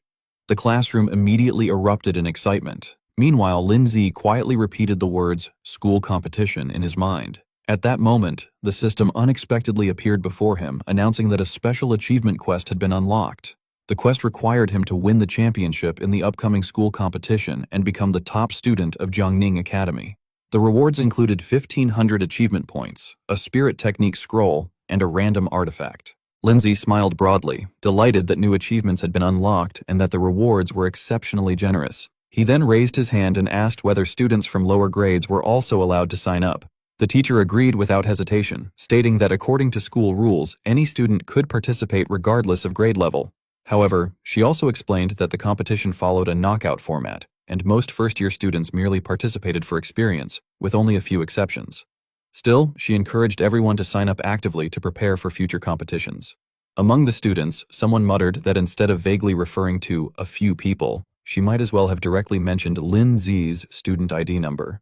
Another student sighed, lamenting that despite both being first-year students in Class 1, the gap in their abilities was astonishing. The class buzzed with excitement as students whispered that Linza had recently speed-cleared the superior difficulty bronze-level test in record time. Xinyi suggested that Linza would definitely participate and urged him to sign up together with her. Guan Ning quickly agreed, calling him brother and proposing that they register together as well. The 2 girls then looked at each other in confusion before simultaneously clinging to Lindsay's arms, questioning why the other kept sticking so closely to him. This situation left Linza feeling extremely conflicted. Elsewhere, Tan Yong was seething with rage, veins bulging on his forehead as he cursed Lindsay's name while lamenting loudly about Xinyi. Li Pengyun also appeared, declaring inwardly that this time he would absolutely defeat Lindsay. In a narrow room illuminated by dim green candlelight, skull-shaped candles flickered ominously. Clad in black robes, a group of people conversed in low voices. One of them mentioned hearing that one of the Red Moon Group's deacons, known as Yan, was involved, and questioned whether Xingtao had already disappeared. The black-haired man reported to Lord Yan that Ningjiang Academy had been conducting training in a secret realm for the past few days, and that it was normal they could not get in touch with that kid. Before he could finish, a leather whip lashed across his face, drawing blood. He screamed in pain, trembling as he stammered an apology and addressed his lord in fear. Yan slowly rose to his feet and coldly repeated the man's words, questioning whether it was truly normal that he could not contact them. The man immediately dropped to his knees and hastily explained that, if he remembered correctly, Yan himself had once stated that the Red Earth secret realm was safe, and that hatching test subjects there would absolutely go undiscovered. He begged for a chance to explain further. Yan let out a sneer and mockingly asked what there was to explain. He stated that the test subject's aura had completely vanished, to the point that even the mother organism could no longer sense its existence. He demanded an explanation for that, asking pointedly whether the man understood what that meant. Yan then asserted that the test subject had clearly been stolen. He reasoned that if it were still inside the secret realm, there was no way the mother organism would fail to sense it. According to him, there was only one possible explanation. Either the test subject had been hidden inside a spatial artifact, or it might have already been destroyed. At that moment, someone urgently pleaded for Yan to calm down. Yan responded with open disdain, dismissing them all as nothing but trash. He then issued a cold command, ordering them to investigate immediately to find out who had participated in the training and who had been in contact with the test subject. He declared that Ningjiang Academy was not large, and he refused to believe they could not track it down. The people kneeling on the ground bowed deeply and swore their obedience. A week later, inside a luxurious villa, Guan Ning looked around in amazement at the crowd and exclaimed inwardly at how many people had gathered. She turned to Lin Zi and asked whether he had been training all week, whether he had already contracted his third pet beast, and whether it was the igneous rock dragon. Lin Zi merely replied that she would find out once the competition began. Guan Ning, feeling confused and slightly annoyed, wondered why he was deliberately keeping her in suspense. From afar, someone called out to junior brother Lin Ze and junior sister Guan Ning. It turned out to be the Zhang sisters. Guan Ning greeted them respectfully, calling Zhang Manman her senior sister and remarking that she had known Manman would sign up. Manman casually leaned against Lin Zi's shoulder and cheerfully wished him good luck, saying that she was rooting for him. She added that this year's rewards were even more generous than in previous years, with a prize of 100,000 and a priceless artifact. Hearing this, Lin Zi calculated silently that the Academy rewarded one artifact, and achieving outstanding results granted another. He realized that if he won the championship, he could obtain 2 artifacts at once. Suddenly, 2 men pointed in their direction, recognizing Lin Zi and expressing hope that they would not encounter him in the preliminary rounds. Before they could say more, a large arm shoved them aside, ordering them to move, causing them to cry out in surprise. The newcomers were revealed to be Xu Li, the current president of the Gaoshan Club and a third-year student, along with Liang Jun, the former president and a fourth-year student. Seeing them, Man took the initiative to greet them politely, expressing hope that Xu Li had been well and asking Liang Jun what he had been up to lately. Liang Jun responded with a wounded tone, remarking that her words made it sound as though he were some kind of villain. He claimed that he had only wanted to say hello since they had not seen each other in a long time.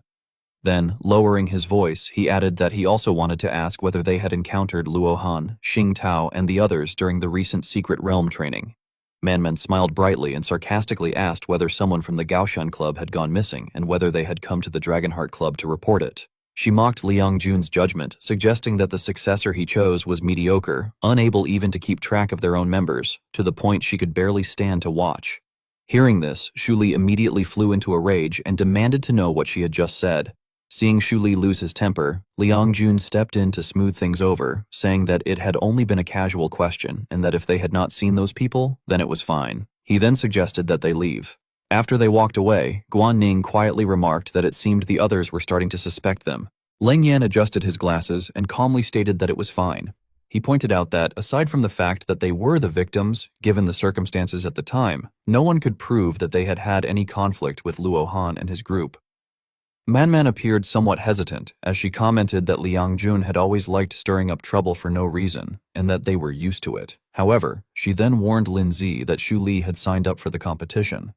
Although Xu Li was flashy in his behavior, his strength was genuinely impressive. She noted that he was a top third-year student with 3 pet beasts, 2 at rank 4 and 1 already at rank 5. She cautioned that if Lin Zi encountered him in a match, he needed to be extremely careful, as Xu Li liked to ambush others. After listening quietly, Lin Zi simply acknowledged that he understood. In another corner, Xu Li angrily slammed his fist against the wall, cursing in frustration and questioning whether they were really going to let the others leave just like that. Liang Jun, however, remained far calmer. He responded that without any evidence, even if the others truly were responsible, there was nothing they could do to them. He then added that instead of wasting time dwelling on the matter, Shu Li should focus on what to do about that kid, Lin Zi. Liang Jun remarked that it was surprising for someone from such an ordinary family to possess that level of strength, yet still refused to join the Gaoshan Club. He also issued a warning saying that many people had already been using Lin Zi to mock them, and that if they continued to let him steal the spotlight in the competition, it would undoubtedly damage their reputation. Zhu Li let out a cold sneer and retorted that talent alone was useless, arguing that someone so poor could never afford the expensive evolution materials anyway. He then expressed his belief that Lin Ze had already reached the limits of his ability, and declared that if he ever ran into him, he would definitely teach him a lesson. Suddenly, an announcement echoed through the loudspeakers, calling for all contestants of the preliminary round Group 11 to get ready, announcing a match between third-year student Shu Li and a first-year student. Shu Li immediately turned around, a look of excitement flashing across his face. He laughed loudly and exclaimed in delight that fate had brought the opportunity straight to him, declaring that Lin Zi was exactly who he would face and that he was going to teach him a lesson. After Shu Li and Lin Ze had stepped onto the arena, the referee picked up the loudspeaker and announced that the preliminary round Group 11 match would be between Shu Li and Lin Zi. Suddenly, the venue fell silent when someone noticed the arrival of a special figure and called out that the dean had come. The crowd began greeting him excitedly, calling out to Dean repeatedly. The person everyone was fawning over was identified as Dean Lu Qitian of Jiangning Academy. Everyone around was left open-mouthed at his appearance, with some exclaiming in shock that the dean was actually there and questioning whether he had not previously avoided watching the academy's competitions. Even after Lu Qitian had taken his seat, the murmurs continued as people commented that their dean was one of the top 10 powerhouses in the Federation and that it was only natural he usually did not have time to watch matches. They added that it seemed the academy was taking this year's competition very seriously. Yu Yan, the captain of Search Group A23 of the Beast Taming Association, turned to him with a smile and asked what had brought Dean Lu to the competition that year.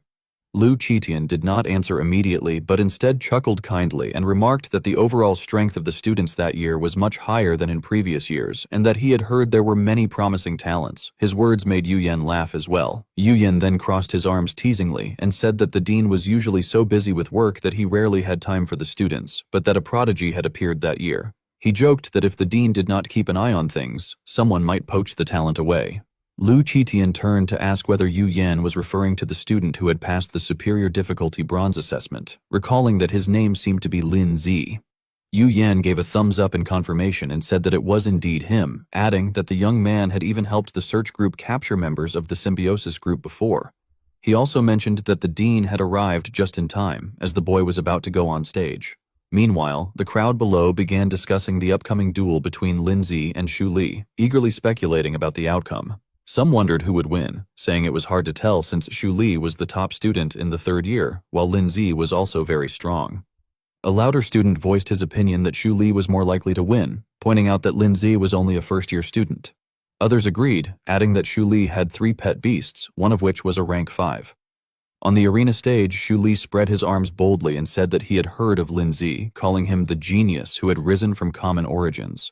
He declared that he would give Lin Zi one last chance, then glared and threatened him to join his Gaoshan club, saying that in the future, when they enjoyed the meat, they might at least let him have a sip of soup. However, Lin Zi coldly refused once again, stating that he had already said he was not interested. He added with a frown that he did not agree with Shu Li's idea of bullying the weak and looking down on ordinary beast tamers. Shu Li's face darkened at those words, and he ground his teeth before hissing that this was interesting. At that moment, the referee announced that the match had begun. As soon as the signal ended, Shu Li summoned his beast and cursed Lin Zi as an ungrateful bastard, declaring that he would show him, a frog at the bottom of a well, just how vast the gap between them truly was. He released his shark lizard beast, a water/earth type rank 5 at stage 2, which dashed forward and let out a mighty roar. The crowd below grew even more excited at the sight of the adult shark lizard beast, shouting that it was Shu Li's strongest pet and declaring that Lin Zi was doomed. Shu Li confidently declared that to deal with Lin Zi, one pet was enough. He then immediately ordered his beast to use Wave Smash, commanding the shark lizard beast to attack. The shark lizard beast instantly formed a massive wave and sent it crashing toward Lin Zi. Seeing Lin Zi standing still without making a move, Shu Li raised his eyebrows in confusion and wondered why the kid was not summoning his pet beast. However, he soon smirked to himself. thinking that Lin Zi must have been so frightened that he could not even summon his pet beast. Crossing his arms arrogantly, Xu Li mocked that trash would always be trash, and that he would just consider it as saving his pet some energy. He reminded Lin Zi that this was what happened when someone provoked the Gaoshan Club. Yet, while Xu Li was still rambling on, Lin Zi struck in a single blow and defeated the shark lizard beast, shocking everyone present. The beast collapsed painfully onto the very wave it had created, fresh blood continuously pouring out. Xu Li's eyes widened and his jaw dropped as he cried out in disbelief, exclaiming in shock and questioning what had just happened. He could not believe that his shark lizard beast was lying unconscious on the arena floor, and stammered that it was impossible, that his shark lizard beast had been struck down by a spirit arrow. The crowd around them was equally stunned, unable to comprehend what they had just witnessed. They clutched their heads in chaos, shouting in disbelief and asking whether the others had seen that. They exclaimed that Lin Zi had not summoned any pets at all and had finished off the shark lizard beast with a single spirit arrow, just one arrow. On the other side, Guan Ning was overjoyed by Lin Zi's victory, excitedly cheering and saying that it was just as expected of the junior brother he had his eye on, praising him as amazing. Meanwhile, Lu Titian, who was seated below and observing the match, also grew excited.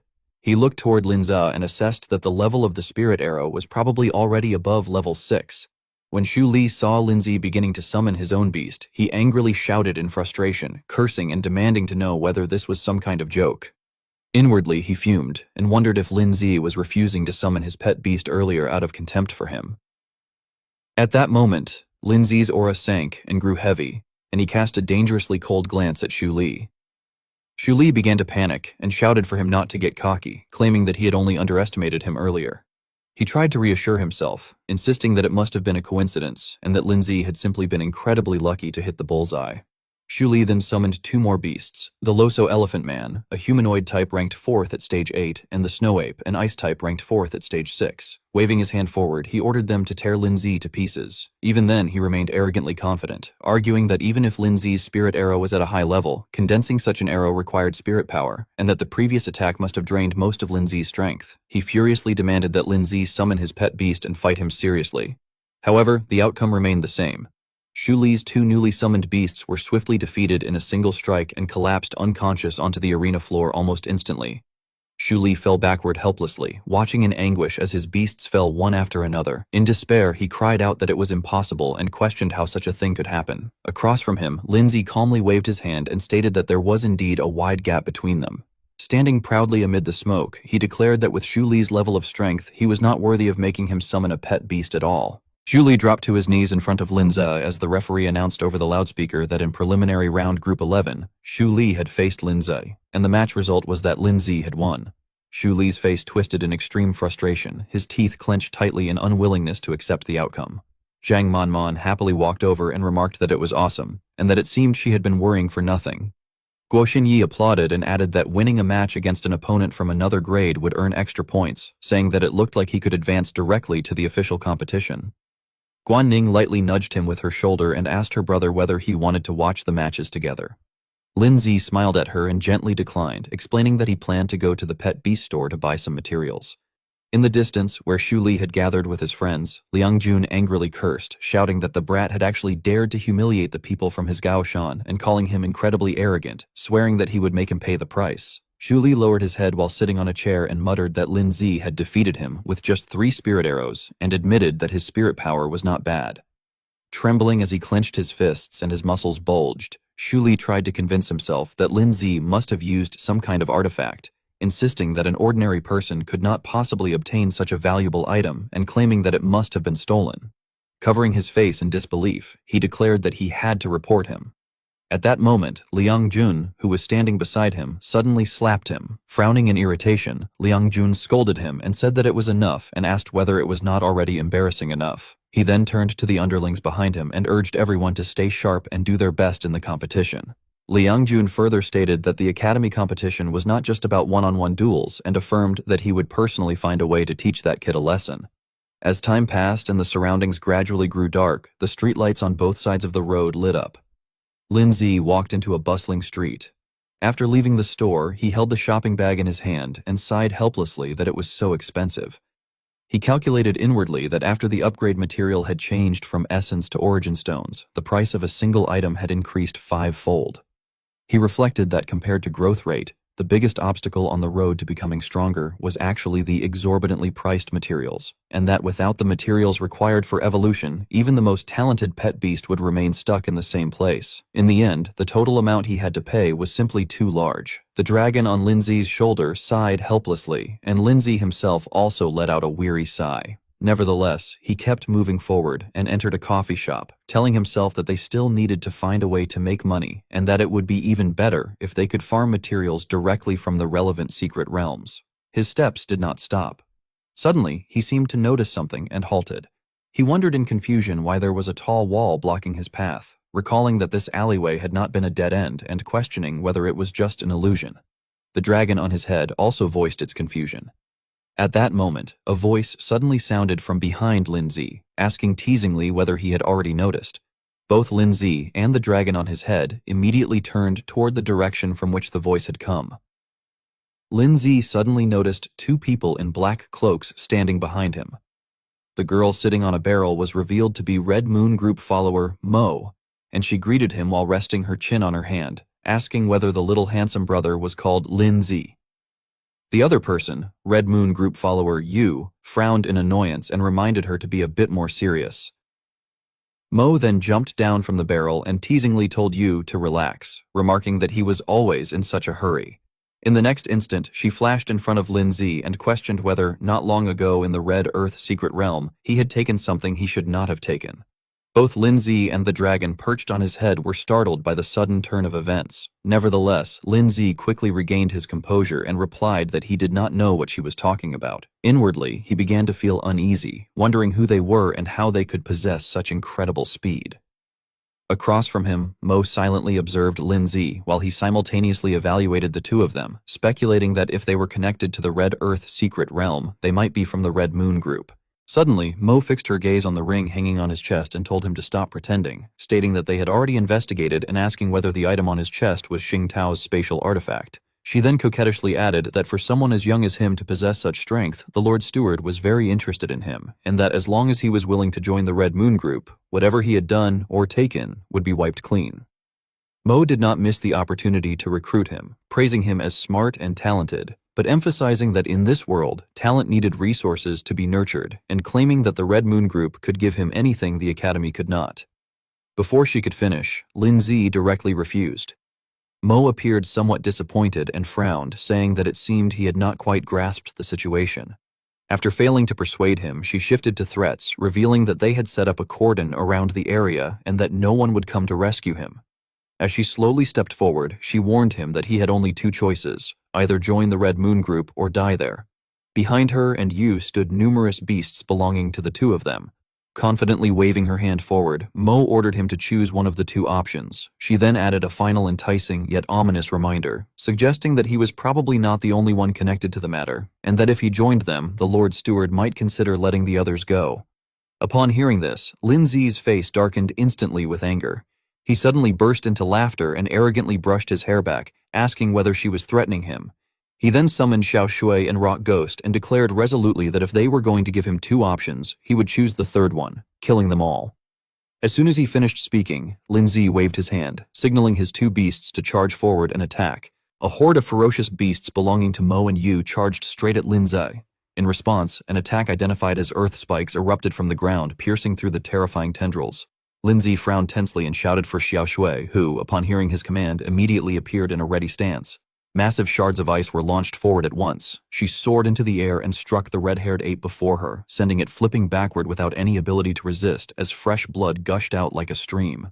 Suddenly, something happened that left Lindsay utterly shaken, his eyes widening in shock. Strange sounds echoed continuously through the surrounding space, and the sky darkened. It turned out that another ferocious beast had lowered its head and devoured the body of the red-haired ape. It tore into the ape's flesh mercilessly. Witnessing this scene, Lindsay could only stare in astonishment as he exclaimed that they were cannibalizing their own kind. After swallowing its prey, the beast lifted its head and let out a long belch. Energy seemed to surge into its body. It opened its eyes wide, clenched its teeth in fury, then sprang to its feet, flexing as the muscles in its limbs bulged. Mo, watching the spectacle, felt both proud and exhilarated. She marveled that it was no wonder the creature was a Class B experimental subject, praising its impressive appearance and powerful physique. She then directly ordered the beast, addressing it as Rift Demon, to tear the human apart and teach him how foolish it was to defy the Red Moon Group. Lindsay, slightly panicked, raised his hand to block the overwhelming pressure. Upon receiving the command, Rift Demon advanced quickly, opening its mouth and laughing eerily. Meanwhile, the blood splattered on the nearby wall began to ooze downward in a sticky flow, drawing Lindsay's attention. The pools of blood around him also became viscous, clinging to his feet. Feeling disgusted, he wondered what the substance was. At that moment, the system displayed a notification indicating that it was detecting. Hearing his remark, Mo angrily retorted that it was their Red Moon Group's creation, an experimental creature that surpassed ordinary pet beasts. Lindsay frowned as realization dawned on him, muttering that an experimental creature meant it was not a typical demon-type pet beast. Around him were various other experimental creations of the Red Moon Group, including man-eating centipede demon-type, demented demon worm demon-type, and bloodthirsty bat demon-type. Only the Rift Demon was displayed by the system as 3 question marks. Growing increasingly uneasy, Lindsay observed that the system could not detect any information about the creature, not even its name or attributes, let alone evolutionary paths. Glancing at the half-devoured body of the red-haired ape, he assessed that the beast's strength had increased significantly after devouring the ape demon, and that the greater the casualties, the stronger it became. He concluded that they had gathered enough intelligence and now needed to eliminate it cleanly and decisively. However, he soon realized the situation was far from simple, noting anxiously that Xiao Shui and the others were currently tied up in battle and that he had already used too much of his spirit power during the match. Xiao Shui continued fighting fiercely nearby. Lindsay gently stroked the purple dragon perched on his shoulder and murmured that, in that case, it was time to see what it could do. Seeing that he still refused to comply, Mo mocked him, saying it was useless to resist and that no matter how hard he struggled, he could not change his fate. Yu, who had been silent until then, remarked that although Lindsay's strength was not bad, he could not defeat them with only 2 pet beasts. He added that he had heard Lindsay had recently passed the bronze assessment. His gaze then fell on the purple dragon on Lindsay's shoulder as he questioned whether he had contracted the igneous rock dragon and brought it out of the Red Earth secret realm, judging from its size that it was only in its juvenile form. Hearing this, Lindsay smirked arrogantly and asked who had said it was merely a juvenile form. As soon as he finished speaking, the igneous rock dragon's body began to transform. The surrounding space trembled from the force of its evolution. In an instant, the dragon expanded behind Lindsay, coughing and growling deeply. The sight left the others stunned, stammering in disbelief. Mo exclaimed in shock, questioning how it was possible that it had become an adult-form igneous rock dragon. Yu, equally incredulous, demanded to know how he had accomplished it. Lindsay smiled calmly and replied that he had no obligation to inform them. He then ordered the igneous rock dragon to attack. Outside, night had fully fallen.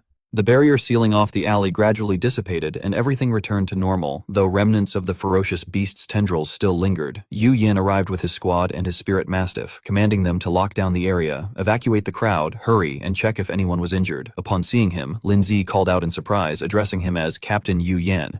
Hearing his voice, Yu Yan was equally startled. Looking at the pile of beast corpses on the ground, he hesitantly asked what Lindsay was doing there. Noticing Mo and Yu bound tightly together, he inquired whether Lindsay had captured them.